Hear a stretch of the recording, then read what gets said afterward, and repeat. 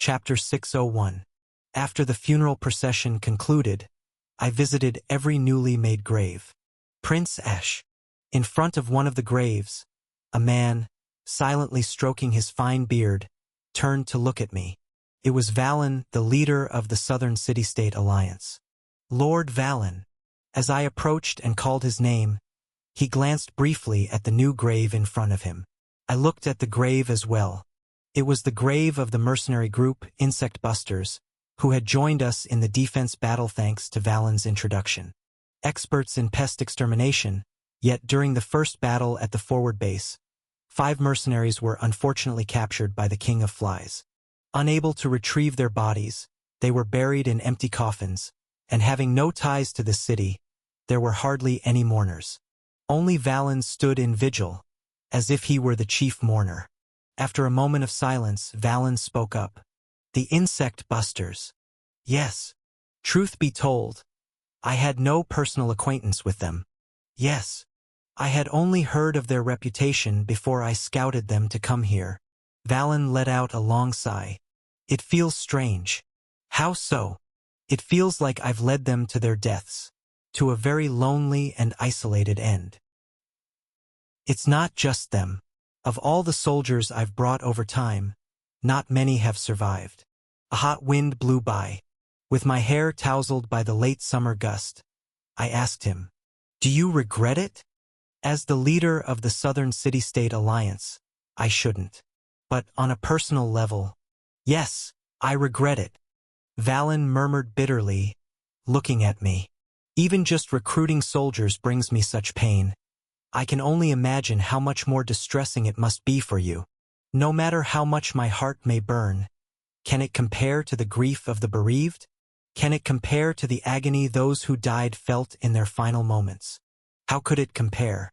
No matter how much my heart may burn. I briefly paid my respects in front of the Insect Buster's grave.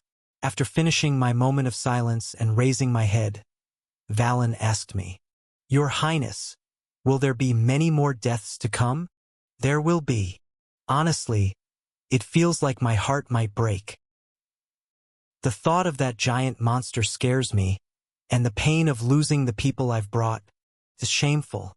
To feel this way and still be the leader of an organization. There's no need to feel ashamed. It's only natural for a human being. What should I do? Can people as weakened as I am continue to fight? I thought of Candler. How she, having once fled, miraculously returned and fought again. Such miracles, such sacrifices, I can't demand them of everyone. There's about 2 months left until the next battle. I changed the subject. Take that time to collect your thoughts, Lord Valen, to see if you can continue to fight or even if you choose to leave, I can't hold you back. Valen and all those who have fought here so far. I know better than anyone that they have already done their best, that they have fought hard enough, that it's enough for their hearts to be broken. Because I know. Hesitating for a moment, Valen replied with a bitter smile and bowed to me. I will do that, Your Highness. When the southern wall collapsed, many were unable to evacuate in time or were swept away by the collapse. Half of the casualties in this battle occurred here. Among those caught in the collapse were magicians. Junior, with reddened eyes, looked at the grave in front of her. In front of the grave, 2 young magicians were lying face down, wrapped in bandages, crying. They were the young magicians who had formed a party under Junior, learning magic from Junior and Diarmutin. When the wall collapsed, these young magicians, not yet physically hardened, were caught in the disaster. Eventually, 2 died and 2 were injured like this. Junior quietly approached the crying young magicians and stroked their shoulders. The 3 of them cried together. Standing behind them, Diarmutin stared blankly. The children die, and the elderly survive. His hollow murmur dispersed into the summer wind. The children die, and the elderly survive. I stood quietly beside him, paying my respects. There was nothing else I could do but mourn. Skuld and Kellison. The imperial-style funeral was not held for the Elf Queen and the Dwarf King. Instead, we held separate funerals, each adhering to the distinct customs of their respective races. Skuld's wooden coffin was filled with white flowers, while Kellison's metal coffin was stacked high with gold coins. Yet, no matter the form or the order of service, the human heart is the same. Elves holding hands and singing their homeland's mournful songs, dwarfs silently pouring cherished metals into the coffin. All were crying. Verdandi and Kelly Bay, dressed in mourning clothes, tried to hold strong but eventually shed tears. After paying my respects in front of their coffins, according to the customs of their races, as I turned to walk away, I saw a towering figure with blue hair in the distance. It was King Poseidon XIII of the Merfolk. As I approached, the Merking spoke. I underestimated them. I thought less of them because they were younger or seemed weaker. I secretly looked down upon them. I thought I was the best here, among the kings gathered for being of different races. Instead of his usual sign language, King Poseidon XIII expressed himself fluently in spoken language. But that was not the case at all.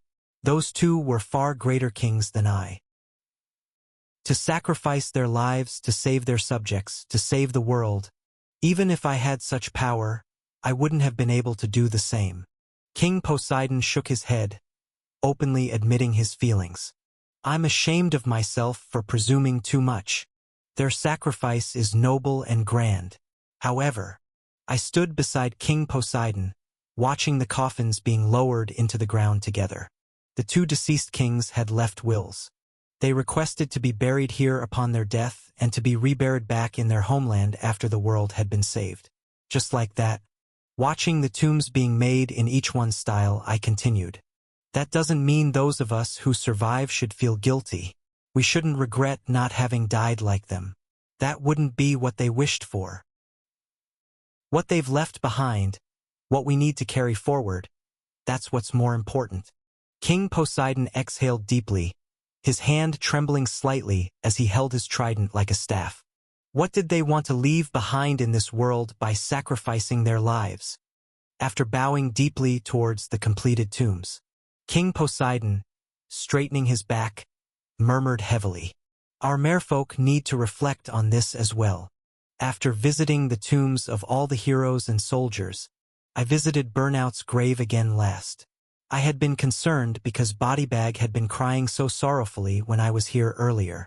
As the sun dipped towards the west, painting the graveyards red with the sunset, Bodybag, dressed in black mourning clothes, was crouching in front of Burnout's grave. In front of her, Lily was sitting in a wheelchair, also dressed in mourning attire. Oh! Holding her young son, Sid, in her arms. The child, too young to understand the nature of a funeral, flailed his limbs innocently. He was growing quickly but was still small. Godfather is here, Sid. Wah! Ah, Your Highness, you've come. After waving back to Sid and Lily, I headed towards Bodybag. Oh, my back. Standing all day was tiring. I groaned and plopped down next to Bodybag on the ground. Bodybag glanced at me with reddened eyes and nodded slightly. I gently stroked her light green hair. After a moment of silence, Bodybag slowly began to speak. Your Highness. Yes. My code name, Bodybag, means corpse bag. We listened quietly as Bodybag struggled to speak. It's the bag used to collect and carry the dead comrades. And true to my code name, all my comrades have died, and I have carried their deaths, surviving alone. I'm scared now, to become someone else's comrade, to become close to someone else, in fear that they might die, that they, too, might end up in my Bodybag. Bodybag's face buried into her forearm. All my comrades are dead. There's no way their deaths aren't my fault. I'm scared. Maybe it would be better for me to die quickly too, to join them, then no more. I placed my arm over the trembling Bodybag and slowly began to speak. Bodybag, do you know what the role of a Bodybag is? It's to safely return the deaths of allies to their homeland.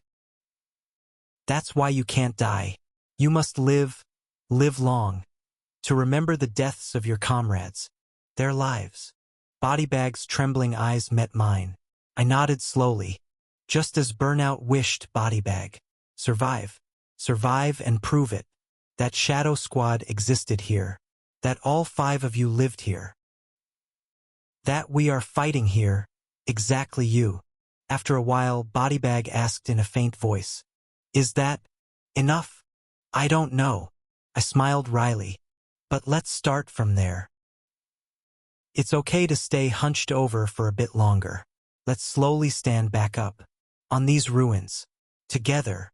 That's when Sid, who had been looking this way from Lily's lap, began to flail, reaching out his hands. With an unintelligible babble similar to, "Aha." Sid's small, chubby hand touched Bodybag's one cheek. Bodybag stared blankly at Sid. Light green mixed with a faint brown Sid's eyes. Very much like his father, Godhand. A faint smile passed over the tearful Bodybag's lips. Sid laughed heartily, pressing his palm against Bodybag's cheek. Quietly smiling at this scene, Lily suddenly turned her gaze towards the graves, as if searching for a grave that wasn't there. The non-existent grave of Godhand, still officially missing but whom everyone had already accepted as dead. The ceasefire period proposed to us by the Black Dragon Knight Bringer lasts until the next Great Flood. In other words, until right before the next boss stage, Stage 40.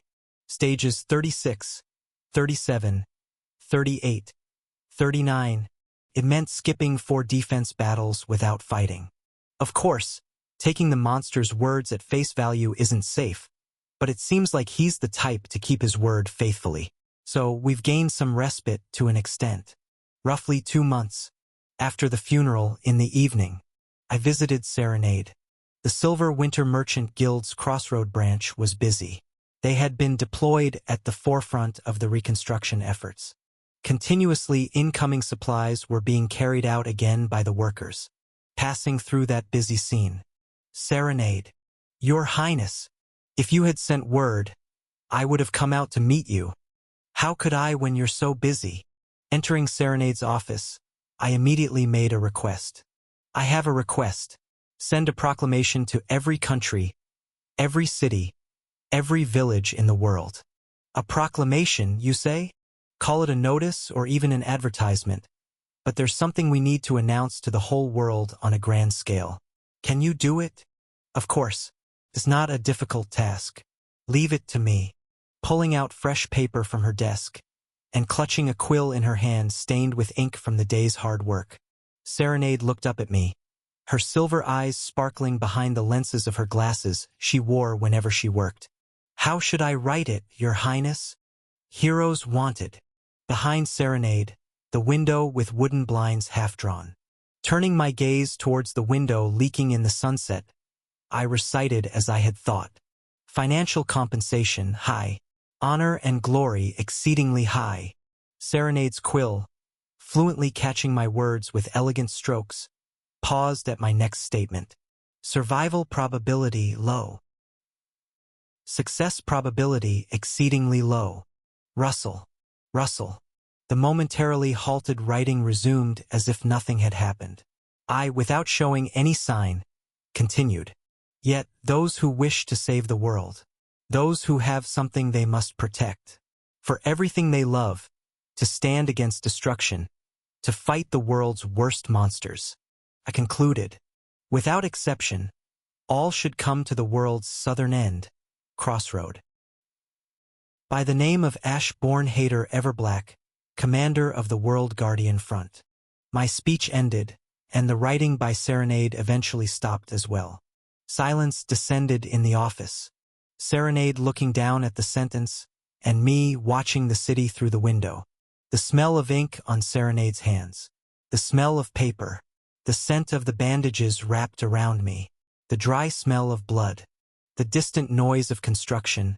The faint shouts of workers, and the elegies softly drifting in from the graves. Serenade. Cutting through the silence between us, I suddenly asked, "If the world were to end tomorrow, what would you do today?" Serenade slowly lifted her head, and I turned my gaze from the window to her. Our eyes met through the sunset streaming through the window. After a moment of thought, she spoke. Ide. Hold a festival in this city. And I would dance with you until the moment the world ends. Serenade smiled. So I smiled too. Then let's do that. Really? Stepping closer to the puzzled Serenade. I took a new piece of paper from the table, took the quill from her hand, and wrote a second proclamation. In about a month's time, on the upcoming new moon, there would be an autumn festival in Crossroad. Even if the world really were to end. I smiled, handing the completed proclamation to Serenade, who blinked in astonishment. Would you still dance with me, partner? Heroes wanted. And the announcement of the autumn festival. Holding the two proclamations, Serenade looked at me with reddened eyes for a long while, and then smiled brilliantly. Late summer was ending, and early autumn was approaching. The third year's Crossroad Autumn Festival was drawing near. Chapter 602. The next day, at the Lord's mansion, in the office. Festival. Duskbringer, who had come to see me, wore an incredulous expression. Did you say festival just now? Why pretend you didn't hear me when you have such keen ears? Yes, a festival. I answered calmly, but Duskbringer's baffled expression deepened. The Autumn Festival. A festival similar to Earth's Thanksgiving or Harvest Festival, held around the same time in almost every country across the world, not just in the Everblack Empire. In the Everblack Empire, the festival takes place for 3 days, from the new moon to the full moon around September. It's funny that it's the opposite of Korea's Chuseok, which is held on the full moon, fitting for a country as dark as its name suggests.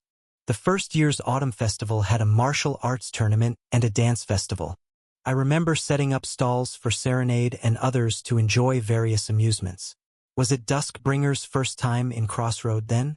The second year, my return was delayed because I plunged into the spirit realm, and as soon as I got back, I had to head to New Terra for the Imperial Capital Conquest battle, so I couldn't properly attend. This time, the season aligns. I'll be able to fully enjoy the autumn festival this year. The defense against the King of Flies was exactly from the new moon to the full moon. Not much time left. Several days had passed since we defeated the King of Flies.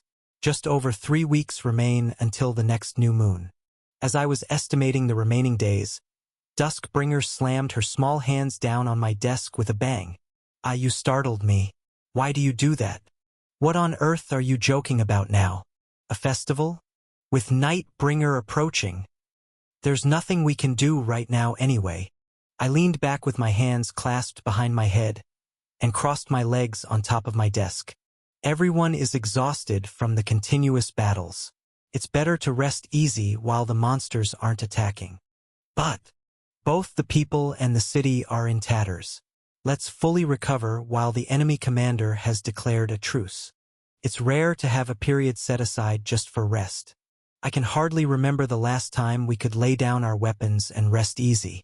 We've been in a state of high alert, defending and exploring without rest. It's time to let go. It would be nice if everyone could relax and take it easy for a while. All right, resting is fine. Even holding a festival, I can concede that much. Duskbringer, who is more wary of Nightbringer than anyone in this city, having inherited the blood of a dragon that opposes the Black Dragon, shouted sharply. But shouldn't we prepare? The Black Dragon is planning to invade. You're not planning to just play and ignore it, are you? In 2 months, we'll have to defend. Do we have a way to stop him? I spoke honestly. No. What? It's impossible to defend. We're bound to lose. Duskbringer looked stunned at my answer, clearly not expecting me to say such a thing before even starting the fight. I explained in a calm voice. First off, we can't repair the southern wall in 2 months. The collapse of Crossroads walls had been partial up until now. Whether it was damaged by the Phantom Knight's greatsword, split by the Vampire General's axe, or crumbled by the Goblin Legion's self-destruction, the basic structure remained. That's why emergency repairs were possible. But this time it's different.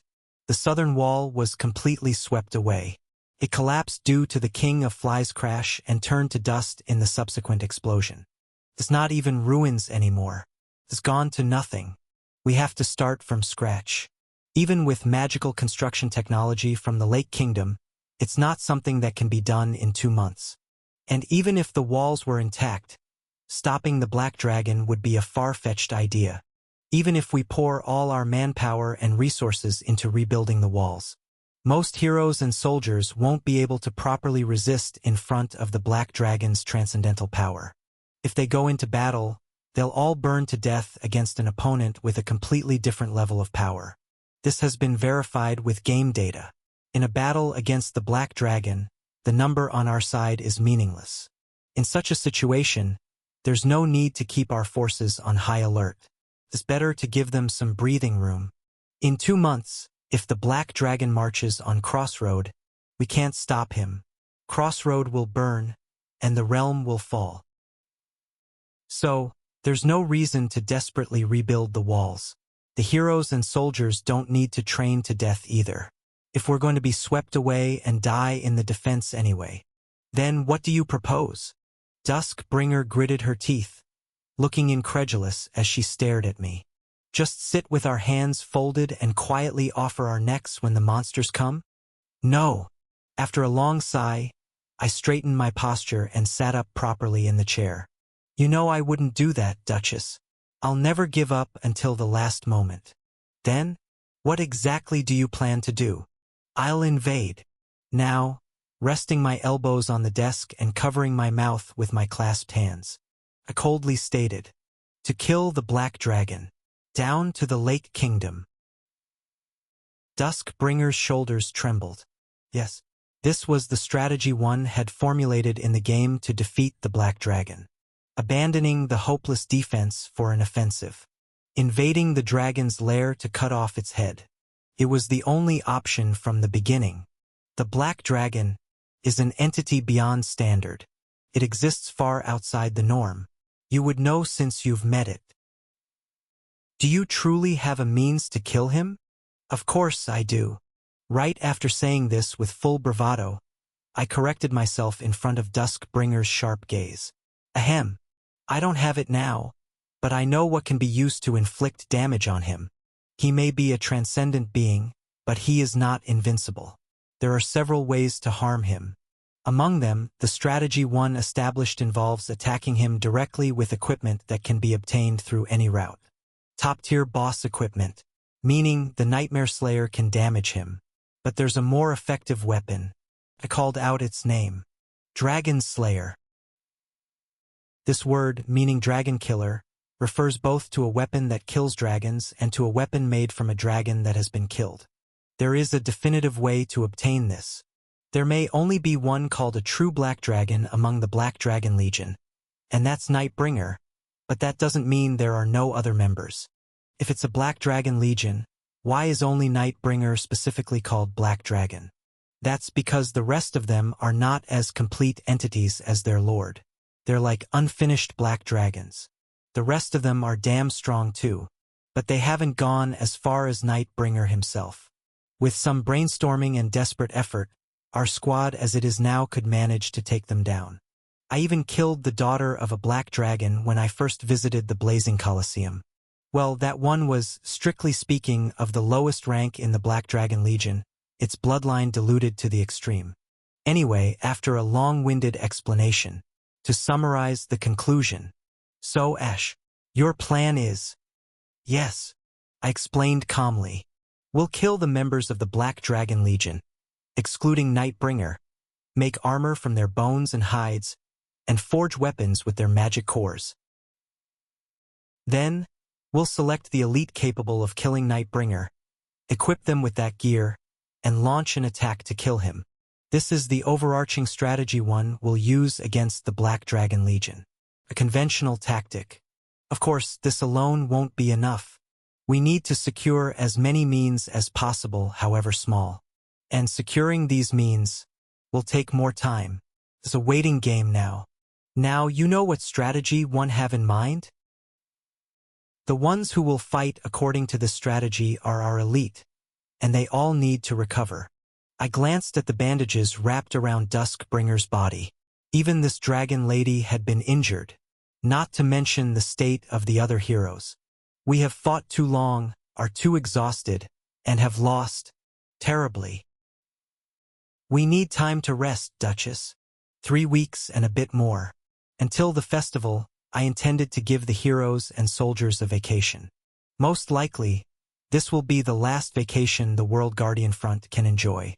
After that, whether we repel the Black Dragon or not, we'll have to fight until the very moment of the world's end. You don't need to worry too much. I won't just let them rest indiscriminately. Do I look like a kind-hearted club owner? I'm quite the ruthless lord. We'll steadily proceed with rebuilding the walls, and the basic training of the heroes and soldiers will continue. Loosening up a bit doesn't mean giving up and indulging in revelry. Duskbringer looked at me with her sunken amber eyes. I smiled bitterly. However, at least in their hearts, they need to put everything down and rest. That's why I decided to go ahead with the festival. Now that you've peeked into my mind, what do you think? Are you still not satisfied, Duchess? Duskbringer let out a long sigh and smiled, showing her sharp teeth. Ash, do you remember the promise we made before? A promise? The one about competing for command of this front line, between you and your 5 closest allies and me and my 5 royal guards. Oh, that was the conversation when I first brought Duskbringer to this front line. We had agreed to a contest for command over the monster front line. It became a moot point when Duskbringer backed down first, accepting refugees from the Bringer Duchy here. But why bring up that promise now? Let's fulfill it. Excuse me? Let's carry out that promise we made back then. Whoosh! Spreading her thinly bandaged arm to the side, the Dragon Lady of the Dusk declared. A declaration of war, young prince. Take your vacation until the festival, fine. My knights, my soldiers, and I are exhausted too. Enjoy the vacation to your heart's content. I won't argue about this matter anymore. But Duskbringer's draconic eyes blazed fiercely. When we go down to the Lake Kingdom afterward, when we kill the minions of the Black Dragon Legion and invade Nightbringer's lair, then I must hold the command. I am Duskbringer, fated nemesis intertwined with the Black Dragon, sworn enemies destined to battle to the death. The command of the operation to kill the Black Dragon rightfully belongs to me. Why is it? Duskbringer, declaring war on me with more determination than ever before. The commander of the World Guardian Front. This Dragon Lady of the Dusk formally challenges you for command. Seemed smaller and more vulnerable than ever. After glancing at the silver crown on her head, tarnished and dented from the Black Dragon's assault, I slowly nodded. Very well, Dragon Lady, I accept your challenge. Then I smirked. It seems we've just decided on the rules for this Autumn Festival's martial arts tournament. A 5-person party. Team PvP. This Autumn Festival is going to be very, very entertaining like never before. Still covering my mouth with my clasped hands, I laughed sinisterly, mwahaha. And Duskbringer, too, spread her arms to the side and laughed wickedly, coo-coo-coo-coo. Then, stopping our laughter simultaneously, we glared and growled at each other. I will not lose, you greenhorn, you princely brat. That's my line. Your Grace, who seems to forget his age. Duskbringer whirled around and stormed out of my office. As soon as I confirmed she had left the mansion, I shouted toward the hallway. Hey! Assemble the main party immediately. Lucas, Damien, Evangeline, Junior, out you come dash. Talking about a vacation. Huh. Cancel all that. Straight into hellish training. Chapter 603. Thus, at my urgent call, the main party of 5 gathered at the Lord's mansion. I was taken aback by the state of the kids gathered before me. Lucas, Damien, Evangeline, and Junior all had sullen faces. They looked as if they were in great pain. Guys, are you all okay? Are you hurt anywhere? Among our main heroes, these 4 were supposed to have the least injuries. Why did they look like this? They glanced at each other, and Lucas was the first to speak. To know that such an entity will be our next opponent, How could our hearts be at ease? It was about Nightbringer. Lucas let out a sigh of frustration. Such a mighty being that could easily crush the formidable king of flies with his hand. It must feel daunting. How we can thrust a sword into the neck of that evil dragon. It's utterly beyond us, so we've been worrying all night. The lack of sleep has ruined our faces. Actually, it's not that we haven't thought of any methods. Lucas glanced at me cautiously, and I clicked my tongue. Hey, even so, I won't give back Excannable. Beastification is still prohibited. I had taken back the Excannable that Lucas was using right after the battle and put it into my inventory. Who knows what that wicked cursed sword could do to Lucas's mind. Walking such heterodox paths as cursed swords or beastification should be avoided. It might be a source of power for now, but eventually, it will consume the user's body and soul. During the King of Flies incident, we had no choice due to the urgency, but going forward. Oh! Lucas made a bear-like noise and dropped his gaze. No matter how pitiful you act, I won't give it back. Evangeline, what about you? Are you hurt anywhere? When I cautiously asked Evangeline, who was lying on the couch next to me, she groaned with an uncharacteristically pallid complexion. Wouldn't it be strange if my face were bright, given the state of my homeland? That's true. The one to inherit the countship and become the Lord of Crossroad in the future was none other than Evangeline. But since the southern part of her hometown city had been turned into ruins, naturally her heart would be unsettled. I'm a bit nauseated too. Evangeline flipped her body over on the couch, switching to a prone position, and bounced her legs. I thought I could handle any attack in my best condition, but in the presence of a vast and transcendent power like the King of Flies, it seems my shield is of little use. After saying so, Evangeline immediately looked disheartened. Indeed, that was the reason for her worsened condition. The monsters are getting stronger by the day, and in the upcoming battles, I wonder how useful my shield will be. In the ever-expanding battlefield, how meaningful will my individual defense be? Evangeline made a strange noise, Yui, and started to spin around on the couch. You're kicking up dust, girl. I've been thinking a lot like this, so I also couldn't sleep. A sleepless youth. And this senior here talks like an old man. Moving on from Evangeline, who was rubbing her face vigorously, I looked at Damien next. Damien? You look tired too. Speak freely. Ah, I just worked a bit too hard. Hee. Damien scratched the back of his head and smiled awkwardly. After all, he's been working as a priest at the temple. There was a funeral yesterday, so he had been busy all day. I will just focus on coming up with concrete ways to better execute the orders from His Highness. The big solutions will come from His Highness anyway. Damien smiled innocently with his tousled face. That black dragon is a terrifying being, but His Highness will surely find a way. As always, I'll be ready to fight well when that time comes. Stop sending me those pure eyes of trust. They're blinding me. After dodging Damien's mental attack, by turning away, I looked at the last member, Junior. She lost 2 young mages under her command. She must be the most heartbroken among us. Without saying much, Junior, with her haggard complexion, gave a weak smile and cautiously observed my face. Your Highness, so, what's the reason you've called us here today? Ah! I quickly erased the intensive hell training list I had planned in my mind. What hell training? Let's start with a vacation. You're all on vacation. I called you here to tell you that. For a while, don't think about anything and just rest up. The 5-on-5 team match against Duskbringer.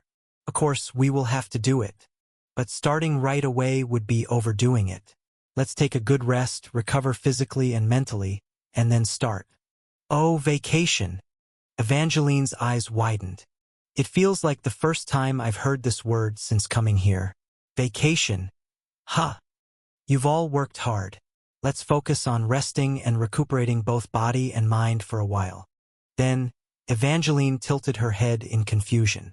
But what should we do during the vacation? Huh. I furrowed my brows at the absurd question. Well, you play. That's what vacation is for. Even if you say that, I'm not really sure what to do for fun. All four made a sound, resting their chins in their hands and pondering. It suddenly dawned on me that everyone here, without a proper hobby to speak of, had been solely focused on fighting monsters all this time. 2.5 years filled with battle, training, and more battle preparation. Looking at the faces of the young children who had devoted their vibrant youth to the monster frontline, I found myself momentarily at a loss for words. I smiled awkwardly and asked, "Since we're all gathered, how about we eat something?" Everyone looked like they had lost their appetite, but I figured they should eat something. Let's think about what we can do and rest while eating. That's when it happened. Bang! Suddenly, the office door burst open, and everyone turned to look in that direction. What now? Pant, pant, pant. And what rushed in was a werewolf with a silver-gray mane. Took a few seconds to recognize who it was. Startled, I called out the werewolf's name. Cuillin. It was Cuillin, the king of the beast men. After the battle with the king of flies, he remained in this werewolf form. At first, everyone was shocked, but now we're somewhat getting used to it. No, the problem isn't us getting used to it. Cuillin hurriedly entered the office, then shut the door and caught his breath. "Excuse me for a moment, Captain." I pointed accusingly at the werewolf. "What's going on?" "No, before that, what are you holding?" Cuillin was holding something wrapped up in a blanket. What was so important that he had to hold it so preciously? "Oh, this." Then, Cuillin nonchalantly unfolded the blanket to show its contents. "It's Yoon." "What?" Upon closer inspection, it was true. The princess with ivory hair, Yoon Ariane, was asleep inside the blanket, looking dead to the world. "It's really Yoon. Why are you carrying her around? Wasn't she being treated at the Aryan Kingdom's military camp? I heard she was recovering." The Aryan Kingdom had reported so to me. They even refused to visit, so I haven't seen her face. Anyway, please hide us, Captain. Cuillin quickly looked around and then scurried towards us, shrinking down to crawl under the coffee table. How did his large body even fit under there? As we all stood dumbfounded by the situation, bang! The office door opened again. Everyone turned to look. Who is it this time? Huff! Huff! Huff! There stood warriors and a priest from the Aryan Kingdom. The priest from the Aryan Kingdom, with a troubled complexion, scanned the office and shouted, "Have you seen a wolf? A wolf? A wolf! Cuillin! He kidnapped our princess and ran away." My main party members and I exchanged glances in an instant. Everyone was looking at me as if passing the decision-making to me. And Cuillin, crouched under the table, was also looking up at me, begging with his hands clasped. Sweating profusely, I found myself responding without thinking. "I haven't seen him." "Really, Your Highness?" Yeah. "I don't think I saw him." "Understood." "Damn it. He definitely ran this way. Where could he have gone?" The people from the Aryan Kingdom grudgingly left the office. As their footsteps faded away, and I was still sweating buckets, I screamed and pointed under the table. "You made me lie because of you, you red-cloaked wolf bastard. What are you going to do now? Why would you do something like this and make even the prince a liar?" Cuillin, who had crawled out from under the table, seemed not to hear my rebuke as he sighed in relief. I kept yelling at him. "And why are you kidnapping Yoon? Wasn't she being properly treated by the Aryan Kingdom?" "That's a lie from the Aryan Kingdom side, Captain. Yoon survived, but she hasn't regained consciousness because they couldn't remove the paralysis poison." I opened my mouth in shock. Cuillin continued, "And the people from the Aryan Kingdom are trying to take Yoon back to her homeland. They plan to transport her today, by land." "What?" "The king of the Aryan Kingdom wants to see his daughter's face one last time. That's why they came up with this absurd plan. Crossroad is at the southern end of the world. The Aryan Kingdom, located at the northern end, is incredibly far away. It's an exhausting journey even for a healthy person, let alone for Yoon, who is injured and unconscious. So I stole her. Instead of forcibly transporting her north, It's much better, more likely to save her if she continues to receive treatment in Crossroad. That makes sense, but is kidnapping like this really okay? Is there really no problem? As I stammered in confusion, bang! The office door opened again. Ah, today is just a day for breaking doors. She's indeed here. The people from the Aryan Kingdom had returned, pretending to leave and then raiding this place again. Ah, we're caught. I saw you enter clearly. No matter how much you try to cover it up with the prince's protection, Kualin, please return the princess peacefully. Don't escalate this into a diplomatic issue. The priest from the Aryan Kingdom spoke with a heavy heart.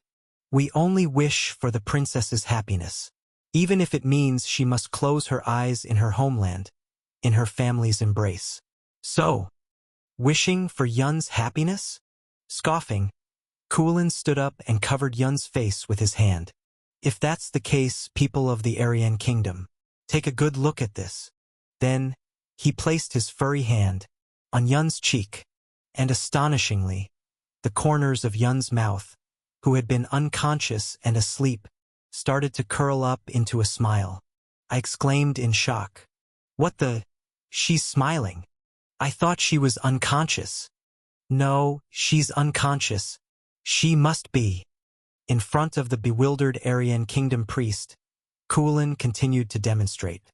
Look, like this, like this. Swipe, swipe, swipe. As Kualin rubbed the soft fur from various parts of his body on Yun's cheeks and neck, Yun not only started smiling foolishly but even began to drool. Is she actually finding happiness from the touch of Kualin's fur even in a comatose state? What a natural-born fur enthusiast! Kualin declared in a determined voice. Being with me is better for Yun's happiness. Ugh! The priest, who slyly came over to feel Kualin's arm, dropped his head while shivering. These muscles, this fur. His Majesty the King would understand if he felt this himself. I have no choice but to acknowledge it. You're just going to accept it? I was dumbfounded. What exactly is the taste of these northerners? But we cannot disregard His Majesty's command. What should we do? I stepped forward in front of the pondering priest. His Majesty wouldn't want Yun's death, would he? Of course, that's not what we want. There must be a way to improve Yun's condition here in Crossroad. Why not continue her treatment here a little longer? I'll propose it myself, as the commander of this place. Everyone's eyes widened. The priest asked in a trembling voice. And below the Lake Kingdom, there's a facility that helps with stamina and magic power regeneration. It's called the Bokuk Hawaii. Ah, no. I hurriedly corrected myself. Dungeon Spa. It seems like it's time for all of us to take a dip in the hot springs, especially now that we're on vacation. Chapter 604. Lake Kingdom Dungeon Zone 5. Hot Springs Facility. Commonly referred to as the Lake Kingdom Water Park by the Dungeon Spa enthusiasts. Flash. We entered this place, filled with the smell of sulfur and misty steam, through a teleport gate. This is a spot where simply soaking in the baths rejuvenates stamina and magic power, along with providing minor buff effects. While it lacks dramatic healing effects or miraculous benefits, it still offers a simple form of recuperation. We've often placed injured troops here between stages to aid in their recovery. After enduring fierce battles, it seemed like a good idea for everyone to take a thorough soak together. Since the facility can only be used once per stage, I decided to gather all the heroes under my command and bring them here this time. Rumble. Wow, there are quite a lot. I was amazed seeing the heroes crowding the hot springs facility lobby, each carrying towels and change of clothes, slowly gathering in the lobby. It struck me anew how diverse my heroes were, spanning all ages and genders. Lord, what should we do with these? Director Ader naturally found himself among the throng of heroes. He had brought a large cart filled with boiled eggs and honey water, pulling it along. I had ordered it. Since it was around lunchtime, I thought it would be nice to eat those after bathing. Leave it in the communal hall inside the facility. We'll gather there after our bath and eat. Got it. Inside the hot springs facility there was a large hall built like a lecture hall. Since we planned to gather there after our bath to discuss further plans, Ader had the eggs and honey water delivered there. It seemed like everyone had arrived. I looked around at the heroes awkwardly lined up in the lobby and shouted, "Is everyone here?" "Yes." The response came back more languidly than usual. Whether from exhaustion or relaxation, everyone's voice lacked strength. It was indeed time for a rest. Some of you may have heard, but from today, we're on vacation. Wow! There might be those among you wondering how we could take a vacation with continuous monster invasions. But for now, set aside those thoughts and let the hot springs melt away your worries. After the bath, we'll have a proper discussion over boiled eggs in the hall about what to do next. Got it? Yes. Good. Then let's go. Go and wash away all the fatigue, headaches, toothaches, back pain, and even the belly fat. At my command, the heroes dispersed into the men's and women's baths. Given the heroes hailed from various parts of the world, their bathing cultures differed, as did their bathing equipment. I found this quite interesting to observe. Some brought soap, others sponges, some a sturdy towel, and then there was squeak, squeak, squeak. A hamster. I was taken aback trying to identify who brought a hamster cage, when Damien, blinking innocently, came into view. His face bore a look of pure innocence, as if asking what the big deal was. "Damien, this friend is?" "Oh, this is Pudong. I know its name is Pudong, but why bring it to the baths?" "Pudong has been moving less like his old self since he got older. Last time we were here, I noticed there was a sand bath inside. I thought Pudong might feel better after a sand bath." "Oh, so you brought him for a bath too?" "Yes. Hamsters don't do well with water baths, but they enjoy sand baths. I thought if we picked a clean spot, it would be nice for him. Sure, the stamina and magic power regeneration buffs would naturally benefit him as well." Despite being in a dungeon, the plump hamster lay comfortably in its cage, seemingly unbothered by its surroundings. I examined Pudong's tiny eyes. Hamsters usually live for 2-3 years, right? Yes. Pudong is a little over 2 years old now. He doesn't look it, but he's quite the seasoned hamster, isn't he, Pudong? Pudong, you need to listen to your owner and stay healthy. Okay? Anyway, Damien carefully carried the cage containing Pudong into the men's bath. Around him, muscular men gathered, unsure what to make of the hamster cage, chanting Pudong, Pudong. Before joining Damien, "You guys might as well take a sand bath like the hamster." I chuckled and turned away, only to see, this time, a cage containing a person. No, a stretcher carried by Kulin caught my eye. Naturally, the person on the stretcher was Yoon Ariane, with people from the Aryan Kingdom sending sharp glances towards Kulin. "What are you doing, Kulin? Return the princess at once." Kulin met the Aryan Kingdom's people's glares without backing down. "If you take Yoon and escape northwards as you are, it would cause trouble. That's not our intention. And why would you bathe Princess Yoon? Are you planning to take her into the men's bath?" "It's not possible to take Yoon into the men's bath." Kulin, after a moment of silent contemplation, seemed to make a resolute decision and declared firmly, "No choice then. I'll have to enter the women's bath." "That's preposterous, Dash." I couldn't help but shout, hitting Kulin on the back of his head. "Such a privileged—" "Ah, no. An act against public order and morality cannot be allowed." Scold. Eventually, as a compromise, female priests from Crossroad agreed to look after Yoon. They would give her a bath in the hot springs and help clean her. Assisting with a patient's bath is something we've done to the point of exhaustion, so please don't worry. The head of the order and the high priest of Crossroad, Rosetta, smiled kindly. Aside from racking up heresy points, she's a commendable priestess, trustworthy enough to be relied upon. But a problem arose. As soon as Yoon was separated from Kulin, her complexion turned deathly pale, as if she were having a nightmare. Moreover, she began to shiver as if she were cold. "She really must like you." "Ugh." looking up at me as if incredulous. Kulin groaned and then suddenly started to stroke his body with his hands. What's he doing? After a moment, Kulin's hands were filled with fur that had come off his body. Is he really shedding like a dog breed? Here, a ball made of fur. With this, Kulin skillfully rolled it into a fluffy silver-gray fur ball and tucked it into Yun's arms. As she hugged the rolled-up fur of Kulin, Yun's face relaxed into a smile. She's really unconscious, right? Not just pretending to be sick? After such a harrowing process, Yun was surrounded by several priests and vanished into the women's bath on a stretcher. Hopefully, a hot steam will revive her spirits quickly. After Yun disappeared into the entrance of the women's bath, Kulin also turned and vanished into the men's bath. Now, not many people remained in the lobby. Only Lucas and Evangeline stayed by my side until the end. Hee. But it feels good to be out together like we're on a trip. Evangeline, who had sneakily taken a good number of eggs intended for after the bath, said with a bright smile. Just look at the pieces of egg all around her mouth. I was about to scold her, but then I pondered the words she had just thrown out.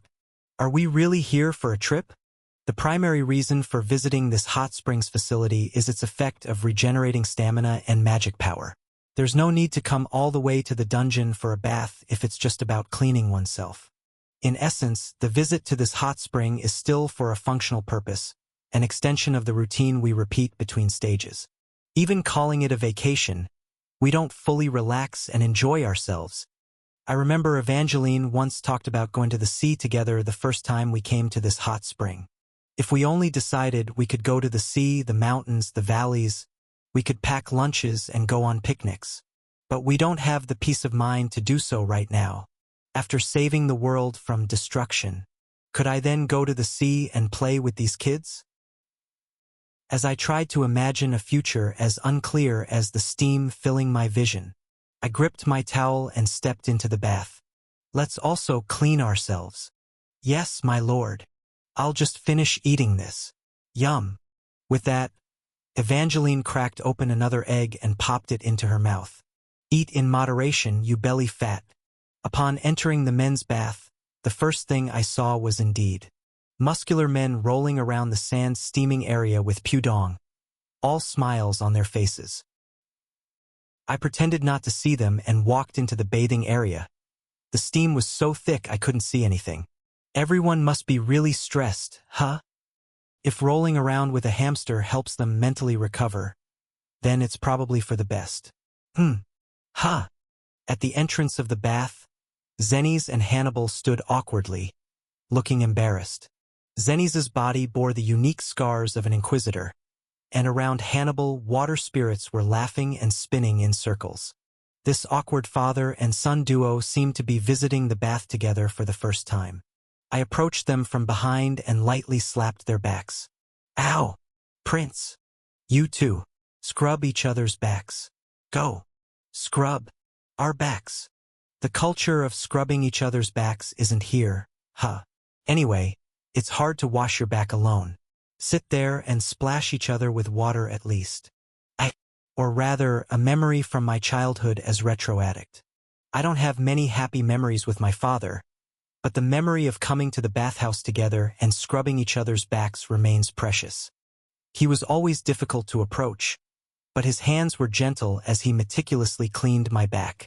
Such trivial memories can become precious later on. Prodded by me, Zennies and Hannibal reluctantly sat in front of a washstand and soon started awkwardly splashing water at each other, laughing awkwardly. As Zennies applied soap to Hannibal's head and scrubbed hard, Hannibal let out a scream that was somewhere between pain and joy. I laughed at this warm scene, then turned my head to find men emitting a dark aura as if from hell.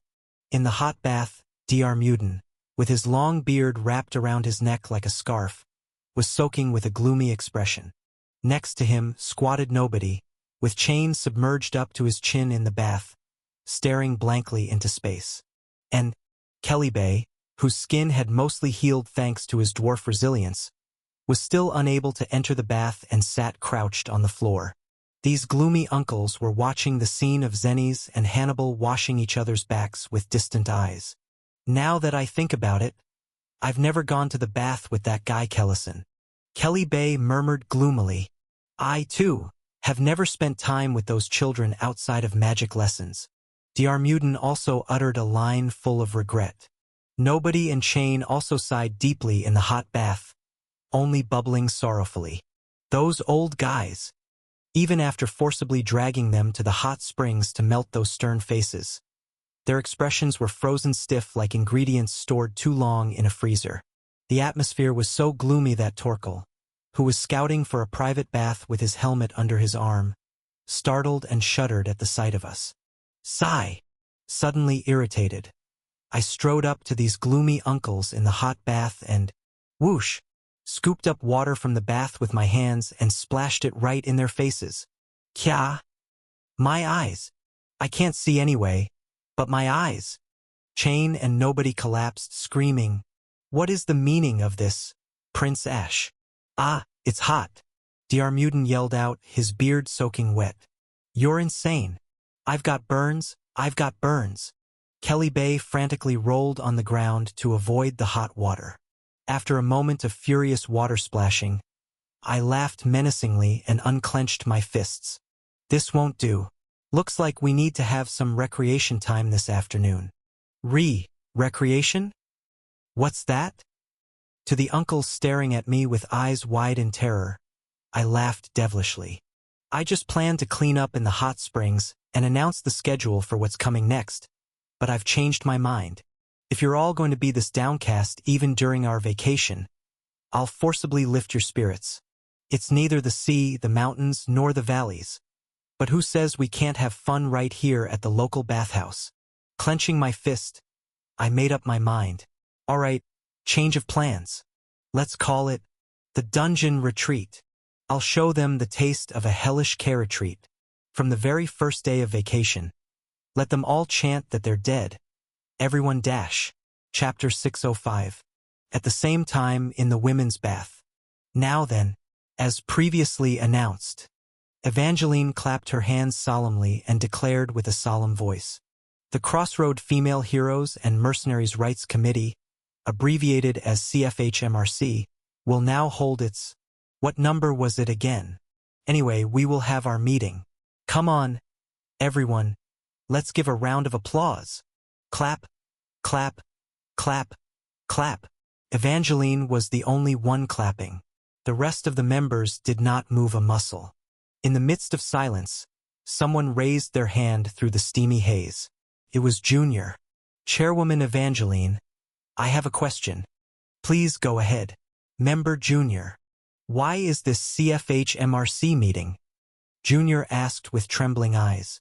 Being held in the sauna? Indeed, this was a sauna room inside the women's bath. And it was a wet sauna at that. In this space filled with suffocating heat and humidity, the members of the CFHMRC looked as though they were about to collapse and die at any moment.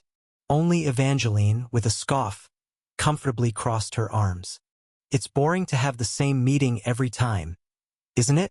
I thought it would be more fun to meet in different settings, so I gathered us here. No, this is less fun. It's hot. It's hard. Let me out. Junior trembled with anger. Then, Evangeline leaned in and whispered softly. And, let's also draw out some of the poison from those people's stomachs. Huh? Poison? Junior looked in the direction Evangeline was pointing and shivered. Slowly, in a corner of the sauna room, squatting and spreading dark clouds of gloom, were two elves. It was Verdandi and Bodybag. The faces of the two elves, each having lost someone dear, were rigid even in this sweltering sauna. Evangeline poked Junior's shoulder with her fingertip. And let's draw some out from your stomach as well. Me too. You've been looking gloomy too. Was that so? Junior touched her face with a reluctant hand. She could feel her own furrowed expression. No, isn't this just because I'm sad about the last battle, and also because the sauna is hot and exhausting? I can't take it anymore. I'm going out first. It was already awkward enough having to expose her scars from the lower half of her body. Feeling weak, Junior decided to give up on the sauna and head outside. Then Evangeline suddenly shouted, "Wait, Dash! What is it?" Before the puzzled Junior, Evangeline, with an unnecessarily grave expression, cleared her throat and looked around with a commanding voice. "Now that almost all the female heroes affiliated with Crossroad have joined our CFHMRC, I think it's time to reveal the real purpose behind founding this meeting." The real purpose?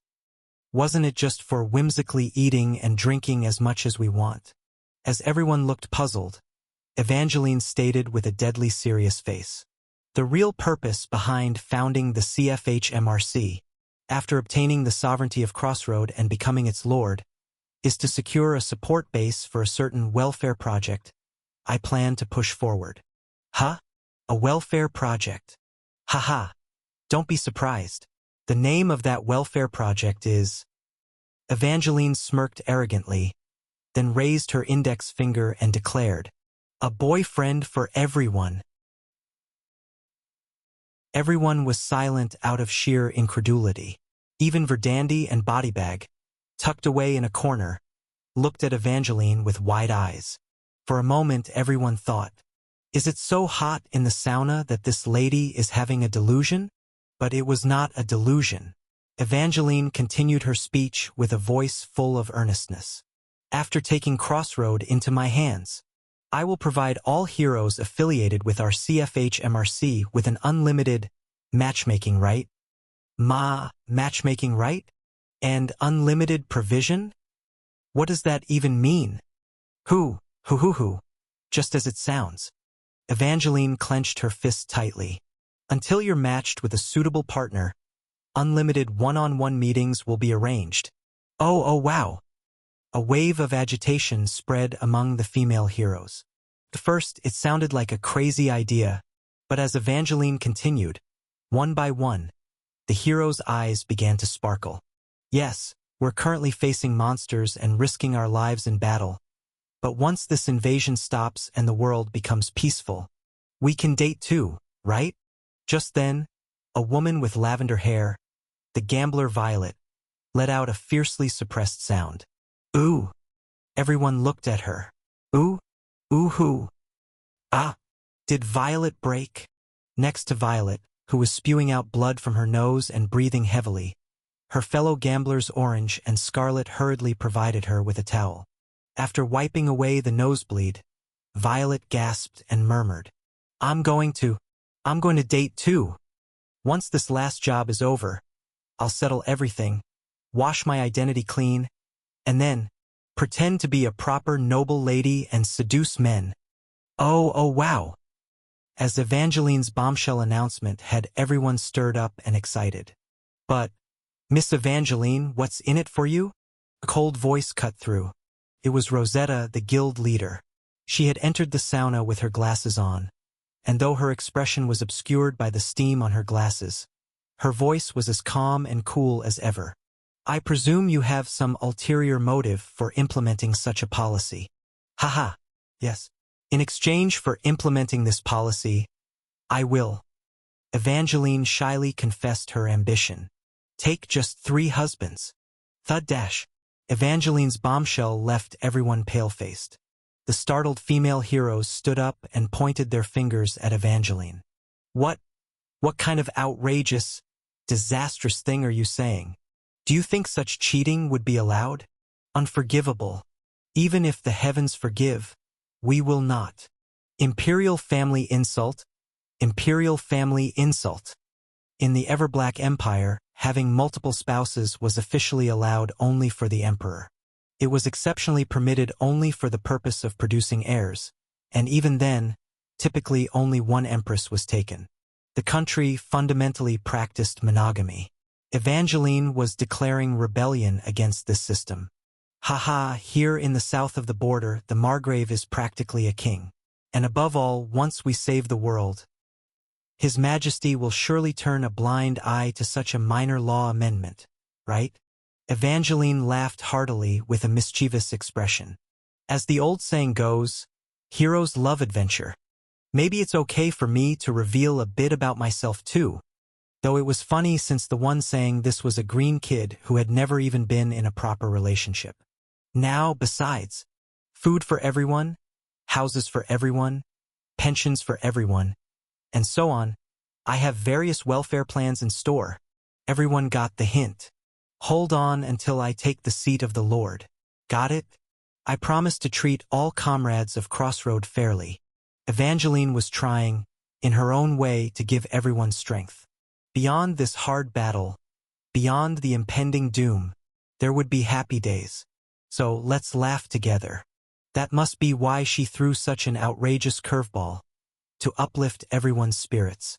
Everyone smiled, touched and grateful for the young girl's efforts, who would one day become the lord of this land.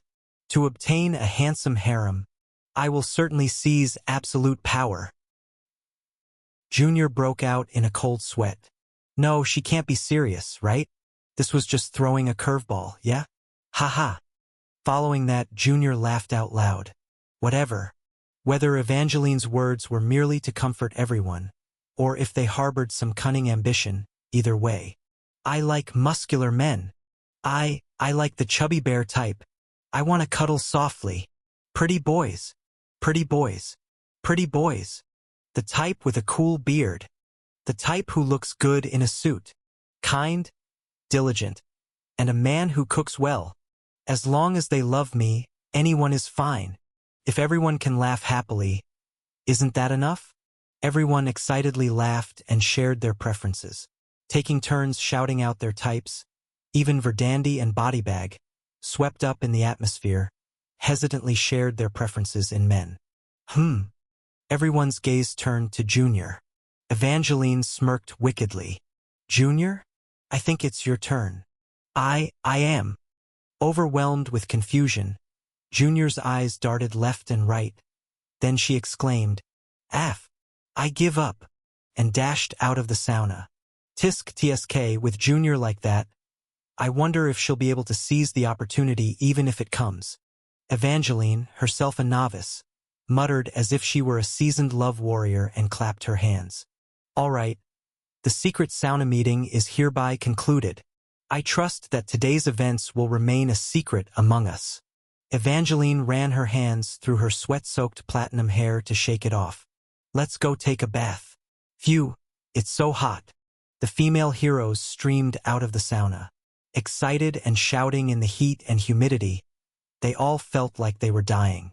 Evangeline, smiling and making eye contact with the exiting heroes, suddenly widened her eyes.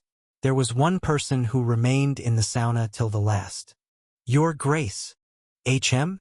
Ah, it was Duskbringer.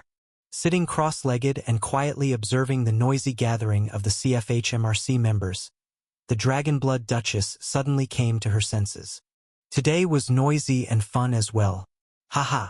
Slowly getting up, Duskbringer whispered. I too wish to see it. After the invasion of monsters ends, and the world becomes peaceful, the happy future that awaits everyone in this city. Evangeline, with a mischievous laugh, quietly asked Duskbringer's ear. Your Grace, would you like to have a refreshing matchmaker session? Ha ha ha. Would there be a man bold enough to meet with me? Your Grace must also have heirs, right? Once the war with the monsters ends, let's snatch up a decent man. I'll search hard for you. Covering her mouth, Duskbringer chuckled softly. The succession of the dukedom of Bringer is not passed down by blood. It's passed down by will. Really? But yes. Cutting through the steam, Duskbringer slowly exited the sauna. If such a day comes, I'll gladly accept the matchmaking. Hee. Leave it to me. I'll find someone who matches your Grace's taste. Look forward to it, the future Lord of Crossroad. A bitter smile flickered across the dragon lady's lips. It sounds amusing just to imagine it. Okay. Has everyone washed up? Inside the hot springs facility, the communal hall, the heroes, polished and cleaned, crowded and sprawled on the floor. I climbed up to the platform prepared at the end of the hall. My lord here. Lucas carefully folded a towel into a wool hat for me. Wearing it on my head, I looked around at everyone and shouted, From now on, I am not your commander, Ash. From now on, I am your dungeon training instructor. Did you get that? Everyone stared at me with faces that said they understood nothing. I put on a wicked expression and chuckled. I'll grind you like hell, so you vomit out all those bad feelings in your heads. Then, I pointed to the cart placed below the platform with my hand. Now start with honey, water, and eggs. Eat with gratitude to the farmers and the Lord's mansion chefs who prepared this, and begin the meal. Everyone rushed out to grab their share of eggs and honey water. Next to me, Damien and Lucas, munching on peeled eggs, had a conversation. So, what's the difference between instructor His Highness and the usual His Highness? I don't know. Aside from the hat, he seems the same as usual. No, you fools, it's different. Totally different. I trembled with my fist. Depending on your actions, I, as an instructor, can be either an angel or a demon.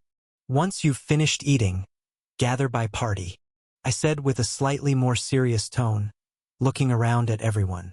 I'll tell you what you need to do in this dungeon training. At the same time, the roles everyone would play in the Black Dragon subjugation battle would also be determined by party. Chapter 606. After the roasted eggs and honey water mukbang, the eagerly awaited training camp began. Today, you all will be participating in various events by party. Surveying the heroes gathered by party, I announced the rules.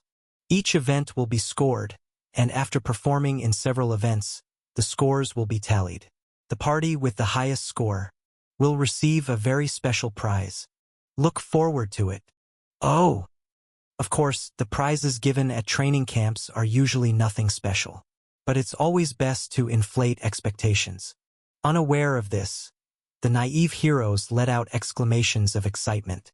I chuckled with my arms crossed. This inflated expectation shrinking into disappointment is also one of the delights of the training camp. All right, the first event is... I pointed to a long rope prepared on the platform and shouted, "Tug of war." Everyone blinked in confusion. As a team, tug of war? What is that, Your Highness? You'll understand as soon as you see it. Let's go. Demonstration team. Volunteers, step forward. But no one stepped forward. I clicked my tongue and added, the demonstration team will receive 100 points. Me. We'll do it. Get lost. We'll do it. As soon as points were mentioned, volunteers surged forward. Eventually, the penal squad was chosen as the demonstration team. The penal squad members stepped forward noisily, but Coolin alone followed behind with a gloomy face. Coolin kept glancing worriedly at Yoon lying among the female priests on the other side. Ignoring them, I grabbed one end of the rope, and Ader took the other. Tug of war is simple. Just rotate the rope like this, and when it comes under your feet, jump to avoid it at the same time. Swoosh! As Ader and I rotated the rope, the rest of the penal squad members jumped over it in unison, except Coolin, who was a beat late and got whipped by the rope on his ankle. Kayak! In pain, Coolin hopped on his opposite foot, and then the rope, having rotated half a turn more, wrapped around his face. It was because Coolin was too tall. Swoosh! Kayak! Coolin, clutching one hand around his ankle and the other around his face, fell to the ground with a thud. He's currently in his beast mode, so why does he look so clumsy? Darn! Beast King, you! Can't you focus on the tug of war? Ugh! I'm so distracted. I can't concentrate on such a game. Go! This tug of war will help in the upcoming Black Dragon subjugation battle. Better not regret it later and get your act together. Coolin made a face as if it was the world's injustice, unable to understand how such a game could help in the Black Dragon subjugation battle. Anyway, since tug of war is quite an intuitive event, everyone quickly grasped the rules. However, understanding the intuitive rules and performing them simultaneously as a group were two different matters. Wah! Ouch! As the main event began, parties that had underestimated the group tug of war quickly fell one after another. Everyone was getting caught by the ankles, wrists, and necks. It was chaos. If 5 people didn't jump as one, they'd be knocked out quickly. That was the essence of group tug-of-war. Given that it was everyone's first time playing this game, we applied the rules leniently, giving each party 3 lives. Yet they fell like leaves in the wind. Of course, not everyone fell just because they were bad. Some parties did quite well. Ah ha ha ha. So fun. Hannibal and the elf children laughed childishly, jumping up in the air, and everyone watched them with warm smiles. And in the end, the longest-lasting party was the Holy Grail Seekers. They managed nearly 100 counts. Hoo. A smile finally appeared on Verdandy's face, which had been gloomy until then. It's a game we often played in my hometown, especially when I was young, Skulled, and I used to play it together often. Oops. Mid-sentence, Verdandy face-planted into the wall. Just when I thought I had pulled her out of the shadows, she crawled back in. Anyway, the winner of the group tug-of-war was the Holy Grail Seekers, and I declared, Holy Grail Seekers, 1,000 points. Wah! Except for Verdandy, the other elves raised their hands in joy. The penal squad, quietly listening to the score allocation, muttered in despair. What? 1,000 points? Then the 100 points we earned for being the demonstration team. Ignoring their comments, I gestured towards Ader. All right, next up. What Ader brought next were 3 artifacts that shot water. I had hastily ordered them from Crossroad. It's dodge the water cannon. I explained the rules while setting up the 3 artifacts side by side on the platform. 3 water cannons will shoot water in turns. You just need to stand on this platform and dodge the water for as long as possible. That sounds super easy? Evangeline, who scoffed soon after, Quack! Screamed terribly and tumbled down the platform after being hit by the water cannon. Evangeline's party members, including the Shield Knights, also screamed and were swept away. With 3 shooting paths alternating water shots, finding the safe space and continuously dodging was the challenge. Not as easy as it looks. Blub blub, blub blub. Ah, I just bathed and now I'm wet again. Just bathe again. It's a hot spring anyway. While everyone failed to handle it properly and got soaked by the water bombs. Unexpectedly, the first place went to Kelly Bay and the dwarf party. They agilely rolled around with their round bodies, dodging the water bombs with ease.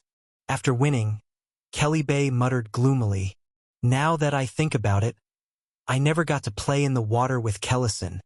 Ah, there he goes again, really? Despite their successful rolls, Kelly Bay remained gloomy, while the rest of the dwarves clapped and cheered. I announced the score. Kelly Bay's party, 5,000 points. Whoa! Why are the scores increasing so suddenly? Evangeline wondered, but this is the unwritten rule of training camps. The scores experience cataclysmic inflation as we progress. The later you earn points, the better. Then what's the point of the earlier games? From my point of view, as the person overseeing this, the goal is to get you focused on the games at hand, so I really don't mind. It's not like I'm getting any of the prizes. What kind of organization is this? However, since there were more parties that hadn't earned points than those that had, the majority actually welcomed the inflation. Let's go, hyperinflation, here we come. A variety of games followed. Horseback riding, 5-legged race, relay race, balloon popping. The heroes, freshly washed earlier, now sweated profusely as they competed eagerly by party, and the scores skyrocketed into the billions. Heck, it's fun. But, Your Highness, after winning the balloon popping with Farsight, Damien, the representative of the sniper party, cautiously asked me, among all the games out there, is there a special reason you're only choosing ones that require parties to move together? Good point, Damien. I smiled slyly and provided the answer. The games we played today are exactly the movements needed to defeat the Black Dragon Legion. A bolt of realization struck the faces of the heroes. Yes, the events held at today's training camp weren't chosen just for fun. The battle with the Black Dragon Legion is similar to a classic MMORPG dragon raid. Floor mechanics, sweeping breath attacks, defense gimmicks activated throughout the map, destroying parts within a limited time. All of these were sampled through various games. Against the indiscriminate attacks of dragonkind armed with area-wide weapons, one must respond flawlessly with practiced tactics. A single mistake means death. In MMORPGs, if a raid wipes, you can just resurrect, regroup, and retry. But this is reality. A single mistake by an individual can lead to the party's annihilation, and a mistake by the party can lead to the raid's destruction. Acquiring Dragon Slayer weapons is secondary to establishing defense tactics after undergoing this training. So, we started off lightly with the format of a training camp, making everyone start with a laugh. 5 people must move as one. Today's training camp was not mere play. It was a serious rehearsal of tactics to be mastered for the subjugation of the Black Dragon Legion. The expressions of those who had been gloomy and half-hearted about the games changed. They straightened up urgently and pricked up their ears, waiting for the next game I would announce. I grinned. Though this was one of the purposes, wanting to have fun with you all was my priority. Now, for the grand final event. It's Sandcastle building. This has absolutely nothing to do with the Black Dragon subjugation. But the heroes, unaware of my true intentions, looked seriously at the sand Ader was hauling over. Ader brought a cart full of sand and piled it in a corner of the communal hall. There was plenty of sand since the sandbaths were part of the spa facilities. All right, the party that builds the most magnificent sandcastle will get 1 trillion points. Ah, come on. Ease up on the score inflation dash. Even as they protested, Evangeline and the others rushed to the mountain of sand, screaming and shouting. Discussing what to build, the heroes started earnestly on their sandcastles, sweating profusely. Even those who had been gloomy were now fully engaged. I watched them, hands clasped behind my back, smiling. Yes, run, sweat, ponder, live. That's it. Then, after the sandcastle contest, I walked around, evaluating and praising the sandcastles everyone had diligently built, and then announced the final scores. Everyone who enjoyed themselves today were all winners. 1,000 trillion points to every team. Wow. Applause all around. Everyone clapped with moved expressions, except for Evangeline. Are you all really okay with this? Something's off. Both the standards and the scores are weird. This isn't right. Oh, by the way, I'll distribute prizes to everyone. When we head back to Crossroad, stop by the Lord's mansion to collect them. Wow. Everyone got up in excitement. Evangeline just threw up her hands, resigned to anything now. Seems like this hastily arranged training camp is wrapping up. I leisurely observed Padong playing on the sandcastles like it was an attraction, and the heroes cheering him on. Originally, I had planned a time for lighting candles and reminiscing about family. I thought about employing the K-drama tearjerker technique at this K-training camp to instantly obliterate the tear ducts of the defenseless and weak. But I decided to skip it since it looked like the already gloomy heroes might actually start bawling. Shame. This was supposed to be the highlight of the training camp. Before we return, one last announcement. I made eye contact with everyone and slowly began to speak. It was about the future schedule. In 3 weeks, at the Crossroad Autumn Festival, a martial arts tournament will be held. This tournament will be by party participation, testing both party combat strength and the teamwork we've practiced in the games. Then I dropped a bombshell, and the results of this tournament will be used to select the parties for the Black Dragon subjugation battle. You all have 3 weeks until the martial arts tournament. Use this time freely for rest and training as you see fit. I curled my lips into a smirk. It's up to you. If you're scared of Nightbringer, you can slack off in preparing for the tournament. You don't even have to participate. But if you want to land a solid punch on that dragon's jaw. I scanned the heroes. For the Monster Front's hero party to emerge as the strongest, you'd best prepare thoroughly for this martial arts tournament. Right? Chapter 607. The heroes of this place were proud warriors. Many of them also represented their respective organizations. From the fact that the martial arts tournament was a team competition to determine the strongest party on the front, it demanded fierce competition, especially since the right to participate in the Black Dragon subjugation battle was at stake. It was inevitable that they would be motivated. Until the fall festival, there won't be battles against monsters, but I hope this gives everyone something to do. I had originally planned to let them rest fully, but I changed my mind. I decided to give them something to focus on. It seemed more comforting that way. First, recover fully, and then start preparing for the martial arts tournament step by step. I nodded and then stepped back. That's all. Then, everyone, I hope you have a good vacation.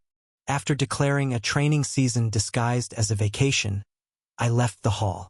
At the entrance of the hall, Duskbringer was leaning against the wall. I passed her and whispered, "The one who achieves a higher ranking in this martial arts tournament will have the command in the Black Dragon subjugation battle, Your Grace." "So this is how it's going to be." Duskbringer laughed menacingly. "Good. I'll prepare with all my might. You'd better be ready, born hater." I too smiled back. "Let's look forward to it, Your Grace." The heroes left in the hall began to hurriedly gather their parties. The look on their faces as they started their meetings with serious expressions was even filled with liveliness. And at the same time, the situation on the front becoming so extreme was also deeply unsettling. Hot. I felt the same way. My stomach started to heat up. The strongest party on the monster front? That's obviously the party I command. I will win this martial arts tournament, and I will wield the command in the Black Dragon subjugation battle. Could there be any other outcome? Afterward, the monster front began to bustle on its own. Officially, it was a vacation period, but the heroes trained more diligently than ever. I felt a bit guilty for smashing their precious vacation with just one command, but they are professionals. They would take the rest they needed on their own. Moreover, beneath the surface, various parties began to ally, trade members, and reorganize busily. The martial arts tournament I announced was a 5-on-5 battle. I said I valued unity as if members were one body, but that was just a selection criterion for the Black Dragon subjugation battle. The tournament itself ultimately required a full-front battle. Existing parties were mostly clustered by their role types. A party might be all mages or all warriors, for the most part. Being overly biased in their specialties, many were unable to exhibit optimal combat effectiveness in this kind of party-based combat. Thus, for this martial arts tournament, the heroes began to seek the strongest combination on their own. As a result, they started trading members among themselves. Parties that had been split up by profession, origin, gender, and age. With the martial arts tournament season, they began to mix and create unprecedented chemical reactions. Honestly, I never expected the situation to develop like this.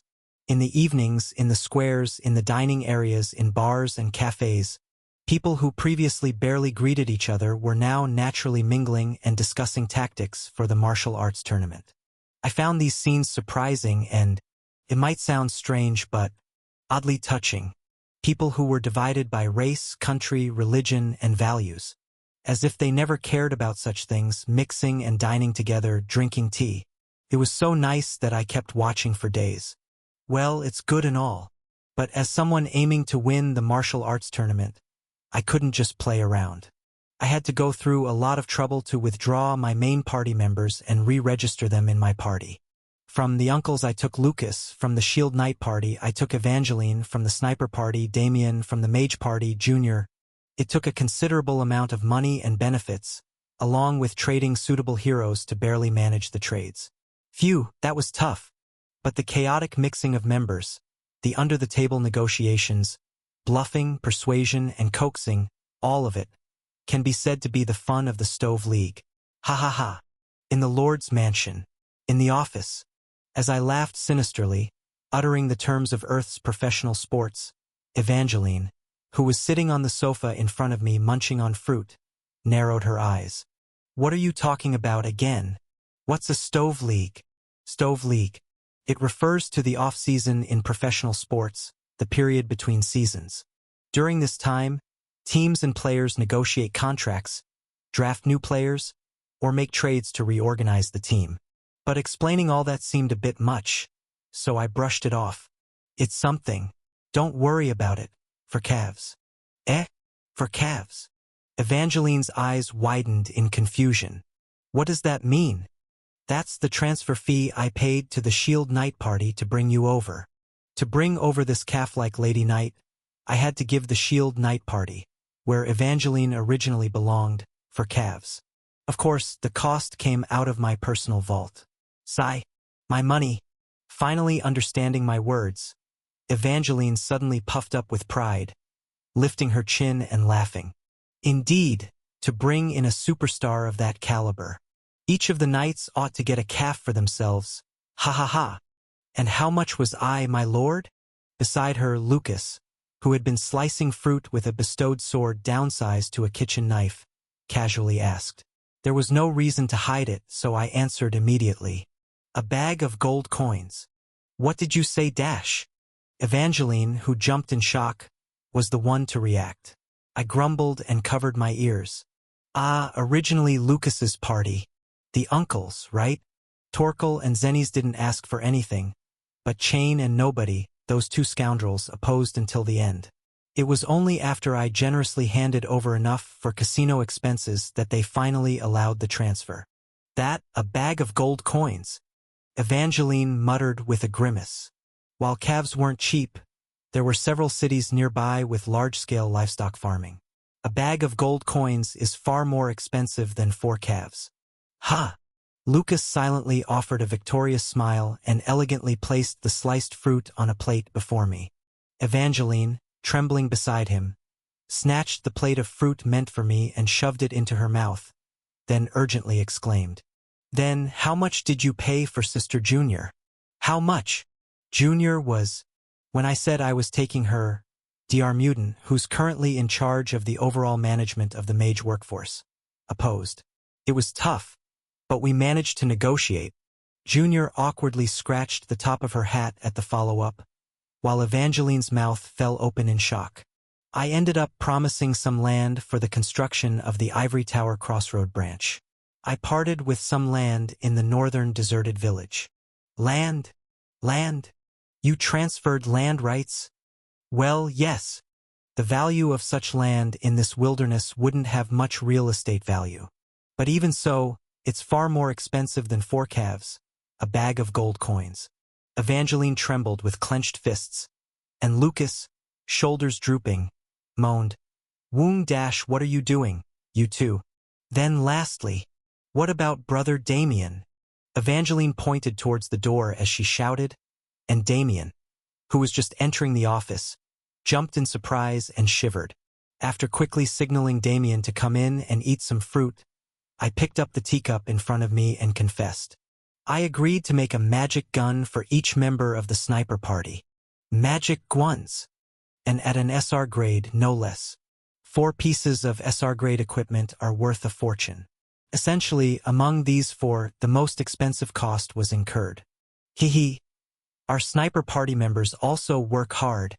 Having good equipment will help take down stronger enemies. Damien, now seated, mumbled with a naively kind face. Thud. Eventually unable to stand it, Evangeline collapsed to the floor on her knees. Then, with a trembling voice, she uttered, I'm the cheapest. I'm the bargain sale. Hey, don't underestimate calves. They plow fields, carry loads, and grow up to be a strong foundation for the household. Cattle have been among the most helpful livestock in human history. Even in the Joseon dynasty, a cow was really the root pillar of a household. Throwing out such nonsensical talk, I savored the aroma of the tea in my hand. At the same time, I thought, I wanted to split Duskbringer's party as well. Unfortunately, the 4 knights under the Dragon Lady were so loyal to her that they didn't budge at my transfer offers. Destroying the transfer market of a competing team is a legitimate strategy in the Stove League, so I was considering all sorts of dirty tricks. But the Dragonblood Knights were too tight-knit for it to work. TCH. Am I, perhaps, getting too immersed in playing as a team owner? but it's okay if it's fun. This is also a way to enjoy the vacation, the off-season, right? The costs paid as transfer fees, well, broadly speaking, it can be considered as giving bonuses to the hardworking heroes. Anyway, I looked around at the main party gathered, the strongest force on the monster front, and opened my mouth. Calves, a bag of gold, land deeds, expensive equipment. You four have been recruited to my command for this martial arts tournament. At least call us by our names. By our names. Calf mood. I ignored it and continued. As we've been breathing together for a long time, there's no doubt about our team synergy. But even so, moving as one body requires separate training. I've said it many times before. The Black Dragon Legion must be attacked by an elite strike team, each of them powerful raid bosses in their own right. And to counter the wide area patterns used by those dragon kinds, we need to train in advance to move as one. This training will be useful in the martial arts tournament as well. In a team battle, a 5v5 PvP situation, being able to move as one will naturally mean we can fight better. It will definitely be helpful. Setting the teacup down on the desk, I was about to inform our 5 of the training we'd undergo. That's when it happened. Do-do-do-do-do-dash. Suddenly, a massive mechanical sound tore through the air. Huh? The teacup on the desk vibrated intensely enough to rattle. The startled party members stood up abruptly. Oh, are they here already? Only I, who had been informed in advance, remained calmly seated and spoke. Lucas urgently asked me, "My lord, what's this vibration?" Ah! I smiled bitterly, slowly grabbed my coat, and rose from my seat. It's a guest who saw my proclamation and came straight from the north. I should go greet them. Toot-toot-toot-toot. The clamorous noise filled the skies above Crossroad. Rushing out to the front of Crossroad's south gate, where it used to be, we looked up at the sky. Massive ships made of steel, flying in formation from the north across the city, were slowly approaching the southern plains. The ever-black Empire's aerial fleet. The remaining aerial fleet forces stationed in the imperial capital, New Terra, had been dispatched to Crossroad all at once. Jing thump. More than 10 airships began to lower the cargo containers they had been carrying beneath them onto the southern plains. All except for one. Thump dash. Cheek. Among them, a particularly ornately decorated airship, the only one not carrying a cargo container, landed first in front of the ruins of the south gate. The hatch slowly opened, and soldiers neatly filed out from inside the ship. And, at the end of the procession of soldiers, that man descended. A middle-aged man with black hair took a deep breath and grinned, showing his teeth. I felt it last time too, but there's indeed a good scent here, different from the cramped capital. The frontier. The ruler who governed half the world laughed. I like it. I rushed in front of him, bowing deeply. Thank you for coming all this way, Father. The sole emperor of the empire. Traha Peacemaker Everblack patted my shoulder. Good. My born hater. Have you been well? I came in person after reading your proclamation. The emperor looked around and then whispered in my ear. So, when does the festival start? I smiled awkwardly. It's still a few days away, Your Majesty. Chapter 608. After a long time, I saw my father again. As I was having a trivial conversation with the emperor, I suddenly noticed something strange. I cautiously pointed it out. Father, your eyes right now. HM? Ah, this you mean. The emperor gestured to his own eyes with his hand. They've changed color, haven't they? The golden eyes that once emitted the sovereign's majestic aura had significantly lost their color. They had turned into a shade that was a mix of black and a little gold, becoming similar to those of an ordinary human. Didn't I mention it before we parted last time? That the divinity I forcibly acquired is fading away. The emperor smiled with the eyes of an ordinary middle-aged man. It's only natural, since we no longer burn people as offerings. Last winter, before returning to New Terra, the emperor had said here, I gained divinity by burning the lives of my subjects as offerings. And with that power, I sustained the front line against the deities. As the offerings and burnt sacrifices stopped, the divinity I forcibly acquired is also fading away. I am gradually losing my qualification as the representative of humanity. The ever-black empire no longer sacrifices the innocent, and the emperor gradually lost the power of the transcendence. And the fact that the emperor did not prevent his power from waning. Yes, finally, even the northern front line against the deities, that battle has ceased. The negotiations with the deities are complete. It meant that the empire's northern front line had finally regained peace. The deities have also agreed to help us. I've unlocked the northern front, and the deities will head southward, and they'll reach here soon. The concept of direction in the spirit realm is still confusing, but anyway, it seems the racial deities of the 4 major species are also coming to the crossroad as reinforcements. Certainly, they are powerful beings, so it's a welcome development. But how can a deity from the spirit realm help us? They've chosen their representatives, avatars, through whom they'll exert their power. The power they wield is different from ours, so even I don't fully understand the method. I see. So, you might be happy thinking of me as a powerful ally. Unfortunately, I am no longer a transcendent. I am becoming an ordinary human. Jokingly said. Even if he loses the power of a guardian deity, the emperor, among all the heroes gathered at the front, remains an unbeatable force. If we were to rank him in game terms, he'd be at the level of SSSR or UR. Apart from that, without the power of a transcendent, it would be difficult to recklessly join the battlefield. After all, he is the leader of the largest country in the world. Don't be too disappointed. Instead, I've brought plenty of gifts. The emperor pointed to the southern plains. I looked in that direction too. Boom, boom. Airships were diligently setting down containers they had brought. I gestured towards them. What are those? Didn't Lady Serenade request something on your behalf from me?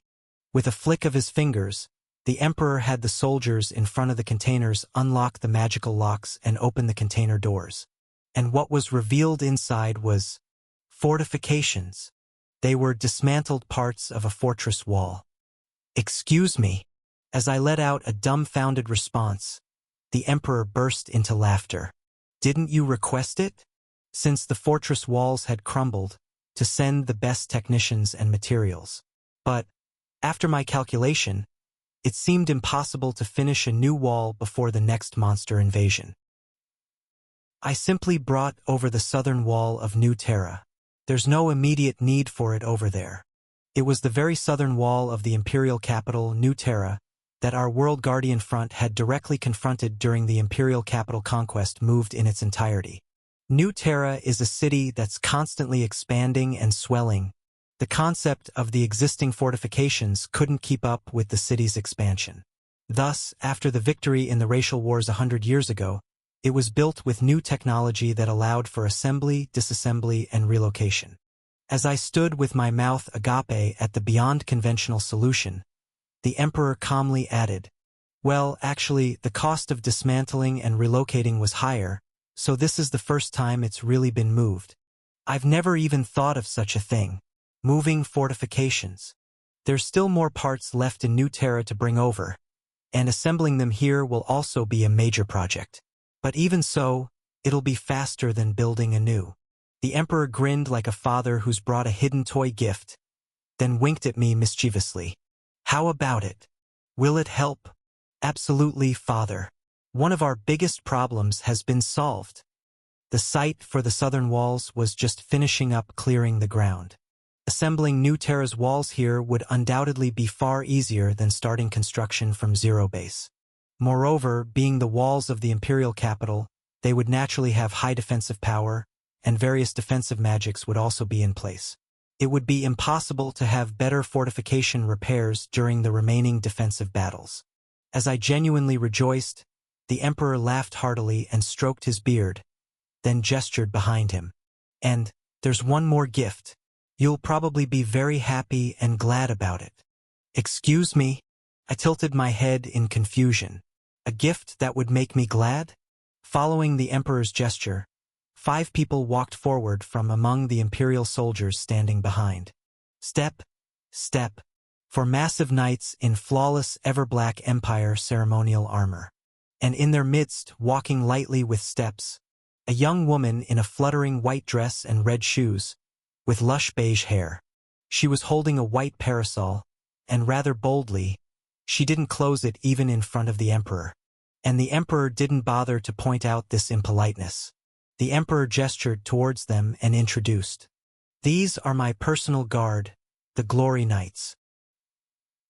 They're assigned to the Southern Front. Make good use of them, and have some enjoyable reunion time after so long."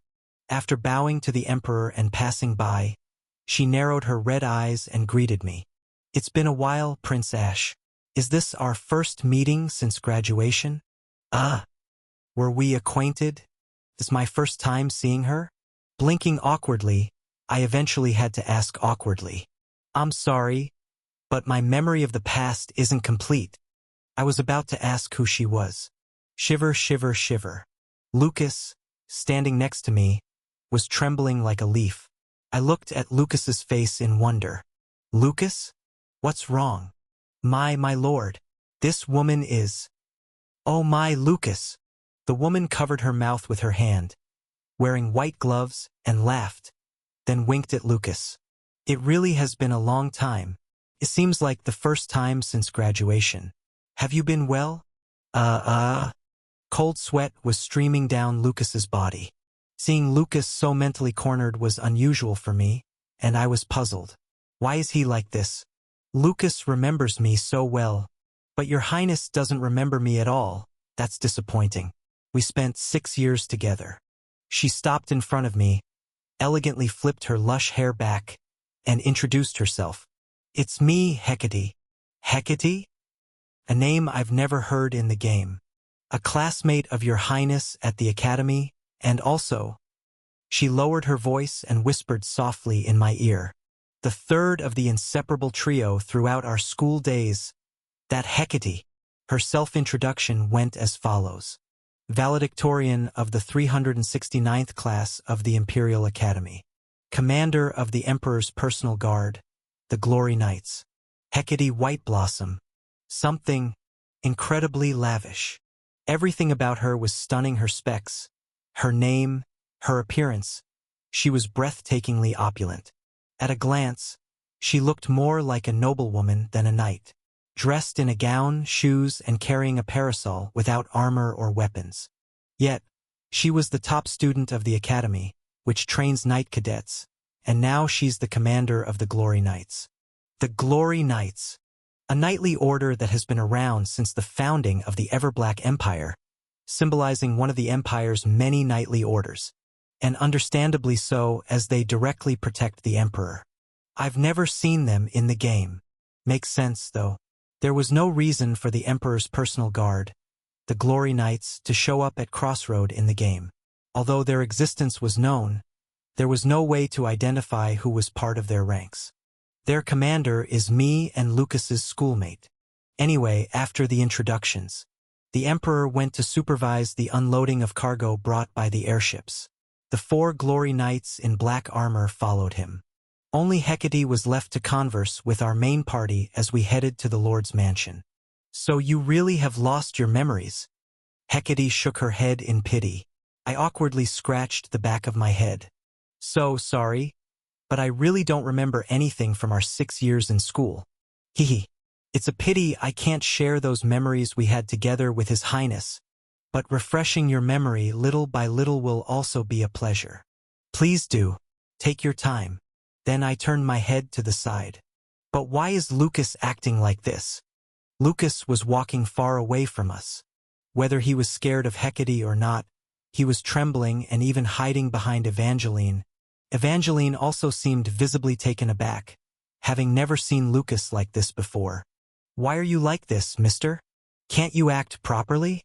But no. We're supposed to be the face of the monster front. How can you shrink like this in front of someone visiting for the first time?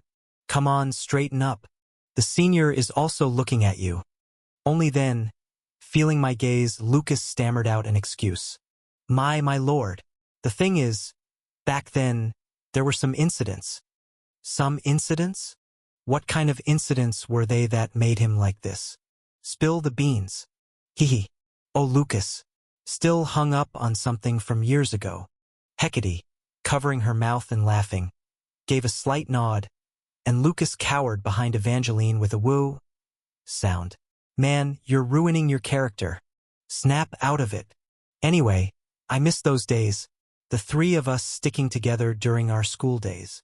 Hecate closed her eyes and reminisced about the past. Valedictorian, salutatorian, and the last rank, what a remarkable trio we were. We sure cooked up a lot of fun in those 6 years. Needless to say, the valedictorian was Hecate, the salutatorian was Lucas, and the last rank was Ash. Oh, my brave little rascal. I'd love to talk more, but my subordinates, the soldiers, and I have just arrived. We'll go unload and organize the camp. As we arrived in front of the Lord's mansion, Hecate smiled with her eyes. We'll continue our conversation next time. Let's do that. I have a lot of questions myself. Yes, Your Highness, then. See you soon. Hecate gracefully bowed, holding the hem of her skirt. That gesture was so elegant that, I must say again, and perhaps it's a bit job discriminatory, but she really doesn't look like a knight. As she turned around, her dress spun in a circle. Hecate, stepping lightly in her red shoes, headed south again. Oh, by the way, I heard there's going to be a martial arts tournament soon. She halted abruptly and turned her head back. Underneath the slightly tilted white parasol, her red eyes briefly exposed. May our order also have a chance to shine in the tournament, Your Highness? Only then did she, fitting of a warrior, radiate a fierce light. Of course, Lady Hecate. I smiled lightly as I added lady to her name. Now that you and your knights are also under my command, you are more than qualified to participate in the martial arts tournament. Hee. I'll be looking forward to it. Hecate gave Lucas a meaningful glance one last time, then really turned around and left. As we watched her walk away, we all turned to look at Lucas at once. Lucas, who was wiping the cold sweat off his forehead, flinched in surprise. I yelled out on behalf of everyone. Lucas, what exactly happened between you and that lady? Can't you come clean? I have a hunch of an embarrassing past, that this upright hero knight has an uncommon, embarrassing dark history. I'll definitely dig it out and tease him with it forever. Spill it all out. Chapter 609. 5 years ago, Imperial Academy, the day of the 369th graduation ceremony. Fiat Justitia, Rut Coelum. Let justice be done though the heavens fall. Underneath the plaque bearing the Academy's motto, bathed in the clear morning sunlight shining down the Academy's hallway. Sigh! 19-year-old Hecate gasped for breath, trying to stay calm. The girl with short beige hair was impeccably dressed in her cadet uniform, which hugged her neck tightly. The perfectly ironed uniform looked as flawless as military attire. Ah, it's Senior Hecate. Awesome. The valedictorian of the 369th class. She looks so dignified today as well. Passing underclassmen and classmates sent her looks of admiration. Even in this academy, where the most talented children from the Empire gathered, she stood out with her overwhelming skills, making her a figure of envy not just for her abilities. Her neat physique, tightly packed muscles, hair cut short to not interfere with her swordsmanship training, and her introspective expression combined to exude an androgynous charm, making her immensely popular among the cadets, regardless of gender. And then, thud, from the opposite hallway, someone appeared, warping the sunny corridor with a grim darkness. A uniform with the top unbuttoned to reveal the neck, luscious black hair in disarray, and deep black eyes shadowed underneath. The scent of nicotine and alcohol wafted from him. Walking with his hands shoved in his pants pockets, in a posture that screamed troublemaker, 20-year-old Ash made his appearance. The juniors gasped in horror. Yikes! It's the prince. The walking disaster of the 369th class. The imperial family's disgrace. But, somehow, His reckless look is appealing. Excluding a few with unique tastes, everyone in the academy feared and avoided Ash, the imperial family's problem child. He casually crossed the hallway towards Hecate. "Hey, valedictorian." "Ah, your highness. Good morning." Ash casually slapped Hecate's shoulder, and she responded with a bright, friendly smile. The juniors watched from a distance as the two of them talked. How can the top student be friends with a thug? The school's model student and the worst problem child. Such a weird pair. If only the prince didn't cause trouble, he'd actually fit the part. But causing trouble is exactly the problem. There's bound to be a huge incident at the graduation ceremony today. As Ash glanced over at the whispering juniors, "Kaya!" he suddenly screamed and threw his arms up. "Yikes! Aya! Run away! If he catches you, it'll be terrible." The terrified juniors scattered in panic. Ash snorted. "Really now? You'd think I eat people the way they run. Just how bad do they think I am?" "Ha ha." Hecate laughed awkwardly. It wasn't as if she didn't know why. Originally, Ash was a kind and gentle young lord. Though he was the oldest among his peers, he was loved for his good nature and deep consideration. But after losing his mother around the age of 15, he completely changed. His personality turned into that of a total delinquent. Causing all sorts of trouble within the school, he gradually stopped attending classes properly. Unlike other cadets who lived in dorms, Ash, being a prince, commuted from his separate palace, making him and his escort, Lucas, increasingly isolated at school. Despite his harsh demeanor towards everyone, Ash always treated Hecate well. Not just well, but he clung to her uninvitedly, forcibly sharing his routines and becoming friends with her. Though they had no particular interaction before, being dragged around by the prince eventually led to Ash, Lucas, and Hecate spending their school days together. Remembering the past 6 years filled with Ash's troubles, Hecate chuckled. "Speaking of which, aren't you planning something for today? I was worried you'd cause a huge scene at the graduation ceremony." Hecate didn't know that the man before her had ruined his own graduation ceremony in every possible way in the past, and that all those troubles were necessary for that iteration. This time, there was no need to ruin the graduation, so he decided to leave it be. She couldn't have known, and Ash didn't bother to explain. Instead, he yawned, looking utterly exhausted. "I'm just really sleepy today." Yawn. "I've decided to be a well-behaved prince for a day. I still need to receive my diploma, after all." "Hoo-hoo. A well-behaved prince. Huh? That's quite the oxymoron. There's a demand for everything. Anyway, valedictorian, why such a determined look on your face this morning? Heading off to war?" Ash casually threw his arm over Hecate's shoulder, prompting her to flinch. Hecate shyly looked down, then stammered. "Your Highness. Where is Lucas?" "Oh." Realizing the situation, Ash whistled. "Are you trying to steal my escort? Such a sly youth." "No, it's not like that." It was an open secret that valedictorian Hecate had a crush on salutatorian Lucas. Aside from Lucas, the Academy's official spy, nearly everyone was aware of it. The only issue was that Lucas himself was clueless. "Are you going to confess today?" Well, you've been suffering in silence for 6 years. If you graduate now, won't you lose your chance?" "I know, but..." Hecate smiled bitterly and lowered her head. "I wonder if it's better to leave it as a beautiful memory, since we'll hardly see each other after this. You're going to the Glory Nights, right?" Ash clicked his tongue, reaching for a cigarette before remembering they were inside and instead quietly unwrapped a candy and put it in his mouth. "You know, right? Joining that night order comes with its own price." "Yes, I'm aware." The Imperial Guard's Glory Nights. Joining them was an honor every knight dreamed of, but it demanded a harsh price from the individual knights. That price was a closely guarded secret, but Ash seemed to know it as a matter of course, probably because he was a prince, Hecate guessed. "But my life has already been devoted to the Empire, and to His Majesty the Emperor." Hecate smiled sadly. I've always been prepared for this, and I maintained my position as valedictorian for that very reason. Ash grumbled softly. I try to stop this every time by getting close, but I couldn't stop it this time either.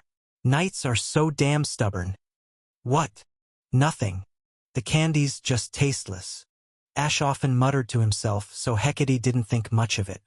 Hecate took a long look around the academy, knowing she wouldn't see it again after today's graduation. I'll miss the days I spent here. Yeah. Surprisingly, Ash agreed. It was unlike him, always seeming to want to tear the school down. As much as I've been sick of it, I think I'll miss it a bit too. His final cycle allowed. Looking around the school on the eve of his graduation ceremony, Ash's expression became distant. Hecate, seeing such an expression on Ash for the first time, widened her eyes. That's all the more reason. Suddenly, Ash flashed his trademark dangerous smile and gestured with his eyes towards Hecate. Wouldn't it be better to convey your feelings to Lucas? Unsaid things, you'll have a lot of regrets. Think as if the world will end tomorrow, and go for it today. What do you say? That's... As Hecate stammered, unsure of what to do, thud. From the other end of the hallway, heavy footsteps approached, and a boy with golden hair and piercing eyes appeared. Lucas McGregor, the salutatorian of the 369th class. 19-year-old Lucas was a tall boy, already surpassing adult men in stature. His uniform seemed a bit small due to his continuous growth, revealing his solid wrists beyond the sleeves. Seeing Lucas, Hecate unknowingly blushed. What should I do? What can I do? Should she part as good friends, leaving behind only beautiful memories? Or should she gather her courage and move forward? Between the uncertain outcomes of success and failure, should she take the challenge? Ash watched the adorable pair, covering his mouth to hide his laughter. Soon, Lucas walked straight up to Ash and Hecate. Hecate, I was actually looking for you. Oh yes. Lucas spoke indifferently, and Hecate, startled, eventually clenched her fists. That's right. Lucas, I also have something to say to you. Hecate couldn't finish her sentence. Whoosh!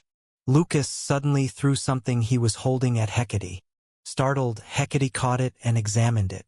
It was a sheath, and inside the sheath, there was a practice sword, not sharpened.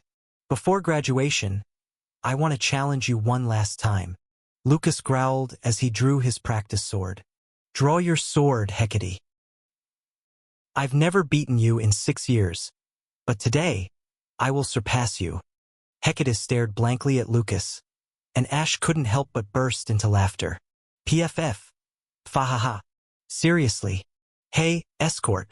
Ash pointed at Lucas with his index fingers and declared. I've said it before, but you're really an idiot.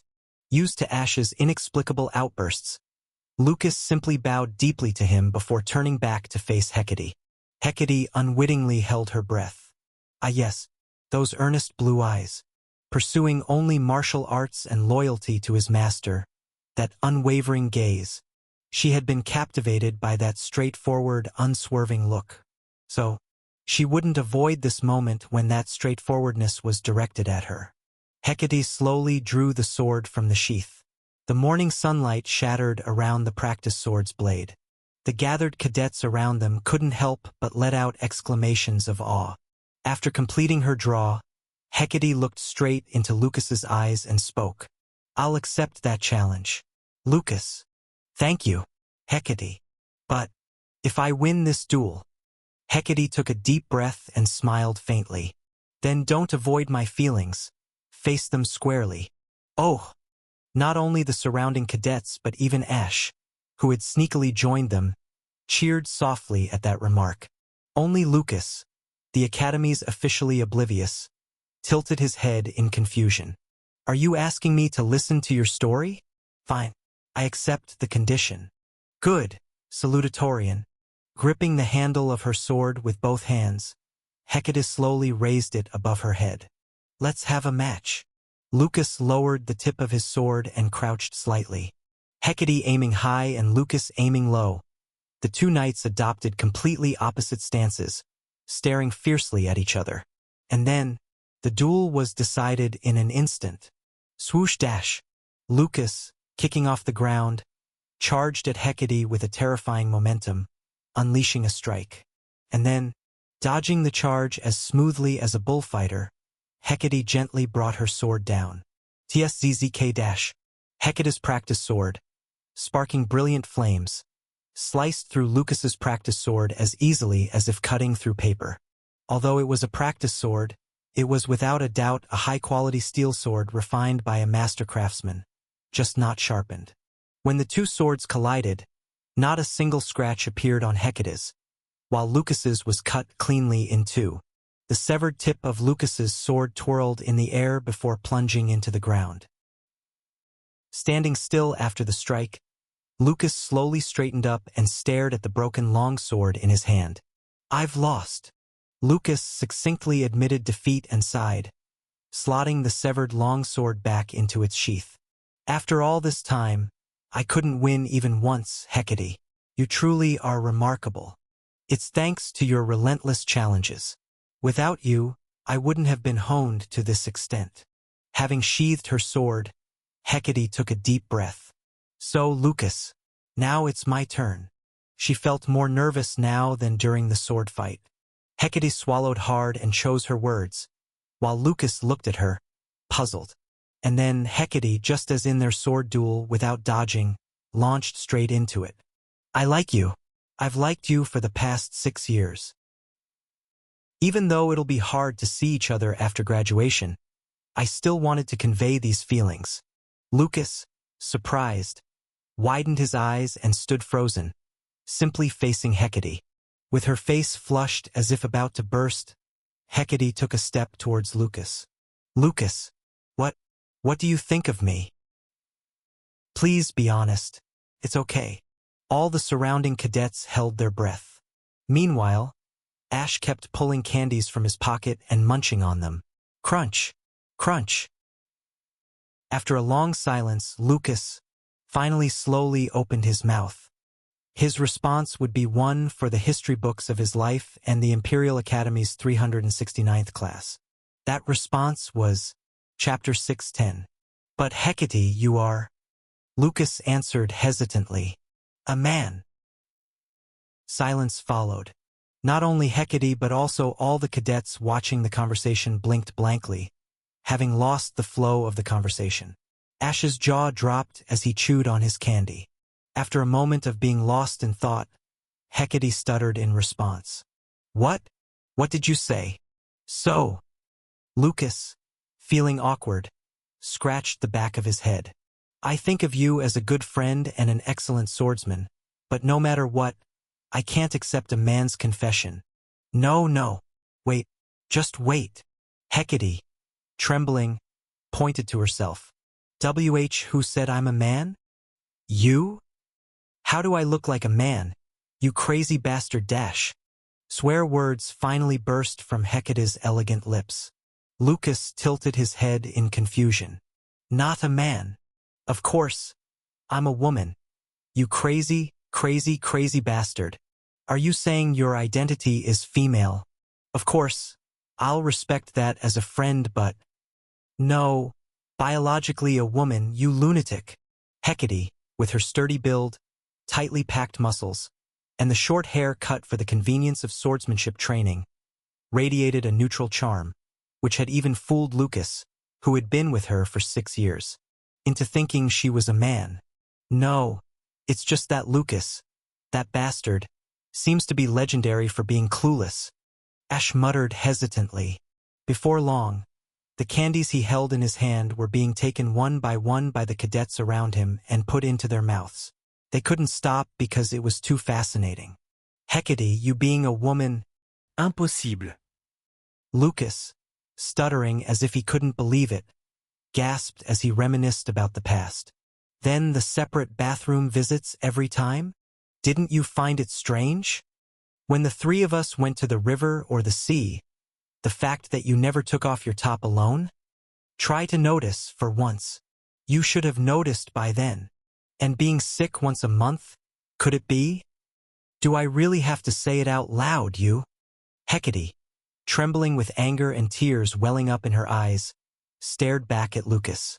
Lucas, realizing late, clapped his hands with a smack, and exclaimed, "Good heavens, what a crazy world. Hecate, what? You were a woman?"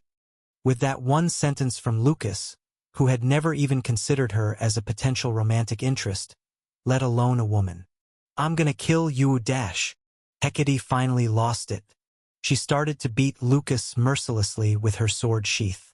Lucas tried to defend himself with his sheath, but couldn't stand a chance against Hecate, who was superior in skill and now fueled by fierce anger.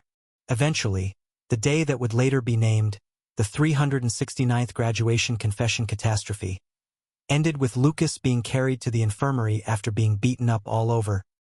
He deserved it. Watching Lucas being carried away, Ash muttered, then stuffed the remaining candies into his mouth. Then, looking around at Hecate sitting on the ground crying, and the cadets comforting her, he chuckled softly. "I'm definitely going to miss this. My last school days." As he breathed in slowly under the sunlight that shone down on his closed eyelids. The pure romance of boys and girls, the laughter of the students, and the shouts of teachers running over in surprise. This tiresome, yet in the future, dearly missed, the old air of the academy that he would never smell again. "I will miss it." Present. Lucas, reminiscing about the graduation ceremony, sighed deeply. How was I supposed to soberly accept a confession from a friend I thought was the same sex until just yesterday? It's definitely you who's not sober, having confused your friend's gender for 6 years. This guy, sometimes I suspected he had a weird streak, but it's really amazing in strange ways. I can only admire it. I was focused on guarding my lord and improving my swordsmanship skills. Hecate was a good friend, though. So, you never saw her as a woman. That's right. I wasn't in a position to be dating anyone anyway. You lunatic, ah. So clueless. How will you ever date in the future? Are you planning on being a bachelor forever? No, that's not it. It's the opposite. It's because he's the protagonist that he's clueless about this stuff. If being insensitive to romantic lines is a classic protagonist trait, then Lucas is just fulfilling that role. This is why he's the protagonist. Anyway, after hearing such an astonishing past, Evangeline expressed her admiration. "I had no idea Lucas had such a vibrant youth. It seems like you've lived a life completely walled off from romance. With such a boring face." Lucas bristled. "Did you just call my face boring? It's too prim and proper, like a shiny mask that hasn't been tarnished. Boring." The rest of the members nodded in agreement with Evangeline's words. Junior and Damien spoke up in turn. "Definitely. Just looking at the face, it seems like you've lived a flawless life. But you've had quite a variety of experiences, haven't you?" I somehow feel a sudden sense of closeness to Captain Lucas. Hee. It seems like the prejudice against Lucas, who had been acting like a perfect knight, had been greatly dismantled. Junior and Damien smiled warmly. Despite unexpectedly revealing his dark past, Lucas's face became even more sullen. "Well, it's your original sin, what can you do?" But still, it's a dark past for Lucas, but it seems even darker for Hecate. To have made a public confession and be rejected, and to have been perceived as a man all this time, what a terrifying story of youthful trauma. Well, that's enough about our foolish past. Cough clearing his throat, Lucas stared coldly in the direction Hecate had disappeared. Hecate's talent and skill are real. I never won against her even once during our school days. For Lucas, a combat genius of SSR rank renowned even in the World Guardian front, to have been overwhelmed throughout his school days, Hecate's talent must indeed be monstrous. Moreover, she was selected for the Glory Knights right after graduation, and now she has ascended to the position of commander. But Lucas continued in a voice filled with fighting spirit. "It's different now. Oh, I've been honed in real combat since then. I've survived battles against countless mythical beasts. No matter what training Hecate has undergone, I'm confident I won't lose. Lucas nodded earnestly. The next duel will be different from the day of the graduation. I will not lose, my lord, Lucas exclaimed with a fighting spirit. I mean, that person did confess to you. Can't you think of a different kind of dialogue, not just winning through a sword fight? Sigh, whatever. It's hard enough dealing with my own love life, let alone advising someone else. Turning around, Lucas saw Evangeline looking at him with a complicated expression. And why is that? I won't lose either. To that Hecate. Oh, I was the top of the 375th generation, you know. Plus, I graduated early, which she didn't. Ah, that way? It seems like these muscle-brained knights think alike. Anyway, Evangeline showed her fighting spirit by clenching her fist tightly. Even if she's a senior, I will not lose. Oh, our knights were aflame with enthusiasm. Myself, Junior, and Damien quietly clapped from behind. My lord, what training are we doing in preparation for the martial tournament? Hurry up and tell us. No matter who the opponent is, we'll beat them and win. At that, I smiled and clapped, then turned around to shout at the main party members. All right, let's show everyone that comes rolling into the imperial capital that we are the strongest party on the front. That evening, after a special training session with Ash, Junior staggered back to her lodging. Ugh, so tired. Already weak in physical activities as a mage, and with low stamina to boot. The training Ash led was to prepare for a direct confrontation with a black dragon, involving immediate physical movement. Running, rolling, and sprinting had drained her of all energy. Training to counter the black dragon's various area attacks. Though she wasn't exactly sure how this training would help dodge the black dragon's attacks. Anyway, the black dragon's attacks don't discriminate against mages to hit them any softer. Nor could she counter all attacks from different dragon species with magic alone. If she could dodge them physically, it made sense to train for it. But still, it's tough being tough.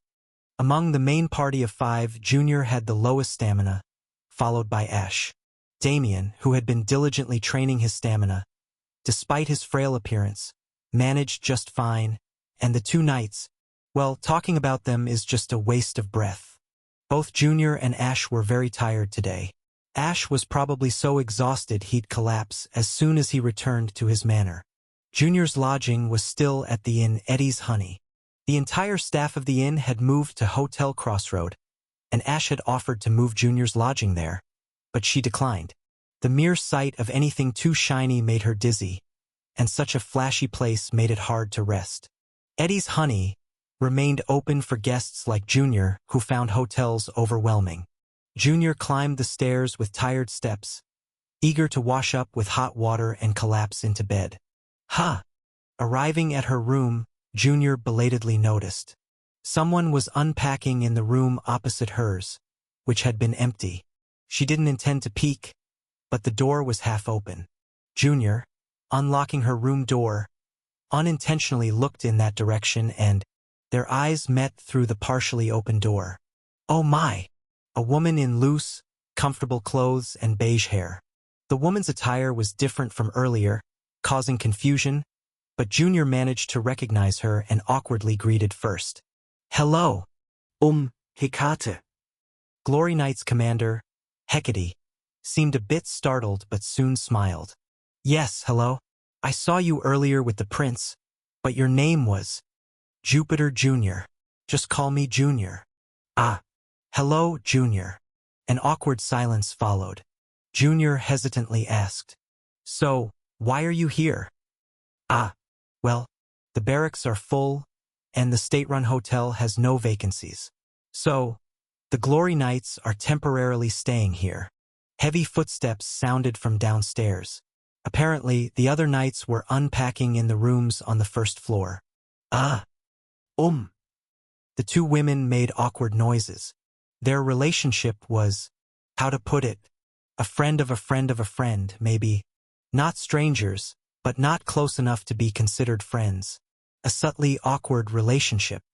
Hesitating, Junior eventually swallowed a sigh and extended her hand first. Until you move to another lodging. Let's get along well. Since we're staying opposite each other. And since we'll be fighting monsters together. Hecate blinked quietly, then covered her mouth and chuckled. Then, extending her bandaged hand, she shook hands with Junior. Yes, I'm looking forward to working with you. The awkward handshake came to an end. Hecate bowed her head with a then dash and returned to her room, closing the door behind her. Phew! Junior quickly entered her room and brushed off the discomfort in her chest. It wasn't her first time greeting someone new, but for some reason, it felt uncomfortable and awkward. Why? Because she's such a high-ranking person? Or because she's too beautiful? Mulling over it, Junior tilted her head in confusion shortly after. That's when she noticed. Bandages? Hecate's hand was wrapped in bandages. Not ordinary bandages, but special ones inscribed with magical runes line by line. Recalling the moment, those bandages seemed to wrap not just the hand, but seemed to wind around the wrist and even further into the body. And now that she thought about it, there seemed to have been a faint smell of blood. A mage's intuition nudged her about something, but she couldn't quite pinpoint what it was. Should I even be concerned? All sorts of odd characters gather on the front line. Someone wrapped in bandages hardly counts as strange here. Shrugging off her concern, Junior decided to let it go and headed into the bathroom. And, in the blink of an eye, time flew by. The morning of the autumn festival dawned. Chapter 6:11. September's End. Finally, the day of this year's autumn festival dawned. Not just in Crossroad but across the entire Everblack Empire and many other nations. A festival to give thanks for this year's harvest and to encourage those who had worked hard throughout the year. Whatever its original meaning might have been, it's one of the few seasons that everyone worldwide enjoys cheerfully. Wow! As we, the main party members staying at the mansion, came out to the city in the morning, the city was busier than ever. The streets were packed with people. The lively music, the shouts of people drunk from mourning, the cries of cooking, playing, and bargaining. It was a feast for the eyes and ears, filled with vibrant colors and sounds. This year's festival is on a whole different scale compared to 2 years ago. Looking around at the cityscape, Evangeline nodded vigorously, her cheeks flushed with excitement. It must be the effect of the proclamation you spread, Senior. That's unexpected. I didn't think it would be this much. The 2 proclamations I had spread throughout the world were simple. Call for heroes, and the notice of the autumn festival.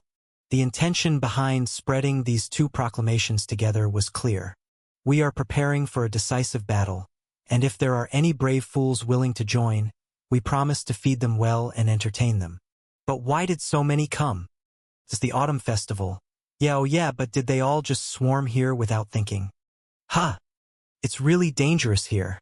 It might be the autumn festival now, but usually it's a monster festival, you know? I'm not sure which aspect lured them. But anyway, Crossroad is now experiencing an unprecedented boom. Suddenly realizing the power of advertising. That's why everyone's into PPL. TL note. PPL is product placement. With the addition of the World Guardian front, there were already more people than usual. But my proclamations have brought even more visitors pouring in. Buildings that were empty are now converted into accommodations, and citizens have offered spare rooms in their homes as lodging facilities. And only after setting up a plethora of makeshift accommodations with tents were we barely able to meet the demand. Thank goodness the Silver Winter Merchant Guild had prepared in advance. I had carelessly spread the proclamations without a plan, but Serenade had managed everything so we could just about manage. Managing tourism is no easy task. Running a city is tough, and it wasn't just accommodations that Serenade had prepared. Tour of Crossroads' famous attractions. Departing every hour from noon. Near the city gate, an employee of the Silver Winter Merchant Guild was shouting, guiding tourists to the tour courses. Famous attractions tour? I frowned. Did Crossroad have any famous attractions? Besides monsters, what else is there? No, why wouldn't there be famous attractions? There are loads. I asked Evangeline, who bristled at the suggestion, somewhat sullenly. Like what? Tell me. After hesitating for a moment, Evangeline suddenly raised her index finger upwards and then pointed at herself. Evangeline Cross? Get out, you brat. Go buy some sweets. Heh, I was going to do that anyway. This way. Anyway, it seems there are tourist courses I hadn't even thought of. I'll have to check them out when I have time. Thinking this, we headed to the street vendors, and soon we were wide-eyed in amazement. Wow, what is this? Amazing! What lay before us was a procession of stalls, stretching from the central plaza of the city outward in all directions. Even in my first year, there were various stalls, but this time, thanks to Serenade's meticulous planning, the stalls were organized by street and category. Here was southern food, there was northern food, over there were meats, here were seafoods and vegetables too. In front of the street filled with unheard of sweets. All the party members swallowed their saliva in unison. You guys are acting just like you did 2 years ago, aren't you? But it really is amazing. I looked around in awe. Tables and chairs were densely packed in the central plaza, apparently for people to eat the food they bought from the stalls. People from the Silver Winter Merchant Guild were moving around as coordinators, organizing tables and chairs, emptying trash bins, and guiding new arrivals with food to their seats. In the center of the plaza, a small stage was prepared, where bards were getting ready to start their performance. Looking at the sign in front, it seems the bands will change throughout the day to keep the performances going. Serenade really went all out. Hee. I did my best, though it might be lacking. I murmured without thinking, and a response came from beside me. Whoa, you startled me. Turning around, there was Serenade, who seemed to have been preparing something in the central plaza, now smiling at me. Welcome, Your Highness. It's still before the official start. But how is it? Do you like it? You always go beyond my expectations. Amazing, Serenade. It's a festival that Your Highness himself announced to the whole world. I had to do my best in preparation. I didn't even know. I left the festival preparations to others and focused only on our party training, repairing the walls and military matters. A sense of guilt slowly crept up on me. I'm sorry. I have prepared for festivals before, but this time, without even realizing it, I put in especially more effort. Serenade whispered, surveying the sprawling street vendors in all directions. Thinking, as Your Highness said, that tomorrow the world might end, I prepared. If the end of the world really is approaching, then we all should play as hard as we can, without any regrets. Serenade turned to me, her eyes smiling softly. We should make the most joyful memories, while we still can. Suppressing the aching in my heart, I whispered sincerely, I hope you make joyful memories too, Serenade. Of course, I will do my best to leave behind the most joyful memories in the world. Serenade approached me slyly and rolled her eyes playfully. You'll allow it? Won't you, Your Highness? I smiled awkwardly at Serenade's meaningful question. If there's anything I can give, anything at all. Pleased with the answer, Serenade grinned broadly, bowed gracefully to me, left a wish for a joyful festival, and hurried off to finish preparing for the festival across the plaza. Turning away from that sight and taking a deep breath, I turned around. I discovered my party members looking at me with a warm gaze. What are you brats looking at? I yelled, my face reddening without realizing. Why are you looking at me with expressions like grandparents proudly watching their grandchild at a kindergarten recital? Ha! Around noon, the official start of the festival. This time, there was an unprecedented sequence of congratulatory speeches before the festival, and for good reason. The emperor himself had graced this festival with his presence. It seemed he had been drinking with his subordinates since morning, as he climbed onto the stage in the plaza, his face flushed with the warmth of alcohol and even staggering slightly, truly enjoying the countryside festival to the fullest. Perhaps because the festival was held in Crossroad? The emperor began speaking very casually, without any concern for formalities or protocols. Greetings to my subjects living in Crossroad. Long live the emperor. Long live His Majesty the Emperor.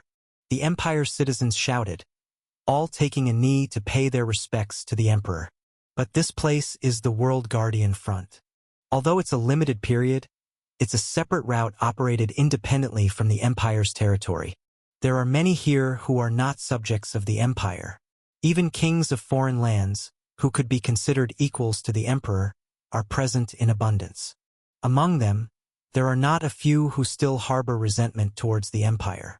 They either showed the bare minimum of respect or kept their heads high, indifferent to the emperor's entrance, and some even unabashedly showed their hostility. Nonetheless, fragile as it may be, now everyone was an ally. The emperor smiled at them as well. Also, greetings to all the warriors of the World Guardian Front, and to all the kings who have gathered to protect the world. The emperor raised his arm and swept his gaze over the city. The harsh battles fought on this land, the efforts you all have made, now all of us, the whole world knows. The World Guardian Front has become an organization affiliated with almost all the nations of the world. The battles fought here have been reported all over the world, including the most recent battle against the King of Flies. Everyone now knows that this monster front truly prevents the world's destruction. Also, that these battles will continue, that everyone here will continue the fierce fight. We all know this. The fact that the upcoming battles will only become more severe, not less, is also known. That the fate of humanity hangs in the balance here, now no one is unaware. That's why. Following that, the emperor raised his voice and lifted his wine glass high. You all have the right to rest. You deserve to eat and drink to your heart's content. No matter how great a merchant, without sufficient rest, one cannot perform at their best. The emperor showed his characteristic smile, baring his teeth. Let us all put our efforts into enjoying this moment of leisure amidst busyness. Now then, to mark the start of the festival. Cheers! Cheers! The emperor boldly drained his glass and everyone gathered in the plaza, and those who couldn't find a spot in the plaza and watched from the streets, also drank from their glasses. The emperor, having emptied his glass, laughed heartily, waved his hand, and stepped down from the stage. The empire's citizens applauded fervently, and even those who were not applauded joyfully for the start of the festival. Although it's the outskirts, it's still the empire's territory. For Crossroad, it was an unprecedented scene for the emperor himself to give a speech encouraging fun at the festival. The air instantly heated up. The bards stationed on the stage began their lively performance, and those already drunk started singing along. As expected of an outskirts festival, there was no formality. With so many people, the concept of honored or VIP seats lost its meaning. People mingled and mixed, sharing food and drink, and even strangers struck up conversations. Watching this scene, I took a sip of the drink in my hand. In the plaza, in the streets, here and there, I saw my subordinates. Perhaps it's because a month has nearly passed since the last battle, but their expressions seemed much brighter. Scars definitely remain. The darkness etched into everyone's hearts and faces hasn't completely faded away yet. But still, everyone was smiling a bit. That's why I felt a bit relieved. The schedule for this festival. The first day is, well, as always, about eating and drinking. The second and third days are for the martial arts tournament. And on the evening of the third day, Damien, who had quickly read through the festival schedule posted on one corner of the central plaza with his farsight, said with a wide smile, "It's a dance festival." Effed. I spit out the drink I had been holding in my mouth. Not that again. Ugh. At the same time, north of Crossroad, Bringer Duchy's military camp. Most of the refugees had already returned to the Bringer Duchy, and this place, where only the direct military forces of Duskbringer remained, was quiet. Duskbringer had sent everyone to the festival. In this military camp, only a minimal guard force and Duskbringer with her 4 Dragonblood Knights remained. Duskbringer was floating in the air in her tent, her body curled up in the void. Naked, with her long black hair disheveled. She was submerged in meditation within a swirl of transparent magical power, her eyes closed. Then, from outside the tent, the careful voice of a veteran knight reached Duskbringer, who was deep in introspection. "Your Excellency, a visitor has arrived." Duskbringer replied irritably. "Did I not say to turn everyone away?" However, at the continuation of the sentence, Duskbringer's amber eyes snapped open. "His Majesty the Emperor of the Everblack Empire has come in person." Tsh, clicking her tongue, Duskbringer interrupted her meditation and dissolved the swirl of magical power. The gathered magical power was absorbed back into her heart. Throb. She pressed a finger against her chest where a dull pain throbbed to calm it down and hastily threw on a negligee that had been lying around on the floor. "Bring in the guest." Flutter. As soon as permission was given, the Emperor Traha entered the tent. "The festival is in full swing. What are you doing here?" Traha, the Emperor, who had entered this place without any attendants, held a dark red wine bottle in his hand.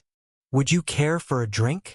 Towards the elder who had once raised him, who had been a guardian, an enemy to be killed, and now an ally to his son, the Emperor gave a bitter smile.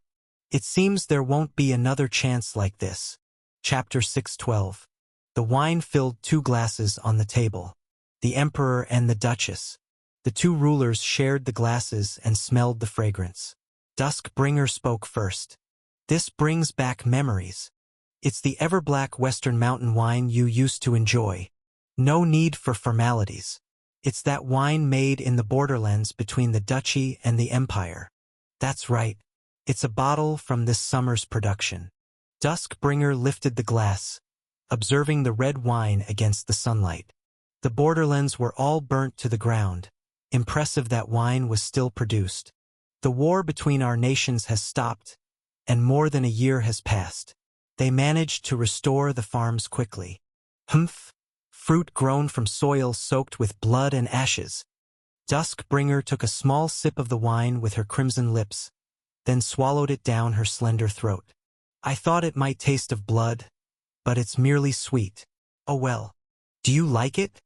Not just the taste of the wine. It was a question of whether she was satisfied with the aftermath of the war between the Empire and the Duchy as well. The Everblack Empire had poured substantial support into the recovery of the Bringer Duchy. Generous compensation was paid, and manpower and materials were provided. This wine, once again produced in the borderlands between the 2 countries, was a symbolic token of that. Duskbringer remained silent. No matter how sincerely the Everblack Empire apologized, the resentment in her heart would not disappear. Lives trampled upon and honors shattered could never be returned. However, she had no choice but to accept that apology. A king must live not for yesterday's vengeance but for tomorrow's glory. Not for the sorrow of fallen soldiers but for the joy of the living people. Other fallen kings gathered at the World Guardian front were in the same predicament as Duskbringer.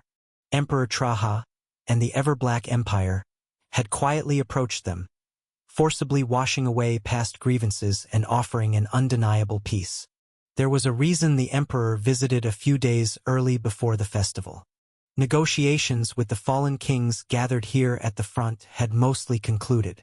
While the World Guardian front fought desperately against monsters, the world's politics were being reshaped from the ground up. "I will make Ash the next emperor." The Emperor, holding his glass and savoring the aroma, murmured softly. "To do so, I intend to bear all the darkness that remains in the Empire myself." Ash is brilliant, but he is pure. Whether that purity can translate into popularity, I don't know, but that alone won't be enough to govern the world. Soft, unbearably soft, from the standards they uphold to the ideals they seek to protect. Anyone who tries to negotiate is human, and as humans, we must protect them all. The Emperor chuckled. That softness, that purity, that great cause, everyone is enchanted by them and fighting together here. But that's only effective as long as there is a common enemy. Once the monstrous crisis is over, the world will once again descend into a free-for-all conflict. The Emperor wanted to prepare for that time. That child doesn't know darkness. Purity might be necessary to protect the world for now. But for the century to follow, darkness is required. I will enter that darkness instead. I will bear all the hatred and resentment Everblack has sown and bury it with me. Duskbringer smirked and gave a piercing look. All these stories, aren't they for after we've saved the world from destruction? Preparing for the future is also the responsibility of a monarch. Defeating the present foe is also a part of that responsibility. The monsters are no easy enemy, especially the next one, even more so, the next foe Black Dragon. Duskbringer bit her lip at the thought, then looked back at the Emperor. As long as Ash is the commander here at the front, his life will continue to be in danger. Perhaps worry about that first. That's why I've given the Glory Knights to Ash. The Emperor nodded gravely. With that order, they will protect Ash, even if it means engulfing him in darkness. Duskbringer sighed and shook her head. They're not knights. They're demons who would plunge anything into darkness for the sake of the Empire's light. Imperial demons, another name for the Glory Knights. And at that mention, the Emperor burst into a hearty laugh. The one who made the Glory Knights into such a demonic order, isn't that you? Duskbringer looked down with her amber eyes. The Bringer Duchy had always been the shield of the Everblack Empire, fighting alongside the Empire in wars as the vanguard. The position of commander of the Imperial Guards, the Glory Knights, had been held by the Duchess of Bringer for generations. Thus, Duskbringer too had once led the Glory Knights as their commander. During the racial wars 100 years ago, Duskbringer, as both the Duchess of Bringer and the commander of the Glory Knights, led the charge against other races, burning their lands and at the same time protecting the Emperor. The Emperor at that time had requested it. And in the midst of this fierce war, in the face of the desperate counterattacks by the allied forces of different races, as loyal knights fell by the dozens, and the Emperor, having overcome death multiple times, requested of her. We need an invincible army. Unbeatable. It didn't have to be the strongest. Just an army that would never lose and could hold the front lines. One that could surely protect the Emperor. My blood carries the oath of the Guardian Dragons to protect the Empire. I couldn't refuse the request of the Emperor at that time. Curses, magic, forbidden arts, and dragon blood, utilizing all dark and dirty means. The Glory Knights, once simply the Emperor's personal guard, were reborn as invincible monsters that could never be defeated. And the one who had created them was none other than Duskbringer. The darkest shadow among the many darknesses of the Empire, that is the Glory Knights, and you were once the vanguard leading that darkness. At that time, I believed it was the right thing to do. Duskbringer was young too. It was 100 years ago from now. She was just about 20 years old. The young dragon lady was Knave, and the country inherited from her predecessor was engulfed in war. She had to do whatever it took, easily reaching into the darkness. The knights she created were powerful, and ultimately, both the Empire and the Duchy won the war. The messy life continued, and the messy legacy she left behind also continued to twist and distort, under the pretense of patriots in the form of demons. Darkness is necessary not only in politics but also on the battlefield. Duskbringer glared at the wine glass with bitterness, and Traha gently changed the subject. Just as the Glory Knights have, I believe you, will also bear that darkness in place of Ash. Humph! Duskbringer snorted. Your youngest son will shine even in the darkness. Ash was not merely foolishly pure. The young prince had experienced countless deaths and realized his limits. He knelt before the harsh reality, became frustrated, and blamed his own weak convictions until he finally broke. And yet, despite that, he stood up again. That was why his purity was all the more valuable. Having experienced the cruelty and bitterness of the world, yet never giving up, that goodness he grasped again after once letting go was what made it great. Both the Emperor and the Duchess became villains willingly, as rulers, because they realized early on that ideals, though beautiful, were knave tantrums hard to actualize. But both vaguely knew that it was an excuse of those who had given up. Because maintaining purity is difficult, painful, hurtful, and above all, not very profitable. They who had let go were perhaps the weak ones. That the young prince, still struggling to hold onto that purity, might actually be the true strong one. The light emitted by your sun, by its brilliance, might even influence and melt away the demons. Like the warmth of a bonfire encountered on an autumn plain as winter approaches. Ah! Suddenly, Duskbringer closed her eyes and reminisced about that day 2 years ago. You've traveled a long way. Come, hurry up. The southern fortress city, an independent route for all who fight monsters. Crossroad.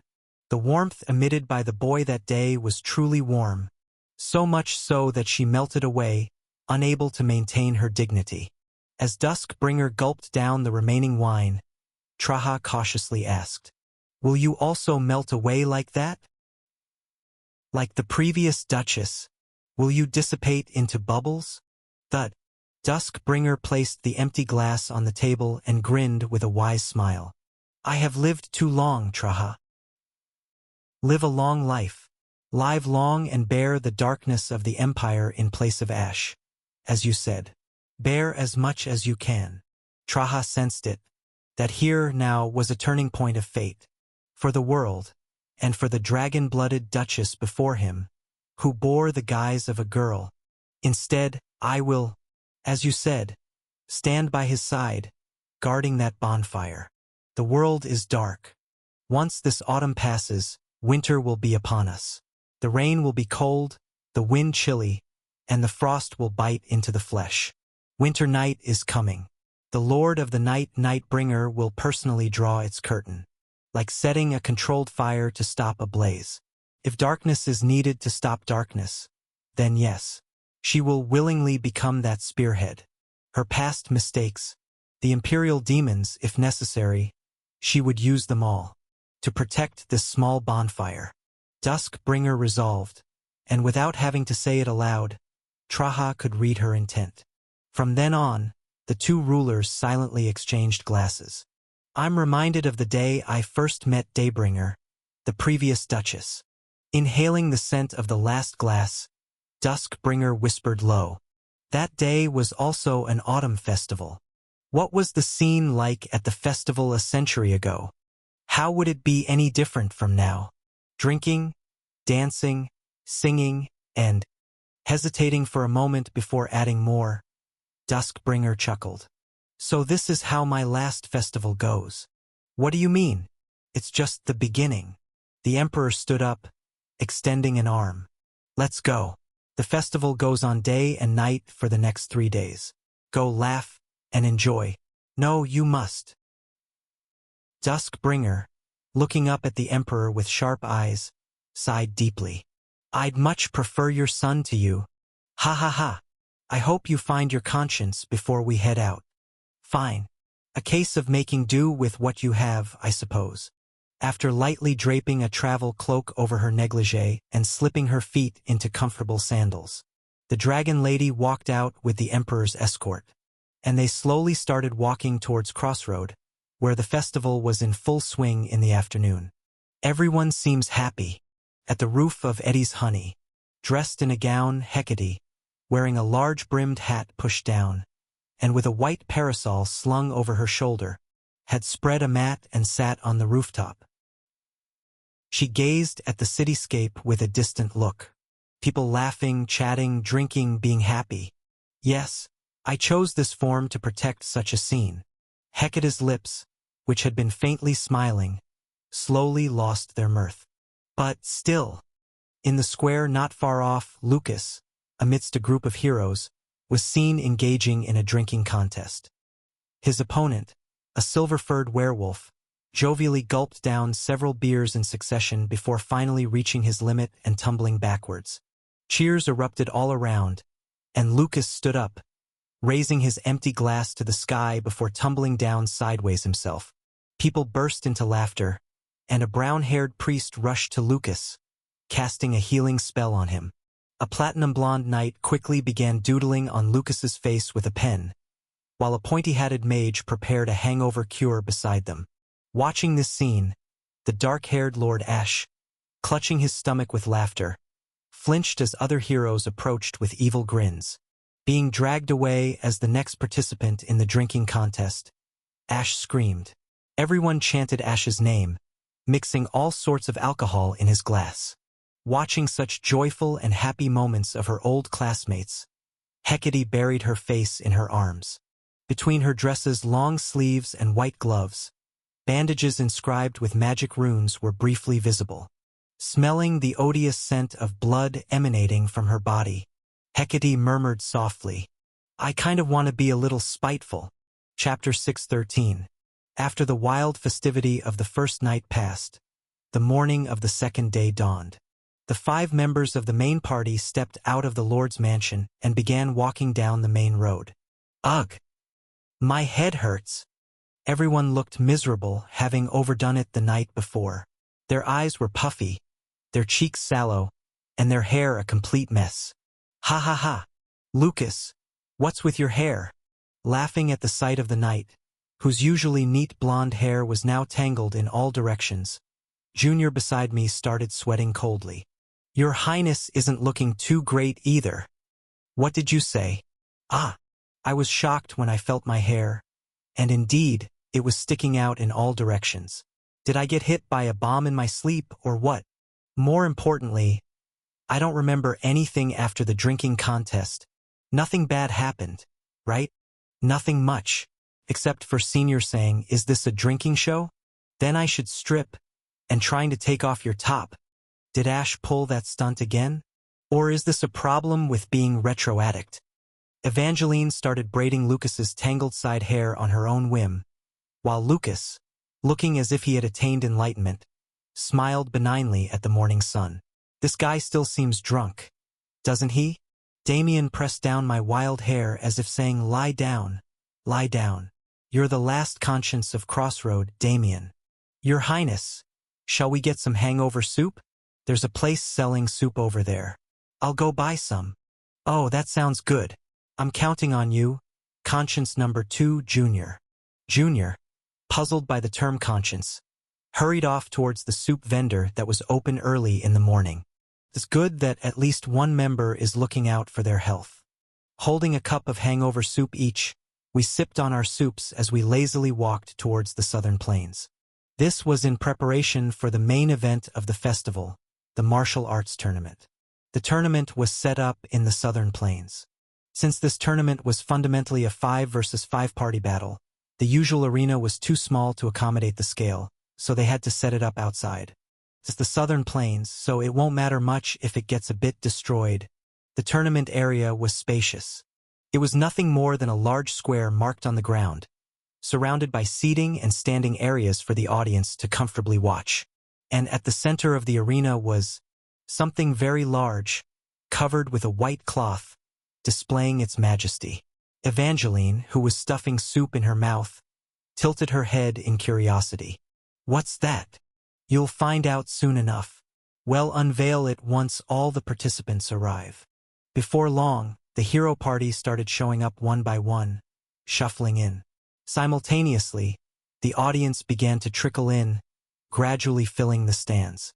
The audience would come and go throughout the day as the tournament progressed, and once all the heroes had gathered, I began the announcement. I will explain the rules of this martial arts tournament. While a rough outline had been given to everyone beforehand, this was the first time the exact rules were being disclosed. First, the victory condition. This tournament is not just a simple party versus party duel. I approached the large object in the center of the arena, grabbed the white cloth covering it, and then yanked it to the side. Flap! As the cloth was removed, the crowd gasped in surprise. I smirked. This? You will have to fight against a fake dragon.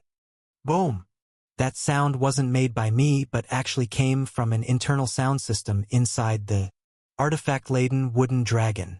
It's an object shaped like a dragon, covered in various magic artifacts.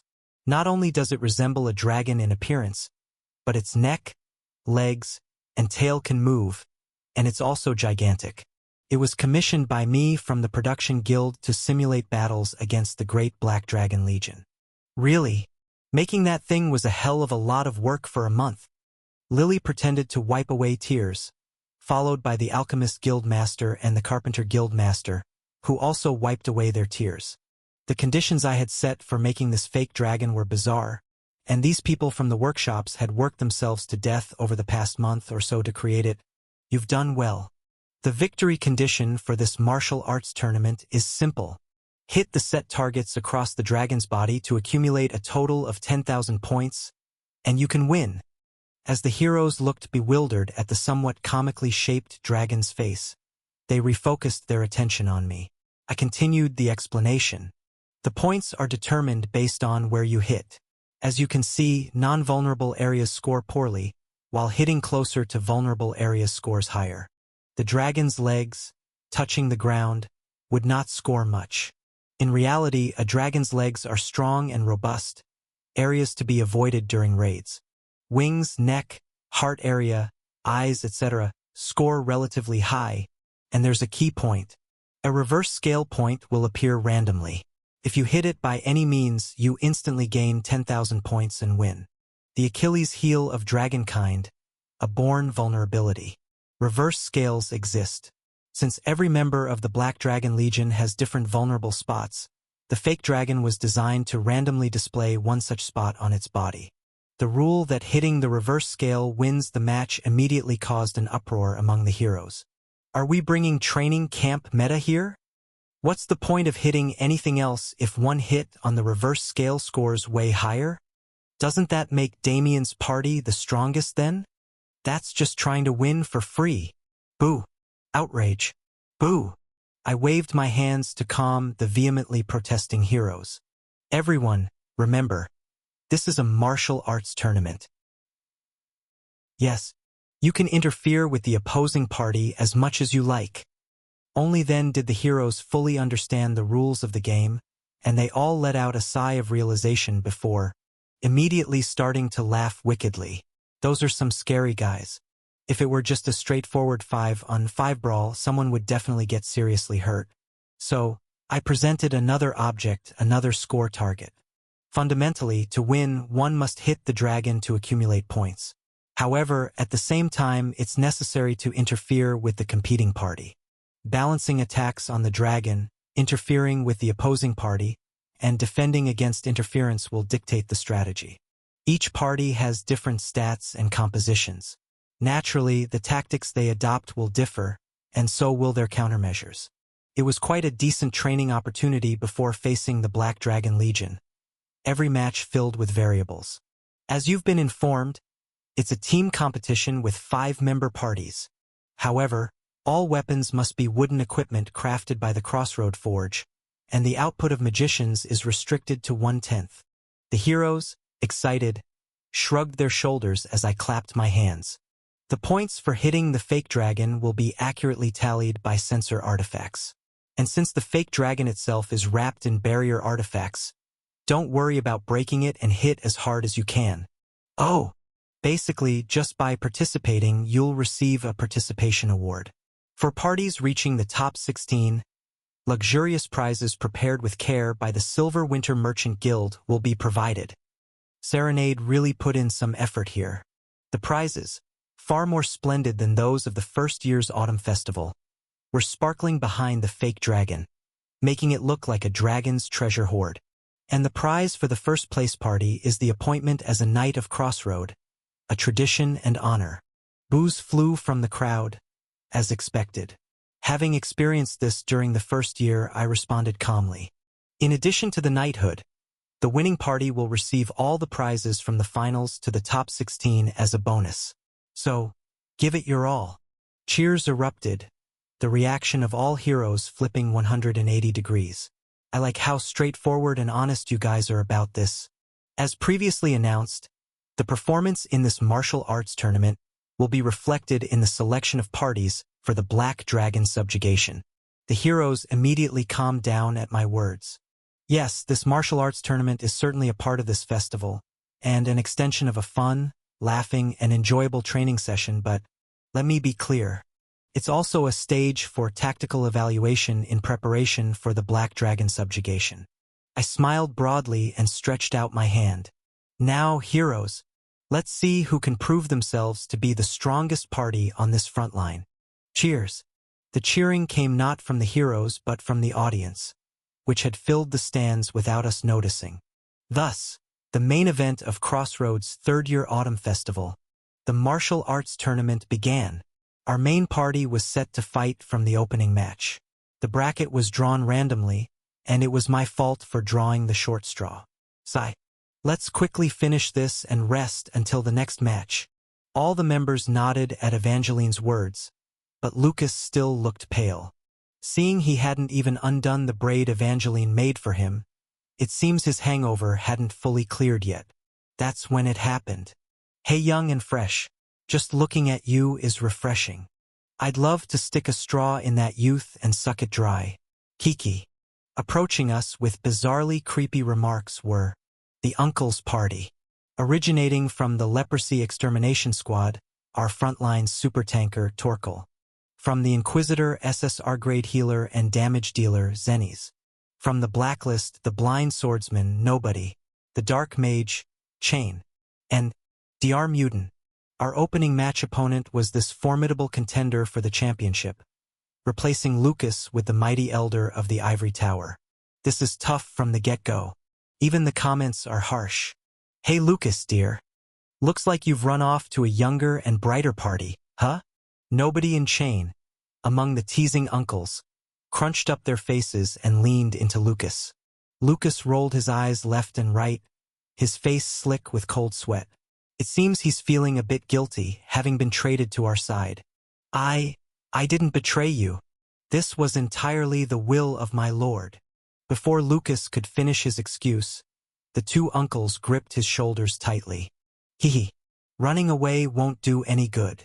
The shadow of an uncle always strides large steps behind you, right? Kiki.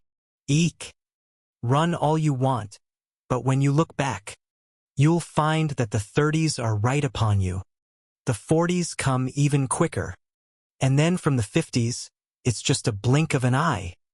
With wicked chants, Nobody and Chain laughed among themselves and walked into the arena. Torkel and Zennies followed after a bashful bow, and Dr. Mutin, stroking his beard solemnly, left us with a word. TSK, you don't know that it's actually better to be an uncle. Standing up has made my back hurt. Dropping a comment that seemed a level deeper, even this old man headed towards the arena. Grandpa. Quit spoiling life. As the uncles walked away, Lucas, trembling, finally spoke up. Just you wait. I will never become an uncle. Lucas seems unaware of the law that saying never definitely, absolutely makes it inevitably happen. I briefly imagined Lucas as an uncle. Would he have a beard? He's always so tense. Maybe he'd have wrinkles between his brows too. I then looked at Damien, Evangeline, and Junior. The kids tilted their heads at my gaze. When I first saw them 2 years ago, they were just kids. But now they've grown up or are close to being adults. I miss you. I want to see you all become uncles and aunts, grandpas and grandmas. I want to be there through the time, the wrinkles, the graying hair, the bending backs. I want to grow old with all of you, and that surely will be beautiful. I smiled faintly and patted the heads of the clueless kids. Yes, to see that day, I will protect this world from the coming destruction. Let's go. I slapped Lucas on the back and led the way. The rest of the main party members hurriedly followed. I smirked, adjusting my glove. Let's show these uncles that the kids these days have got quite the temper. But then again, am I not the biggest uncle here? Oops. Chapter 6:14. Ader swung his hand from top to bottom outside the arena. The opening game begins now. Ding dash. Whoa a dash. The starting bell, along with the deafening cheers from the audience. My main party and the opposing party, the uncles, rushed out from either side of the arena towards the center at the same time. The uncles were a party seasoned in real combat, forming a precise formation. Torkel at the very front. Zennies and Nobody side by side behind him. Chain next, and Diarmutin at the very back. Pure tanker, damage tanker with healing skills, Va close-range dealer with one-shot capability. A black mage with high utility and a pure damage mage. Their lineup is seriously impressive, truly luxurious. Our formation had Lucas and Evangeline forming a dual vanguard. Me and Damien in the middle, Junior in the rear. It might be said our vanguard was a bit thicker, but we were outmatched in terms of breakthrough capability. Our party advanced slowly towards the center of the arena, but the uncles immediately charged at us from the start, aiming to suppress us before hitting the fake dragon to score points. That's a sharp judgment. Damien was on our side. Considering the victory condition of this martial tournament was to score points by hitting the fake dragon's weak spots. Neutralizing the opposing sniper was crucial for a chance at victory. The uncle's full-on charge was tactically sound. The uncles swiftly crossed the arena's center into our formation. Let's see the power of the Lord's direct party, shall we? Let's show them the mature charm the young bloods don't have. Arg! That's when it happened. Thwack dash. Nobody suddenly got hit by water spewed from the dragon's mouth and rolled to the side.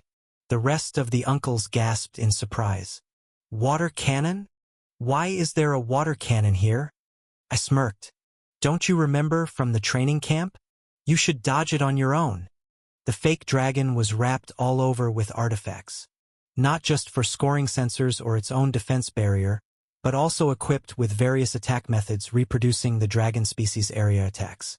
Instead of breath attacks, a water cannon, and instead of a magic carpet bomb, a whip chain. It's only because it's a fake dragon that you're not dead. Nobody. If this was real combat, you'd have been instant killed. Beep.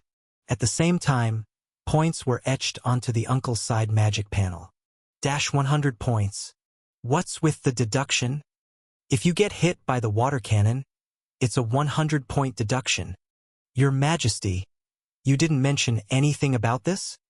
I didn't say it wasn't there either. I'll say it again, even if it's a light-hearted setting, this is a tactical assessment. How skilled an individual warrior is, how well a party coordinates, and most importantly, whether they have the aptitude suitable for a dragon raid. Can they dodge all of the fake dragon's patterns even amidst the chaotic melee? I'm watching everything. Everyone, focus. Thwack, thwack, thwack, squeewiak. The fake dragon's mouth continuously shot out water cannons, and the whip chain installed on its forelimbs swept across the ground, rushing forward. The uncles, who were flustered by the surprise attack, barely managed to dodge it, but our main party was calm. Did you think we trained for nothing? Guys! Yes!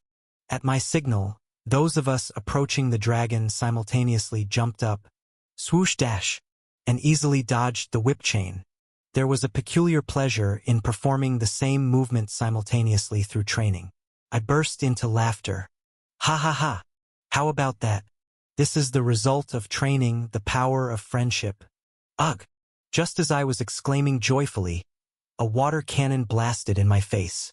Spluttering and wiping my face, I saw Lily, who was operating the fake dragon, covering her mouth and laughing heartily. Your Majesty, you need to stay sharp. Cough, cough. Hey, Lily, is this fair? I'm just following the rules. The fake dragon sprays a water cannon equally at everyone within a certain range. Lily laughed ominously as she operated the fake dragon to spray water in all directions. She seemed to be having the most fun in this martial tournament. And then, as the uncles managed to approach us by dodging the water cannon and whip chain, the match quickly descended into a melee. Shield dash. Great shield dash. Exchanging some sort of shield technique, Evangeline and Torkel collided with their shields at the forefront. Come on, Captain Lucas. Come at me. I'm quite confident in holding my ground. Ugh dash. Zennies, donned in holy armor, marked Lucas. Even for the renowned Lucas, shaking off an SSR-grade priest capable of self-healing wasn't easy. Thus, while neutralizing our two vanguards, Chain and Nobody finally made their way into our middle ranks. If we just neutralize the sniper boy, the momentum will shift to our side. As they attempted to break through, I suddenly glanced towards the center of the arena. Goo! Diarmuiden was gathering magical power. Unknowingly, I clapped my hands. Indeed. So that's the strategy. While the rest of the uncles were engaging us to buy time, Diarmuiden, capable of area attacks, was casting magic on the fake dragon to score points. Heh, my vision's gotten worse. Can't really see where the dragon's weak points are attached. But even with a magic dampening bracelet limiting his magical power, Diarmuiden smirked, unleashing a formidable amount of magic. Just bombard it, and it'll hit somewhere. I was about to order Damien to snipe Diarmuiden, but Chain and nobody had already closed in on him. Whoa! Damien panicked, unable to shoot in time. One of Damien's few weaknesses, given his near-perfect character, was his tender heart. He wasn't cold-hearted enough to launch an attack at an ally hero in a tournament akin to an evaluation match. Not to mention he wasn't armed with his main weapon, a magic gun, but only a short bow equipped with rubber-tipped arrows. Whoosh! Whoosh! Though he fired arrows belatedly. Too obvious. Too obvious. Chain swept them away with an arm made of dark magic. Nobody then prepared to strike Damien with a swift attack. As Damien was being double-teamed, Junior had no choice but to rush forward, and Chain and Junior entangled their magic in a clash. TCH. I turned my gaze back to the center of the arena once again. Diarmuiden was currently unmarked. If left alone, he might really end up scoring all the points by himself and finishing the game. I had to disrupt his magic casting before it was too late. I'll stop Diarmuiden. Leaving Damien and Junior behind, I ran forward. You guys break through the guard and attack the fake dragon. What? Prince Ash, wait a moment. Prince Ash. Despite Damien and Junior calling out to me with dismayed expressions, I didn't look back and kept running. Tactically speaking, it might have been better for me to join the fray against Chain and nobody and then start sniping with Damien. But this kind of melee training is necessary too.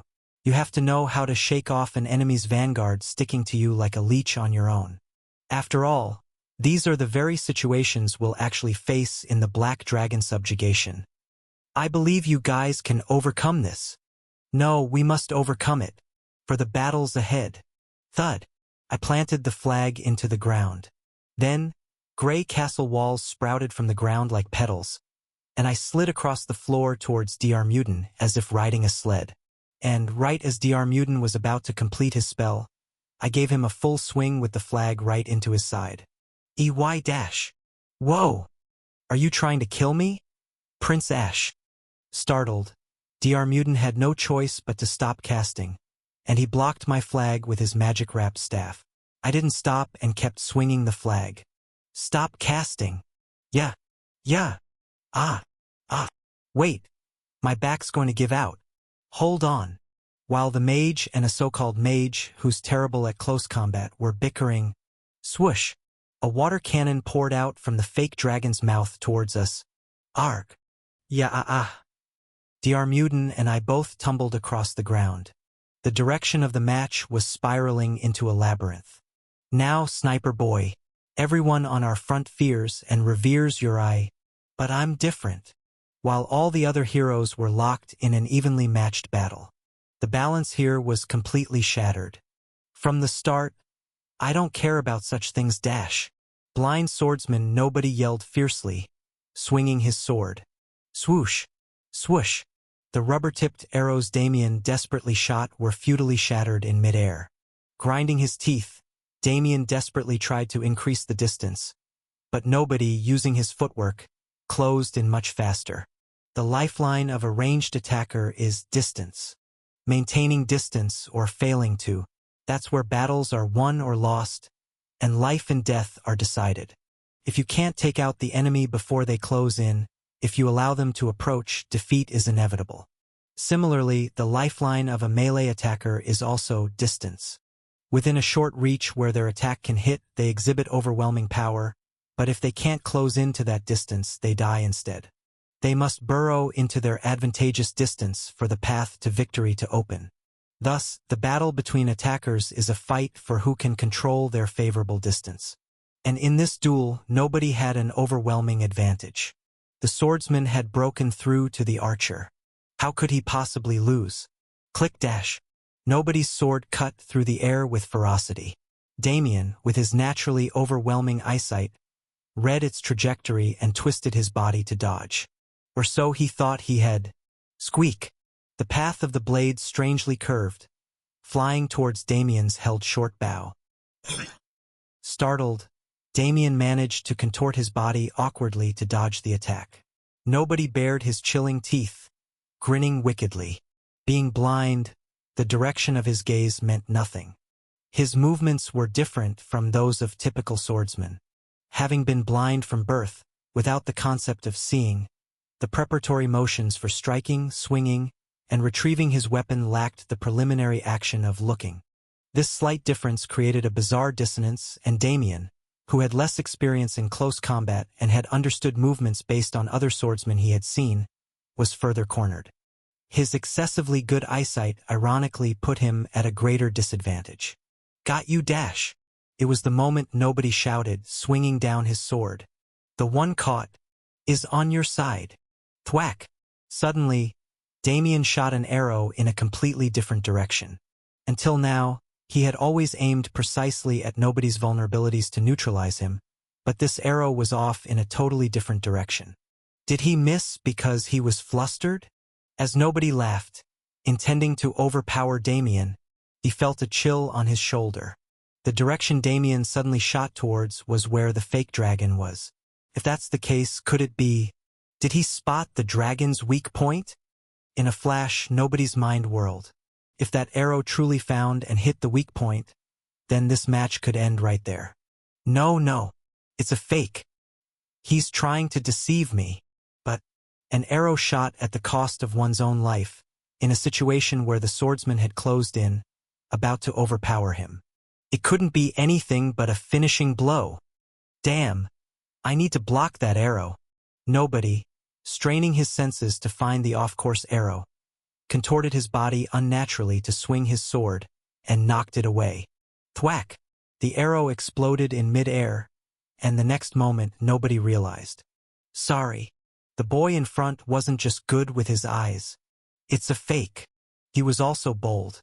In that moment, Damien had completely given up the distance to the swordsman in front of him, betting on a psychological battle, and nobody was the one who lost. Sigh! Nobody mumbled, feeling foolish. Ate my sword for nothing. Damn. As nobody, whose posture was completely broken from awkwardly twisting his body, was still reeling. Thump! Thump! 2 rubber-tipped arrows hit in quick succession. Nobody was knocked back. Sigh! Loading the next arrow, Damien looked towards the fake dragon and then smiled leisurely. And, drawing the bowstring leisurely, he shot towards the weak point he had discovered. Squeak! The arrow traced a clean trajectory through the air. Whoa! And then cheers filled the arena. Chapter 6:15. Somehow we managed to secure victory in the opening match. Our main party and the gentlemen were sprawled out in the seats, watching the games that followed. If only our opponent hadn't been the Lord's forces, we might have climbed higher. Chain muttered under his breath, rolling an egg over his bruised eye, while Junior fidgeted, not knowing what to do next. It seems Chain took a hefty blow from Junior's magic as they bickered. Still, to have been defeated by this group of 5, known as the strongest frontline force, we can consider it an honorable defeat. Yeah, right.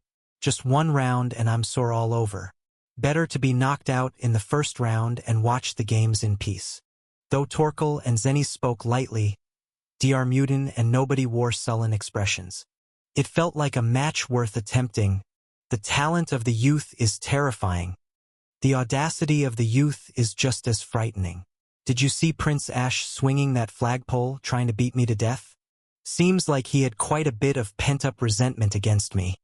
Dr. sent a sharp glance, to which I waved my hands dismissively. No, that couldn't be helped. We had to win. It's a martial arts tournament after all. Fine. I understand now. You always wanted to swat me away with that flagpole, huh? Sigh. They say you should die before you get old. Arg. This won't do, kids. Go grab some street food and drinks. We need to treat the Ivory Tower Lord. As we were appeasing the sulking Diarmutin and the gentlemen who were downcast from their loss, by offering them drinks and food. The next match started. Evangeline gasped at the sight. Whoa, that party is? Looking at the bracket, the participating party name was Terrifying Sisters. The members entering the arena lived up to their party name, indeed terrifying. The funeral swordsman, known more famously by her epithet than her SSR rank, a maid with gunmetal blue hair carrying a sword coffin. Elias, the leader of the Holy Knight Division, a SSR rank healer in light blonde hair and black priestly robes. Rosetta. And, no, I never intended to join something like the dragon-slaying quest. Violet, a SR rank illusionist affiliated with the Gamblers Club, dressed in a summer suit with a top hat and lavender hair, was being dragged along by the other two, seemingly against her will. I don't want to participate in this. I prefer the safety of the backlands. Let go of me, let go. Violet genuinely seemed reluctant, flailing her limbs in resistance, but as soon as Elise and Rosetta glared at her menacingly, she shut up and stopped resisting. Miss Violet, did we ask for something difficult? Is that all our relationship amounts to?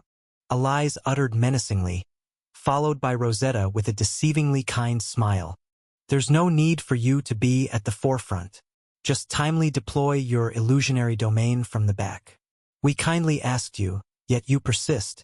Then we have no choice but to settle your accumulated heresy points. Ah, fine, fine. I get it. Just please, not the heresy points settlement. Violet cried out. When did you even accumulate so much heresy points? Following them was SR rank psychokinesis user Bodybag, entering with an awkward smile. Thanks to mingling with the terrifying sisters, her demeanor seemed much brighter.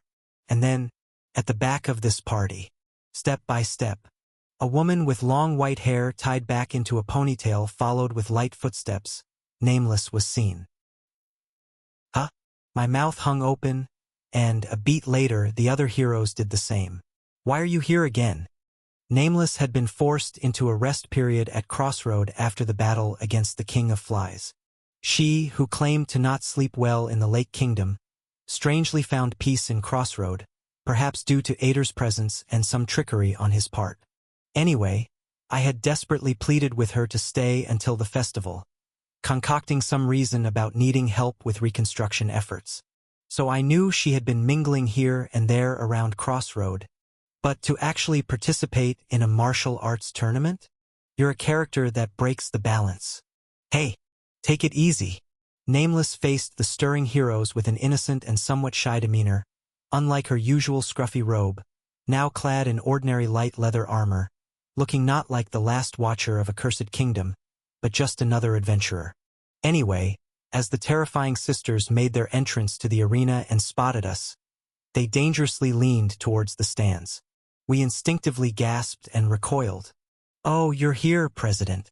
Rosetta spoke menacingly, and Elise followed with a dangerous chuckle. Bodybag and Nameless smiled awkwardly. The president they referred to was undoubtedly Evangeline. Evangeline screamed, attempting to flee, but Rosetta and Elise quickly reached out, firmly grabbing her shoulders.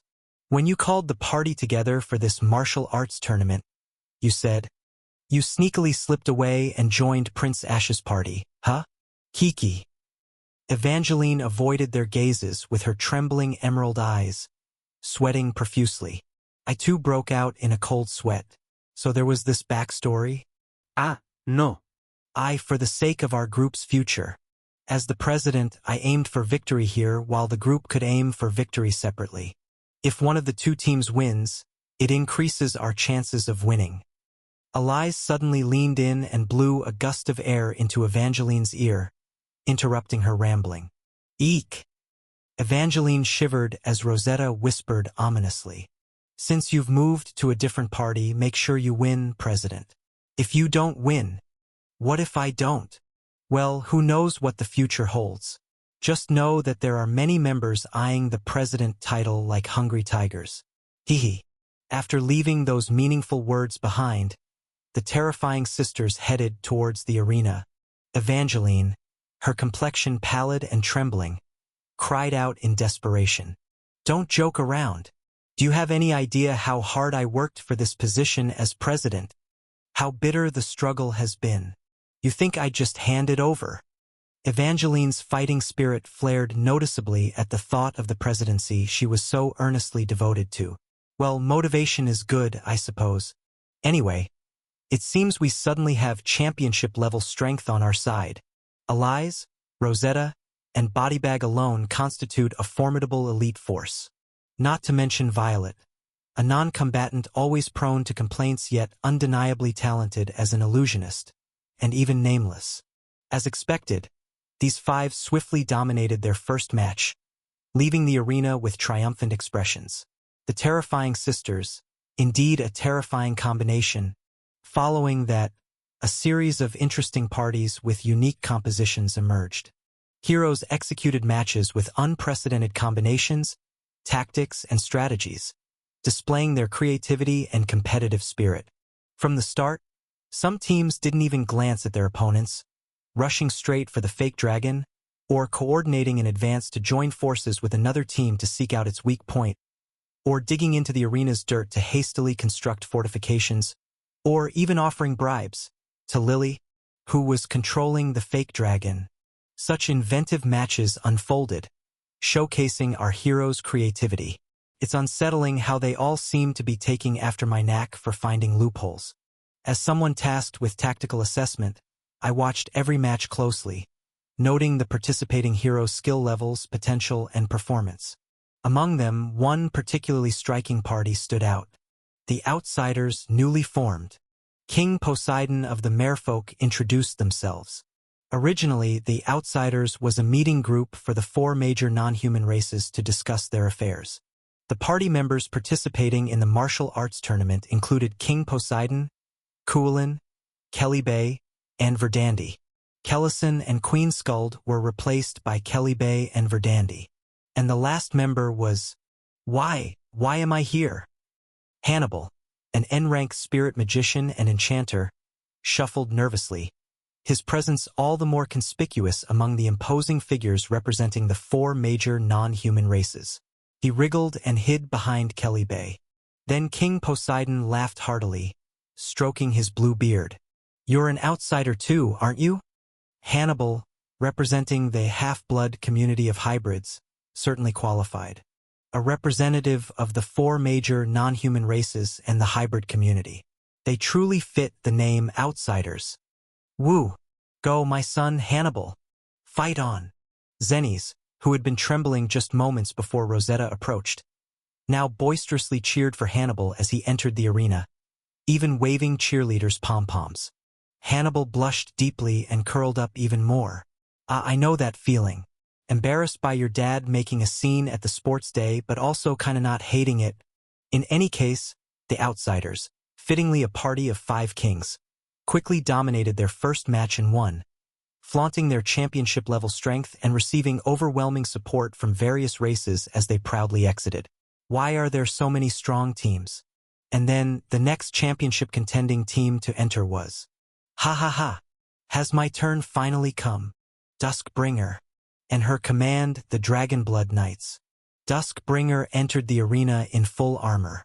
Though she typically eschewed armor, this time she was fully clad in crimson armor, matching her knights.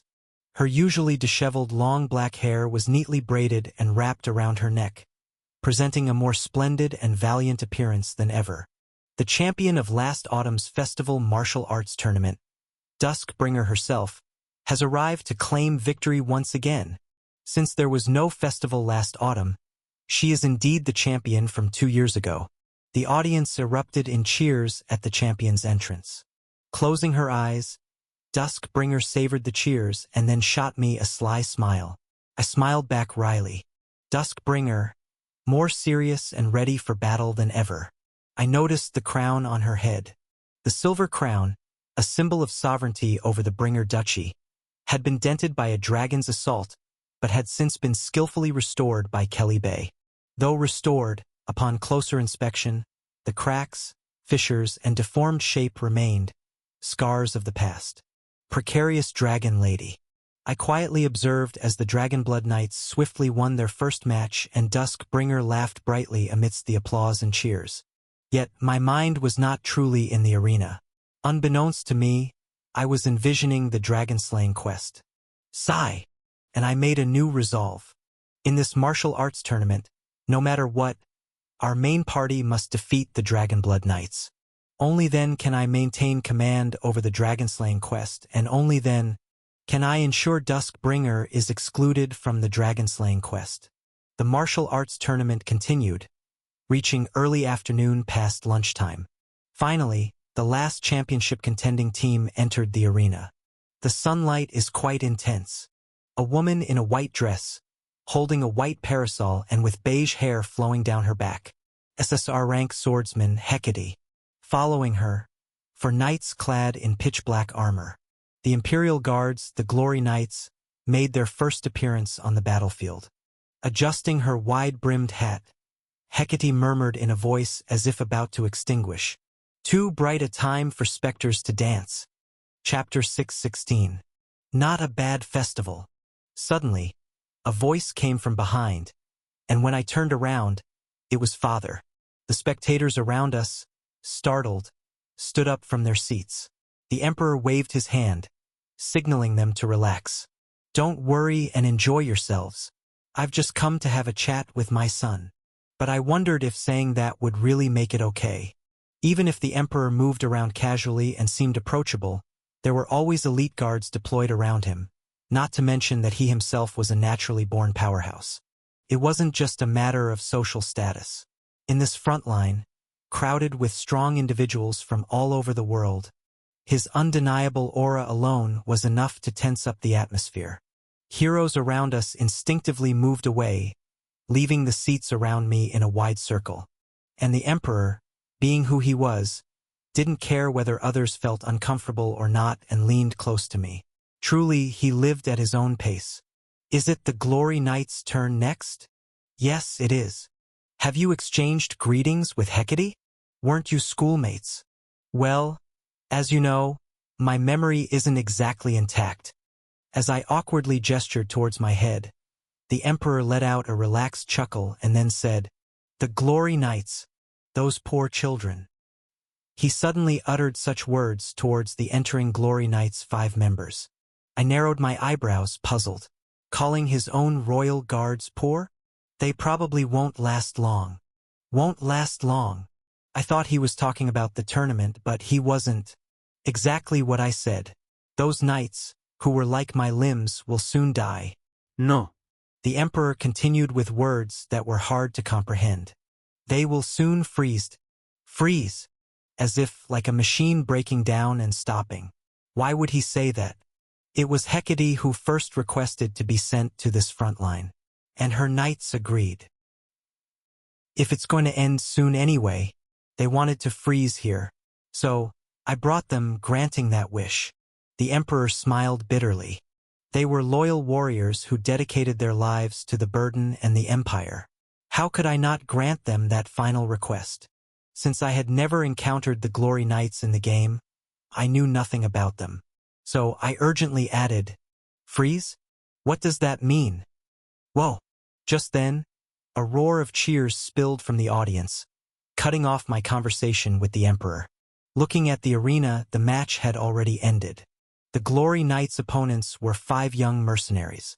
A team formed by young wizards, spiritists, and warriors who had been active across various front lines.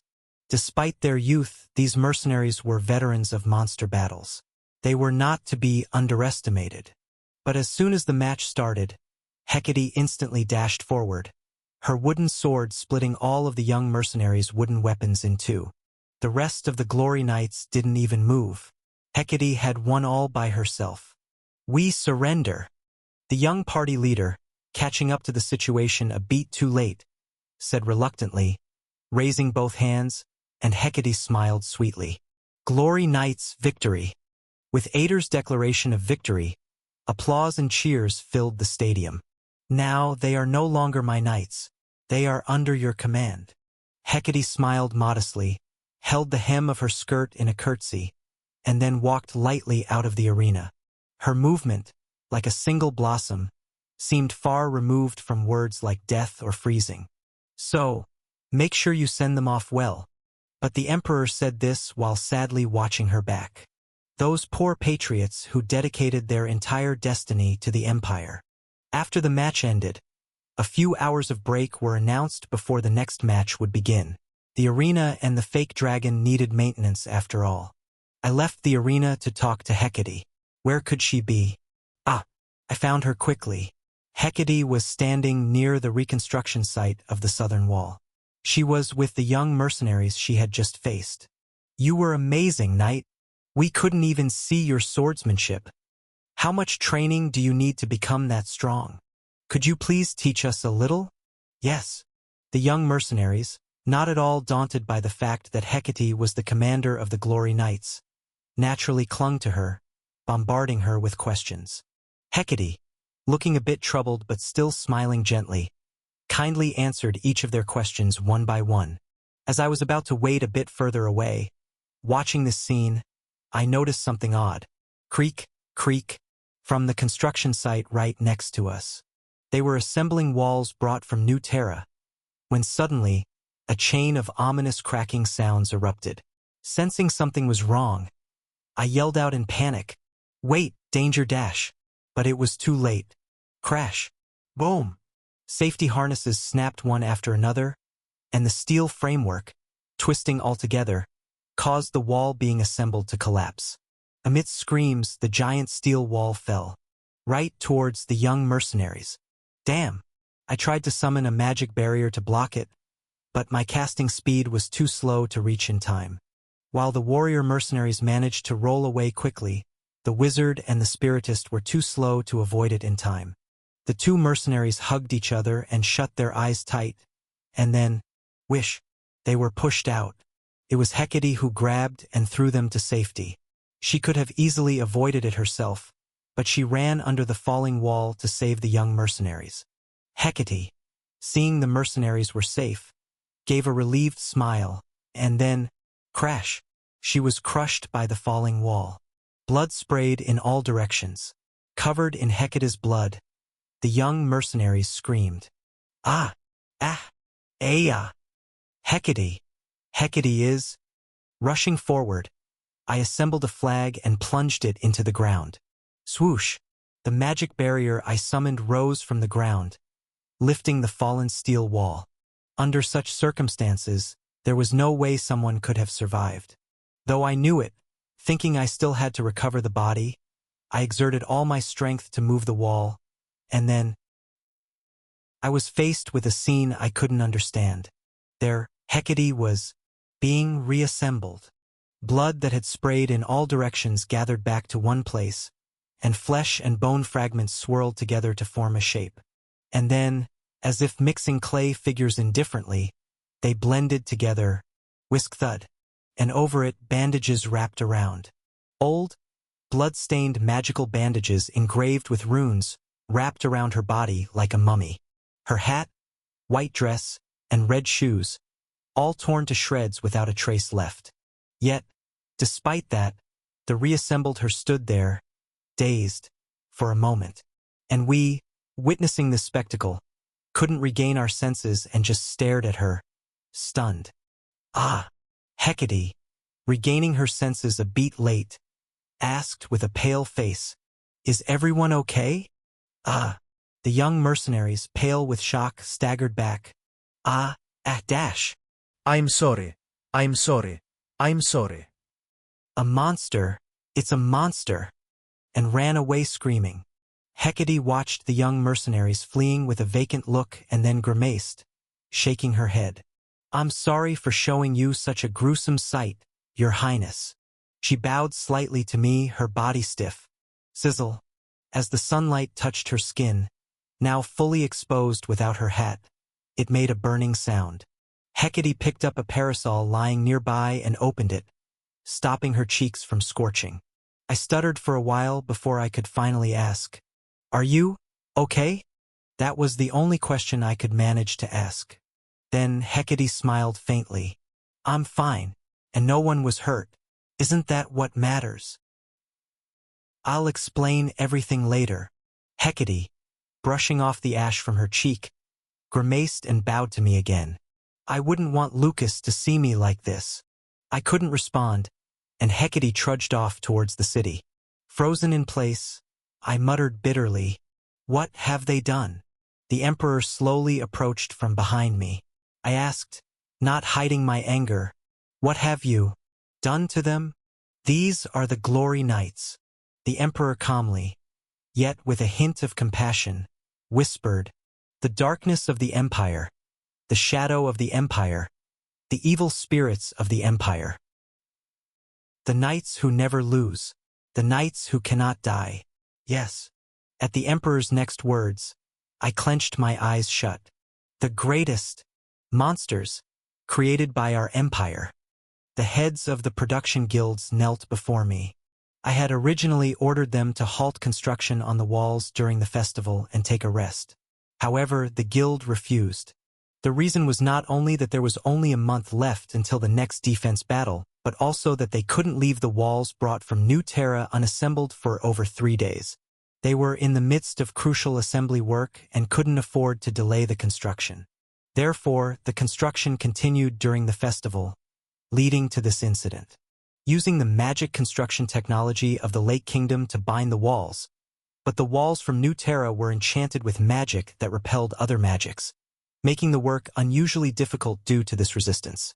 Despite the tight schedule and utmost caution, in the end, looking around at the guild leaders waiting for their punishment, I sighed. There were no casualties, but can this truly be considered a situation with no casualties? The young mercenaries almost died. If not for Hecate's sacrifice, at least 2 would have died. And Hecate, sigh. I took a deep breath and looked back at the guild leaders, soaked in sweat and guilt, unable to meet my gaze. But was it right to chastise them for an accident that resulted in no deaths, especially when they were working through the festival and their holidays? Who pushed them to this extent? Wasn't it me? I will not issue a punishment. Instead, I waved my hand. After completing the safety inspection, stop the work where possible and take a rest until tomorrow. Let all workers rest during the festival. Your Highness, this does not overlook the accident. It's merely suspending enforcement. If another accident occurs, I will impose a penalty including for this incident. I nodded slightly. There's certainly some fault on my part for pushing you all too hard. No, Your Highness. We chose to give up our festival and holiday. You are warriors too. If you are to fight, you need to rest. The workers building the walls are also warriors guarding this front line. No matter how tight the schedule, managing their condition is also my responsibility. Rest, forget, and take a break. I will apologize to Knight Hecate separately. Yes, Your Highness. Secure more space around the construction site and further guard against any possible safety accidents. The guild leaders bowed repeatedly to me and exited the office. I sighed and looked out the window. The bright afternoon in Crossroad was still festive. There was a minor accident, but no casualties. That's what was announced. It was the emperor who made this announcement. Hecate was looking forward to this festival. The emperor, sitting on a sofa in the corner of the office, casually murmured, "For her, this might be the last festival she enjoys in her life. If the mood of the festival is dampened by something related to her, she would undoubtedly be sad. Please explain, Father. What do you want to know? Why the Glory Knights have become like this? And I looked straight at the Emperor. What do you want to achieve by entrusting them to me?" Chapter 6:17. A century ago, your great-grandfather requested of Duskbringer, the Duchess, saying we needed an invincible army. The Emperor slowly opened his mouth. So, the Duchess integrated the magic and sorcery of his time, curses and taboos, and even her own dragon blood to create the Glory Knights, an undying army for the Imperial Guard. I shuddered. Duskbringer? Thus, for the past 100 years, the Glory Knights have protected the Emperor and the Empire. Knights have been continuously replaced, and even Duskbringer has stepped down from the leadership, but the curses and sorcery have been passed down through generations. I thought of the bandages wrapped around Hecate, engraved with magical runes. Could those old bandages be the sorcery and curses? Knights selected for the Glory Knights face death once right after their appointment. After all, one must die once to not die again. Killed, you say? Yes. And then curses are cast on their dead bodies and souls to fix them in place. No matter how severe the wounds, their bodies will regenerate to their state at that time, and their souls cannot leave their bodies. Listening with my mouth agape, the emperor continued. However, even if the body revives, the soul gets eroded away. Sooner or later, the end comes. That's why we continuously search for successors to replace the generations. And the current generation of 5 Glory Knights, I have been exceptionally harsh with them. The emperor grimaced with a bitter smile. Where have I been all this time? In the spirit realm, fighting against the gods of different races. Exactly. Could it be? The emperor nodded, confirming my suspicions. The Glory Knights joined that battle. They fought directly against the gods of other races at the very bottom of the spirit realm. Even if the Glory Knights are talented knights, they are not transcendent beings. Yet, those 5 repeatedly died and revived, clashing swords with the gods, quickly being consumed. The emperor closed his eyes as if recalling those moments. That's why Hecate is broken now. A genius with the sword, unparalleled in the history of the empire, but the erosion of the soul is a different matter. She reached her operational limit 2 years ago and should have retired then. In fact, 2 years ago, we expedited the graduation of the most talented cadet from the academy at that time, preparing them as her successor. I gasped in surprise. Could it be that successor candidate, Evangeline? Yes, Lady Evangeline Cross of the Cross family. She was also a candidate for the Glory Knights. I clenched my teeth. So, that's why Evangeline graduated early in this game iteration. But at the last moment, Hecate refused. The emperor leaned back in his chair. Upon hearing that the knight selected as her successor was 16 years old, she pleaded with me. She said she'd try to hold on as long as possible. And then, an accident happened. An accident? It's about Fernandez. Hearing my second brother's name after a long while, I opened my mouth slightly. That's right, around that time. He tricked me into a scheme, and while I and the Glory Knights entered the spirit realm, he severed the connection with Everblack. Good heavens! That damned second brother, so it's all connected like this? I recalled the time I met the Emperor in the spirit realm. That the Imperial Guard was trapped in the spirit realm with the Emperor. With the connection to Everblack severed, I lost the beacon of light and couldn't return to the real world. The same went for the Glory Knights. We were scattered, and the knights drifted into the deep sea of the spirit realm. It was only much later after I returned to reality that I managed to rescue them, but it was too late. Those 5 were already broken beyond repair. Moreover, exposed to the spirit realm for too long, even the curses and sorcery were damaged. Now, it might be impossible to pass on the curse to successors. The emperor let out a faint sigh. Luckily, the battles with the gods ceased, and so, I allowed those pitiful knights of mine to choose where they would fall. That place is Crossroad. Seeing the proclamation you sent, Hecate requested it. She wanted to attend the festival one last time. There were people she wanted to see before she died. So, dressed in a gown she never wore in her life and even wearing childish red Mary Jane shoes, she came to seek her old classmates, all dressed up.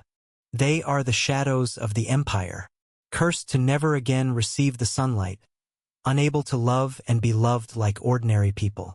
They are just pitiful and unfortunate beings who have burnt their lives entirely for the Empire and the Emperor. The Emperor slowly rose from his chair. Entrusting them to you, what do you think I, as an Emperor, a father, expect from my son? I looked up at my father, overwhelmed. Isn't it obvious? As an Emperor, as a father, there's only one thing I can bestow upon my son.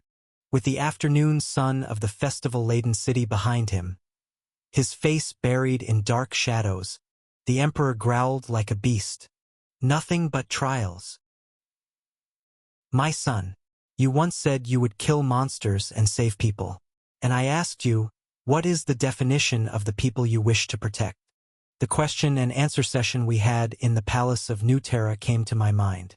And you answered that question by founding the World Guardian Front. All beings that communicate and seek understanding are the ones you aim to save. From within the shadows, the Emperor's black eyes emitted a faint golden light. Then, let me ask once more. If those beings willing to communicate and understand harbor an irremovable evil, would you still embrace them? Would you protect even such an adversary? I remained frozen, unable to move. The Glory Knights are loyal patriots who loved their country so much they gave everything. But what is the difference between a patriot of the Empire and an enemy of other nations? From the foundation of the Empire to the present, the Glory Knights have never once defied the Emperor's orders, becoming the sword that was wielded. How many innocent lives has that blade taken? The Emperor kept pouring out. The shadows created by your beloved Duskbringer are none other than the Glory Knights. The Duchess is a pitiful and sad being, but the darkness she harbors is as deep as the years she has lived. Could you even look away from the Duchess's grotesque aspects? And I, too, am the greatest villain under heaven. Just because I treat you tenderly and have arranged everything for you, do not think of me as a good person. The Emperor methodically confessed his sins. I have framed innocent citizens, turning them into the dew on the scaffold, and then burned their bodies and souls to use as fuel for my country. I have personally crushed countless neighboring countries. How much innocent blood was shed in the process, and how many tears were spilled.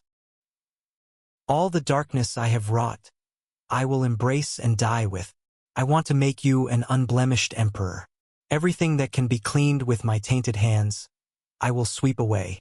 But the emperor slowly leaned forward towards me, an irresistible force emanating from his eyes as they drew closer. The darkness of the world is deep. Deeper than you can imagine, deeper than you can grasp, always more profound. The emperor spread his arms wide. Are the shadows of the empire only the Glory Knights? Every knight, every mage, every soldier, every bureaucrat, and patriot stands upon this blood-stained, sin-ridden land. Look at the people you love. Look at the loyal warriors from all over the world, who would willingly die for you. Are they purely innocent and blameless? I clenched my teeth. Even if such people exist, they too would willingly stain their hands with blood to save you. To protect your cause, everyone would willingly embrace the darkness. But a good name is just a pretext. Regardless of the reason, with just a slight shift in perspective, every human is stepping into the abyss of evil. The Emperor roared quietly. Truly, truly, would you embrace that too? All that evil, the darkness of this world, can you truly bear it? Do you truly have the courage to embrace and cherish all this? My pure son, in this boiling pit of evil named the world, what does the king you want to become look like? A moment of silence passed. After catching my breath, I barely managed to ask, Father, why do you impose such trials on me? Strictly speaking, this is not a trial I have imposed. The Emperor chuckled. It's a trial you chose. I'm merely awakening you to it. It is you who are walking into the path of Azura in pursuit of innocent goodness. Instead of your precarious purity, I'm merely suggesting a suitable compromise. The Emperor whispered, Did I not say? I intend to make you the Emperor of the Empire. Now you are leading the front to protect the world, so you can wave that grand flag. But what about after? How long can you continue to wield the ideal of embracing the whole world? Facing me with trembling eyes, the Emperor presented his compromise. Cut away from the world. There's no need to embrace everything. Embrace your world, your people, just the right amount of evil that you can handle. The Emperor slowly stepped back and tilted his head, allowing his mythical face to soak in the sunlight, humanizing his expression. That's the answer I desire. What if I can't? You know. The emperor smirked and gestured south. The end of kings who harbored ideals and overreached is always the same. At that southern tip lies an ancient kingdom sunken beneath the Black Lake. The emperor, baring his teeth in a grin, whispered in a jesting tone, "Nothing but drowning." I clenched my fist. The emperor slowly exited the office, passing me by. "I will watch, born hater, how you will embrace and cope with such darkness of your people. The choice you will clench at the end of this trial, and the outcome of it." Creak thud. The door opened and closed, and I was left alone in the office, biting my lip. The darkness harbored by Hecate, the darkness harbored by Duskbringer, by the Emperor, and the darkness harbored by the many people affiliated with this front. If I truly wish to be a king, to be the bearer of this flag leading them, I cannot turn away. But how far? Do I have the capacity to embrace and dissolve all this darkness? To ponder the king's path before the black dragon subjugation? Yet I know, even if I can't find the right answer, even if I reach a clumsy conclusion, I must not stop pondering. For I know from experience, such torment and dilemma eventually lead to preserving humanity. Whether it's my humanity or that of everyone at the front. To ponder until the end, for being human is my role. Chapter 6:18. Originally, today's schedule was to proceed up to the round of 16 in the martial arts tournament. However, considering the particular circumstances, the Glory Knights match was postponed to tomorrow. It would be too much to ask them to compete after such an incident. Thus, the other matches went on as planned. Round of 16. My main party vs. the Terrifying Sisters. The members of the Terrifying Sisters were Elise, Rosetta, Bodybag, Violet, and Nameless. Truly, they too were of championship caliber. As heroes who had demonstrated formidable presence on the front line, their squad was powerful. Moreover, their tactics were quite innovative. As soon as it began, Bodybag used psychokinesis to lift me up and threw me far away. Whoa! My Lord Dash! Since there were no disqualifications for being thrown out of the arena in this martial arts tournament, I was bewildered while being flung. This is what I've been waiting for. While I was out of the area, Violet deployed Illusionary Realm. Illusionary Realm is an area of effect mental status ailment. My unyielding commander, which provides area immunity, is the perfect counter. But I had been thrown out of range, and they seized this opportunity. What a combination! Squeal. Illusionary Realm unfolded, and the main party members just fell victim to it right there. Evangeline, Lucas, Jr. They all had dazed expressions, drooling as they stared blankly into space. Isn't it too much to be taken down in one hit, even without me? Damn it, I need to get back. Whoa! I tried to hurry back, but Bodybag cast another psychokinetic spell, binding me to a corner of the arena. I was thoroughly caught. Now, attack dash. Then, the rest of the Terrifying Sisters, excluding Violet, rushed in furiously. They focused their attack on Evangeline first. Did they have some pent-up grievances? Heh! This traitor! After saying we'd stick together to the end.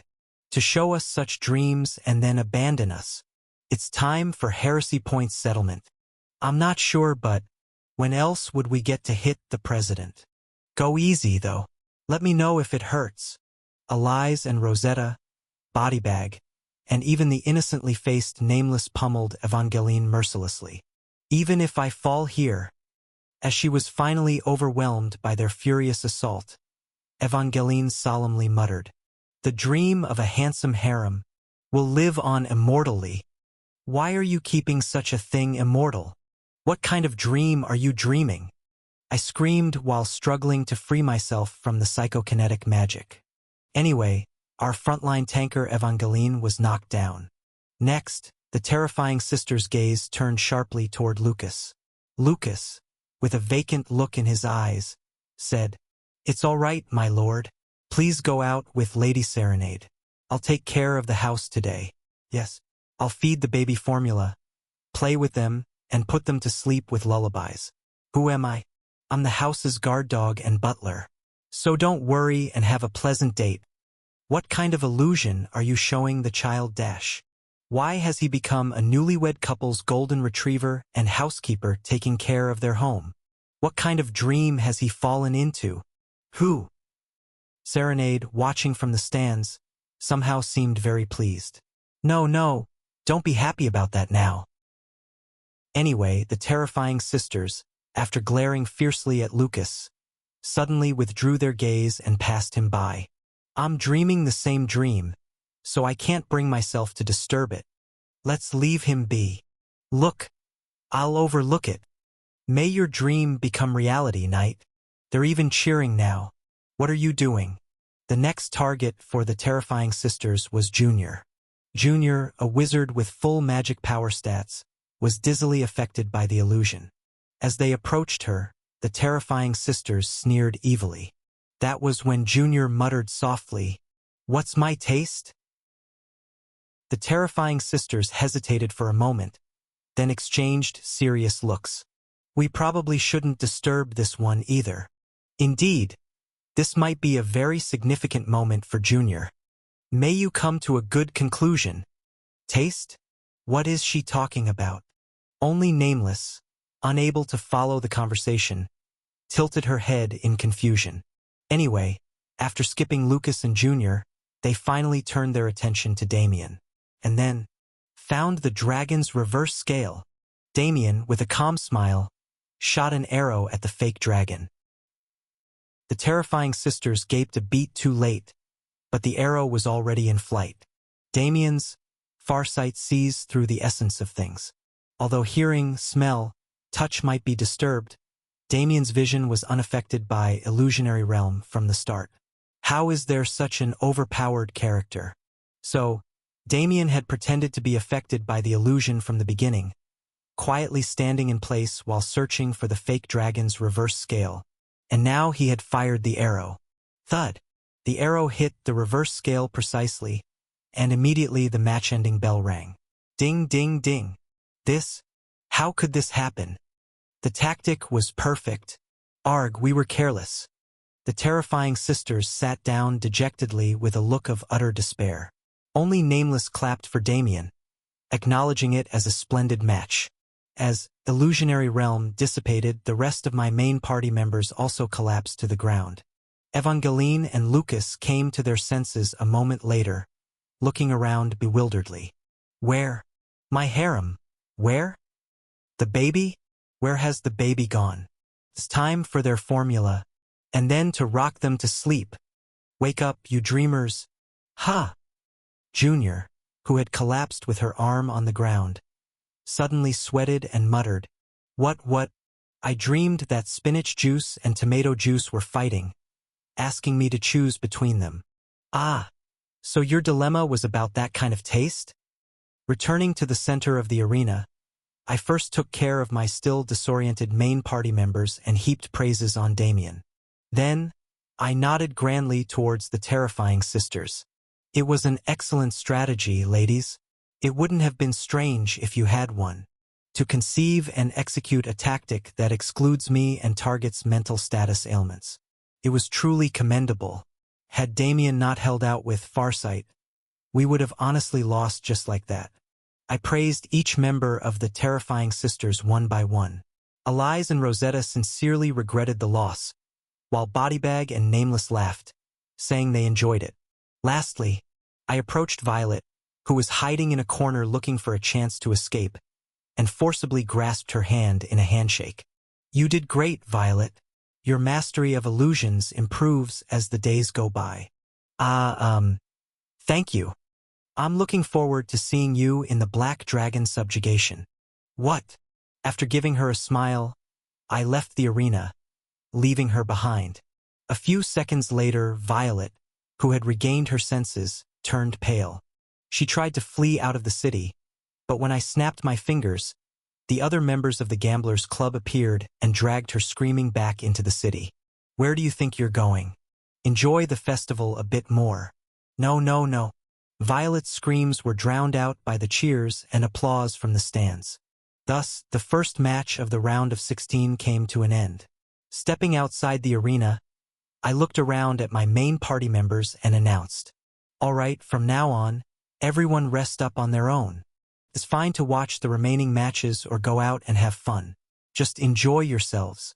Since the quarterfinals are tomorrow, gather at the Lord's mansion in the morning." The party members answered in unison, "Yes." After exchanging greetings for their hard work today, the party members dispersed to their respective destinations. As I watched the children head towards various parts of the city, "My lord," Lucas approached me, looking cautious. "Lucas, what's up? If you're here to apply for the future butler position of our house, there's still some time before the job posting. Submit your application later. Please stop teasing me about that. More importantly," Lucas, with his eyes darting around in thought, looked straight at me. "I have something I want to say about Hecate." Evangeline, who had been walking away, suddenly made a U-turn and started listening in. I smiled bitterly. Yes, I felt that we needed to talk about that too. Eddie's Honey Inn, second floor. Hecate stood in front of her locked room door, blankly staring at the key in her hand. Caught up in an accident, her handbag had been crushed, and the room key inside had been bent out of shape. She could go down to the lobby and get a new key from the staff, but she didn't feel up to it. Explaining her bandage-covered, bloodied appearance was also troublesome. Hecate staggered and then just sat down in the corridor. How did it come to this? She looked down at her body, wrapped in bandages. How did I end up like this? It was the life she had chosen. As a citizen of the Empire, she revered the Emperor and had aimed to join the Glory Knights from the moment she first picked up a sword. She willingly risked her life and fought for the Empire. And now, she had received a diagnosis that she didn't have much time left. The Emperor had given her some free time, and Hecate had come to the southern end of the world to find her old school friends. Dressed up and excited for the festival after such a long time. But she felt awkward around her old friends and couldn't easily approach them. Her plan to show off in the martial arts tournament was ruined by an accident. With this cursed body, I can't approach Lucas again. She remembered the young mercenaries running away in horror after seeing her reassemble. Ash's face frozen in shock, too. And Lucas, who had come running out late to guard Ash and had also turned pale at the sight of her from afar. I shouldn't have come. It was then Hecate realized the reality. She had become a being far too different from ordinary people. No matter how much she tried to cover it up, she was nothing but a monster wrapped in curses. I should have just disappeared quietly, stayed as a beautiful memory from my school days. Why did she come all this way to tarnish even the good memories with her ugly appearance? Sitting crouched in the corridor, Hecate looked to the side. She could see the square in the distance through the inn's window. Groups of people laughing and talking under the dazzling afternoon sun were visible. She couldn't even step out of the shadow. She envied those smiles that could laugh under the sunlight. And honestly, a little bit. I hate it. Hecate covered her face with her hands, desperately trying to suppress something welling up inside. When, "Excuse me," a nervous, stuttering voice called out from in front. Startled, Hecate hastily wiped her face with her hands, rubbed her moist eyes with her forearm, and looked up. Is it the door? Can't you open it? This inn is so old. The locks break all the time. I've had my fair share of trouble with it too." Junior was standing there. She had just returned from the round of 16 match. She had only come to pick up some luggage, but then she ran into Hecate sitting in front of her room. Trying hard to ignore Hecate's tear-streaked face, looking flustered and sweating profusely, she spoke with a voice that seemed to squeeze out courage. The young wizard hesitated and then asked carefully, Can I help you?" She bit her tongue in the process. Junior, sticking out her tongue, which was now bleeding a little, stood silently for a moment, then awkwardly blurted out a line she hadn't used in 2 years. It's a joke. It wasn't funny at all. But because it was so absurd, Hecate ended up laughing anyway. Chapter 619. Junior's room. Seeing Hecate in such a bad state, Junior invited her to her room, and Hecate didn't refuse. She didn't have the mental energy to refuse. Standing at the entrance of the wizard's room, filled with the smell of ancient books, Hecate blankly looked around. The room was packed with books, not just spell books but history books. There were also piles of old history books. Then Junior approached and handed her a robe. "Do you, for now, want to put this on?" After a moment, Hecate, wrapped in the robe, sat opposite Junior at a small table. Junior, flustered, picked up a bottle of drink. "Would you like to drink something? It's just a health drink." But Hecate didn't refuse. Junior poured the only beverage in the room, a health juice blended with tomato and spinach, into a cup and handed it to her. "I don't have much to offer, but please enjoy." "Thank you." Despite the drink likely tasting awful, Hecate drank it down smoothly. Even though Junior was the one who offered the drink, internally she thought, "This person has a good stomach." "Thank you." After an awkward silence, Hecate spoke up. Junior, a beat too late, responded with a huh? "Thank you for caring." "Ah, no, it's not a big deal. You don't have to be so kind to someone like me. There's no need to put yourself down like that. Hecate, you're a remarkable person." Hecate, intending to say something, then held back and looked out the window. Does Crossroad often have festivals? No. The most excitement is about twice a year. The Autumn Festival and the New Year's event. I see. In New Terra, festivals are frequent, right? Yes, they happen often. Though I, being a native of New Terra, didn't go much. Junior tilted her head, puzzled. Why? Hecate hesitated before answering. My parents passed away when I was very young, so there was no one to take me to the festivals. As a child, I always just watched from afar. I'm sorry. I shouldn't have. No, I'm sorry. It was insensitive of me to bring it up. Once again, an awkward silence settled between them. Not knowing what to do, Junior's eyes darted back and forth until Hecate broke the silence first. My parents were soldiers, caught in an accident. That's terrible. I was left an orphan with no relatives, and then the Emperor took me in. Junior blinked. Hecate poured out her thoughts in a daze. There's a foster home operated by the Imperial family for children of veterans. I grew up there. As Hecate mentioned the Emperor, her face lit up a bit. The Emperor would visit regularly to encourage us, saying, "Your parents gave me their lives, so I will take responsibility for yours." And he would gently pat each of us on the head. Hecate closed her eyes, recalling that day. To me, who can't even remember my parents' faces, his gentle touch was truly a salvation. How could I not respect, not love, a monarch who personally took care of even the smallest and youngest among us? To me, just like Jupiter was a mother to Junior, to Hecate, the emperor who took her in, was like a father. Hecate's red eyes moved to the contents of the mug in her hand. Since childhood, I decided to dedicate my life to Everblack, and with a talent for the sword, I was able to enter the Royal Academy on a scholarship. Joining the Glory Knights to protect the Emperor was my dream, and it came true. I stood on the battlefield alongside the Emperor. He trusted us. Despite becoming like this and enduring terrible pain, despite the diagnosis that I wouldn't last much longer, I was still proud. Hecate's hand, wrapped in bandages, gripped the mug tightly. But the front lines I fought to protect have now signed a peace treaty. I know, a weapon shouldn't harbor doubts, but it's disconcerting. I fought off the gods of other races for the Empire, dying over and over. But now those races are considered allies. Junior quietly looked into Hecate's eyes.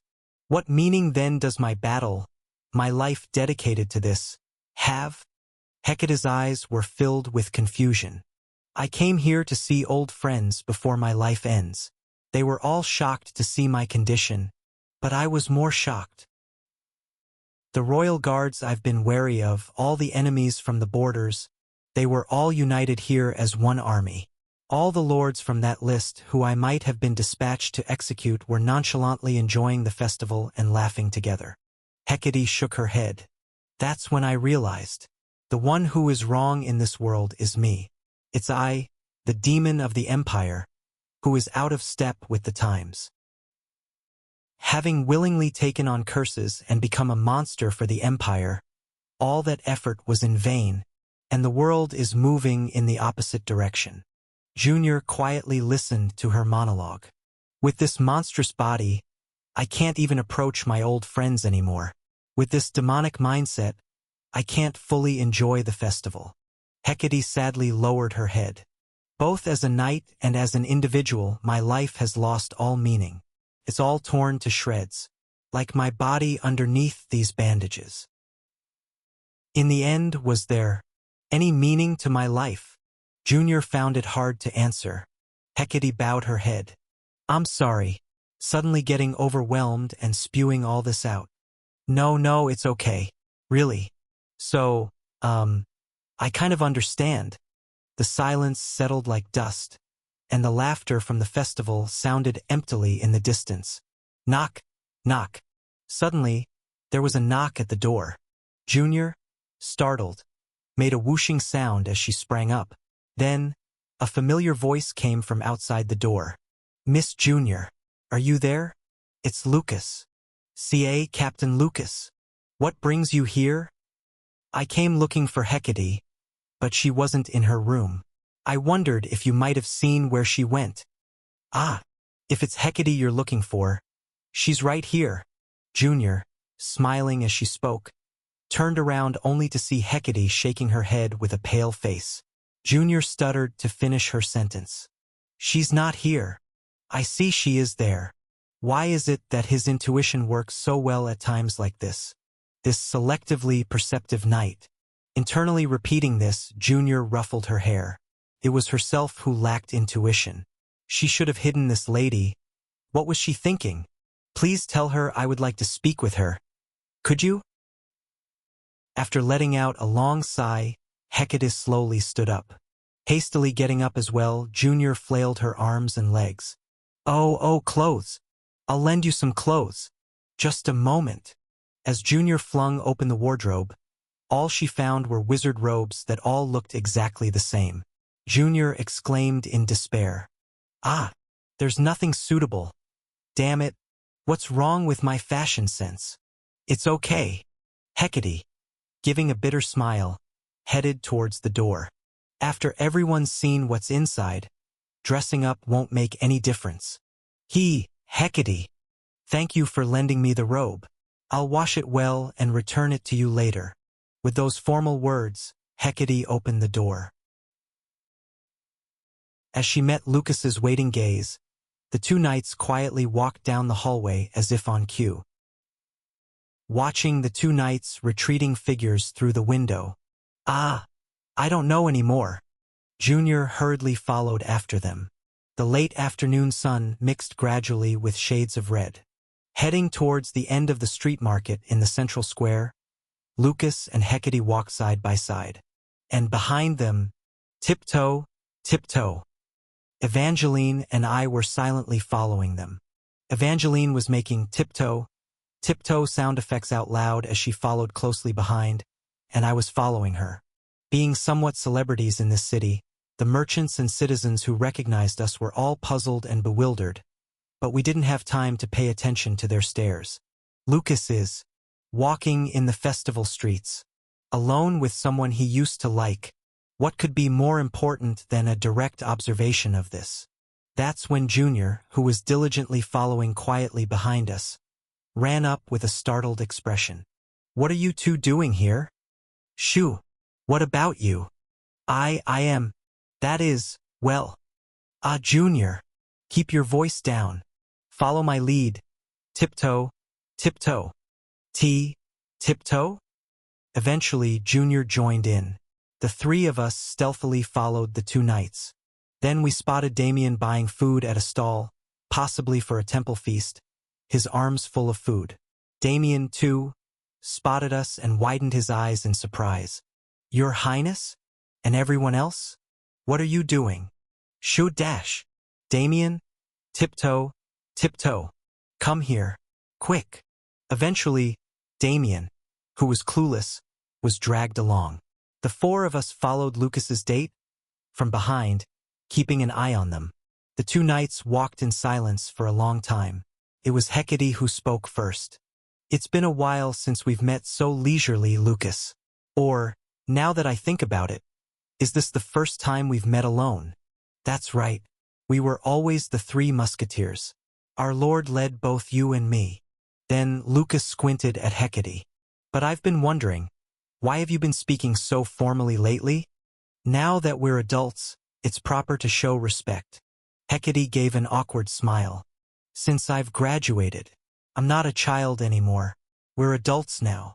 Then I shall speak formally too." "Ah, I'd rather you didn't. Then you should speak informally too." After a long silence, Hecate finally said, "All right, I will. Lucas." She switched to informal speech. Only then did the atmosphere between them soften. The strange tension hovering over Lucas's face relaxed. As they walked silently for a while, the two knights stopped in front of a stall. The sign read "New Terrastyle Baked Goods." Without a word, Lucas bought 2 pieces of the snack and handed one to Hecate. "Here. You used to like this."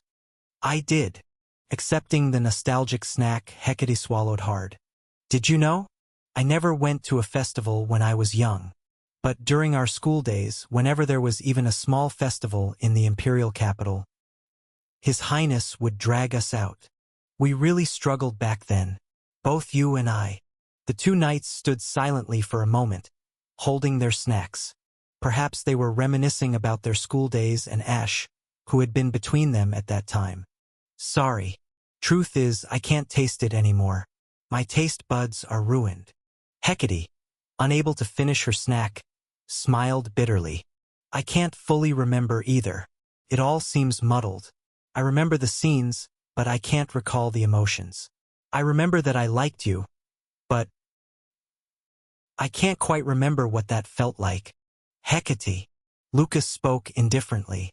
"People change after they graduate, it's natural." Hecate's eyes widened. Lucas sighed lightly. "School memories fade. We were young and immature back then.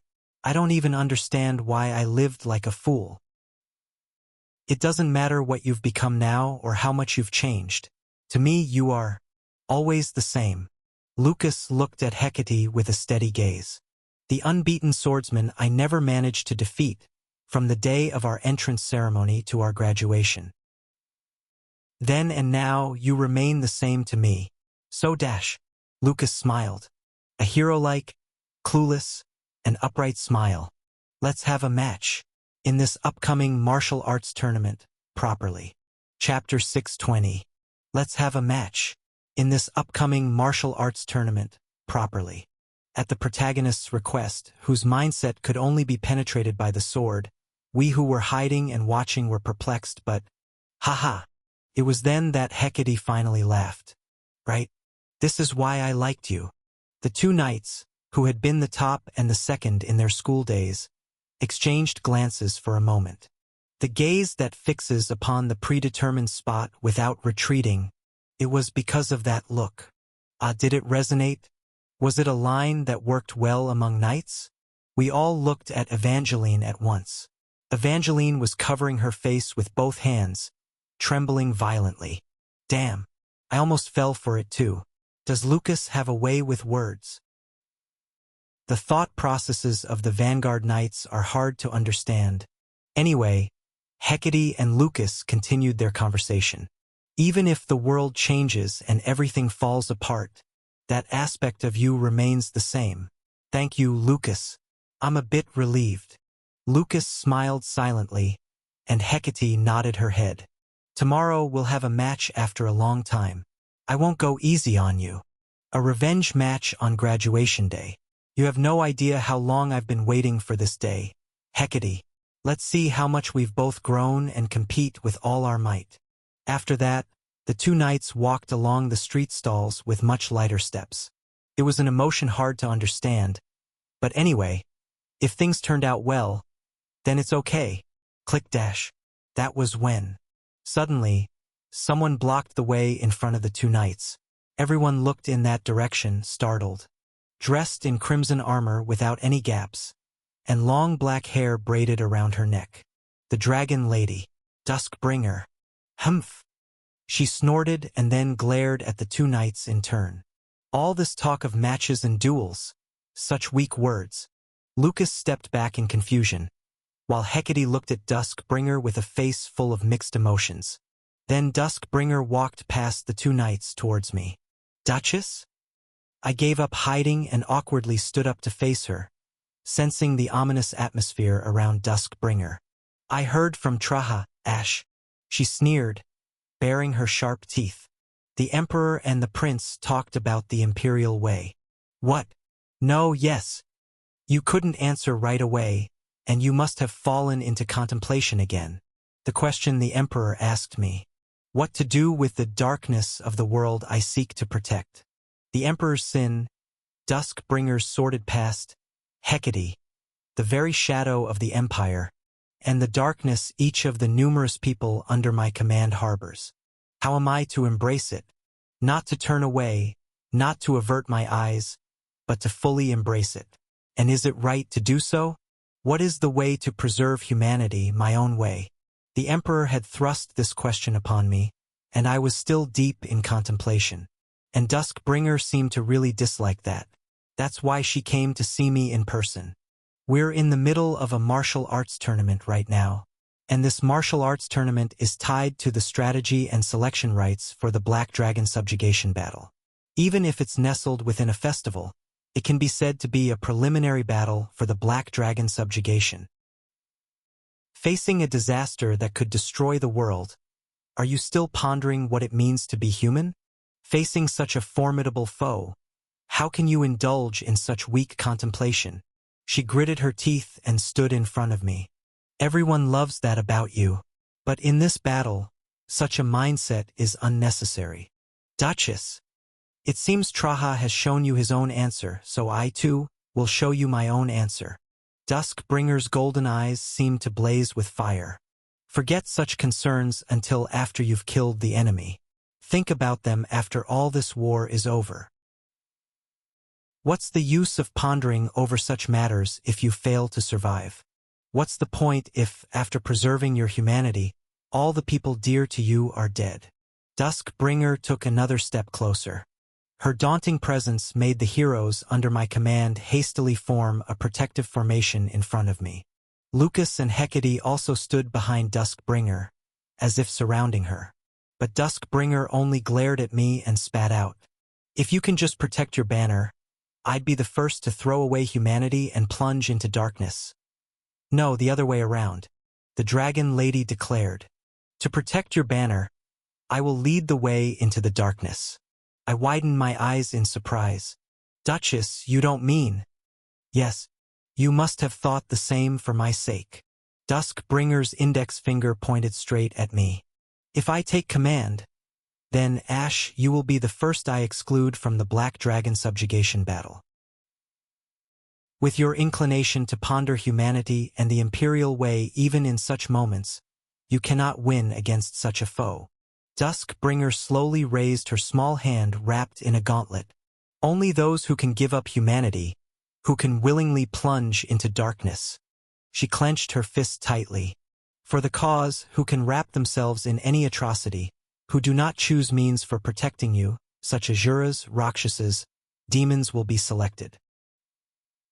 Fortunately, there are plenty of heroes with talent for darkness on this front line. Duskbringer glanced behind her. Lucas, with his fierce eyes flashing dangerously, had his hand on the hilt of his sword at his waist. And next to him, Hecate, too, gripping the handle of her parasol tightly, shot a fiery glance at Duskbringer. The previously peaceful atmosphere vanished as Duskbringer turned to look at each of the two knights in turn. a savage smile flickering across her lips. Duskbringer then scanned Evangeline, Damien, and Junior, who had taken up battle positions in turn. My pure cause to protect. Again, she looked at me. This is my destiny. The darkness sown by my ancestors. The sin I must harvest. Thus, you need not embrace it on your behalf, nor need you ponder it. Duchess, tomorrow, I will go with all my heart. The command of the Black Dragon subjugation battle will be mine. Duskbringer spun around swiftly. The cloak on her armor, almost black in its deep crimson, fluttered. If you don't have the courage to stop me, even by killing, then disappear from before me. And Duskbringer walked past, striding between Lucas and Hecate. Suddenly, the gazes of Duskbringer and Hecate locked for the last time. Glory Knight's commander, the Empire's specter, dragon blood, curse, the two, entangled in so much with each other, did not exchange a single word until the end. Duskbringer, now distant, disappeared into the other side of the city, submerged in the evening and night. Watching her figure until the last moment, I murmured with a complex feeling.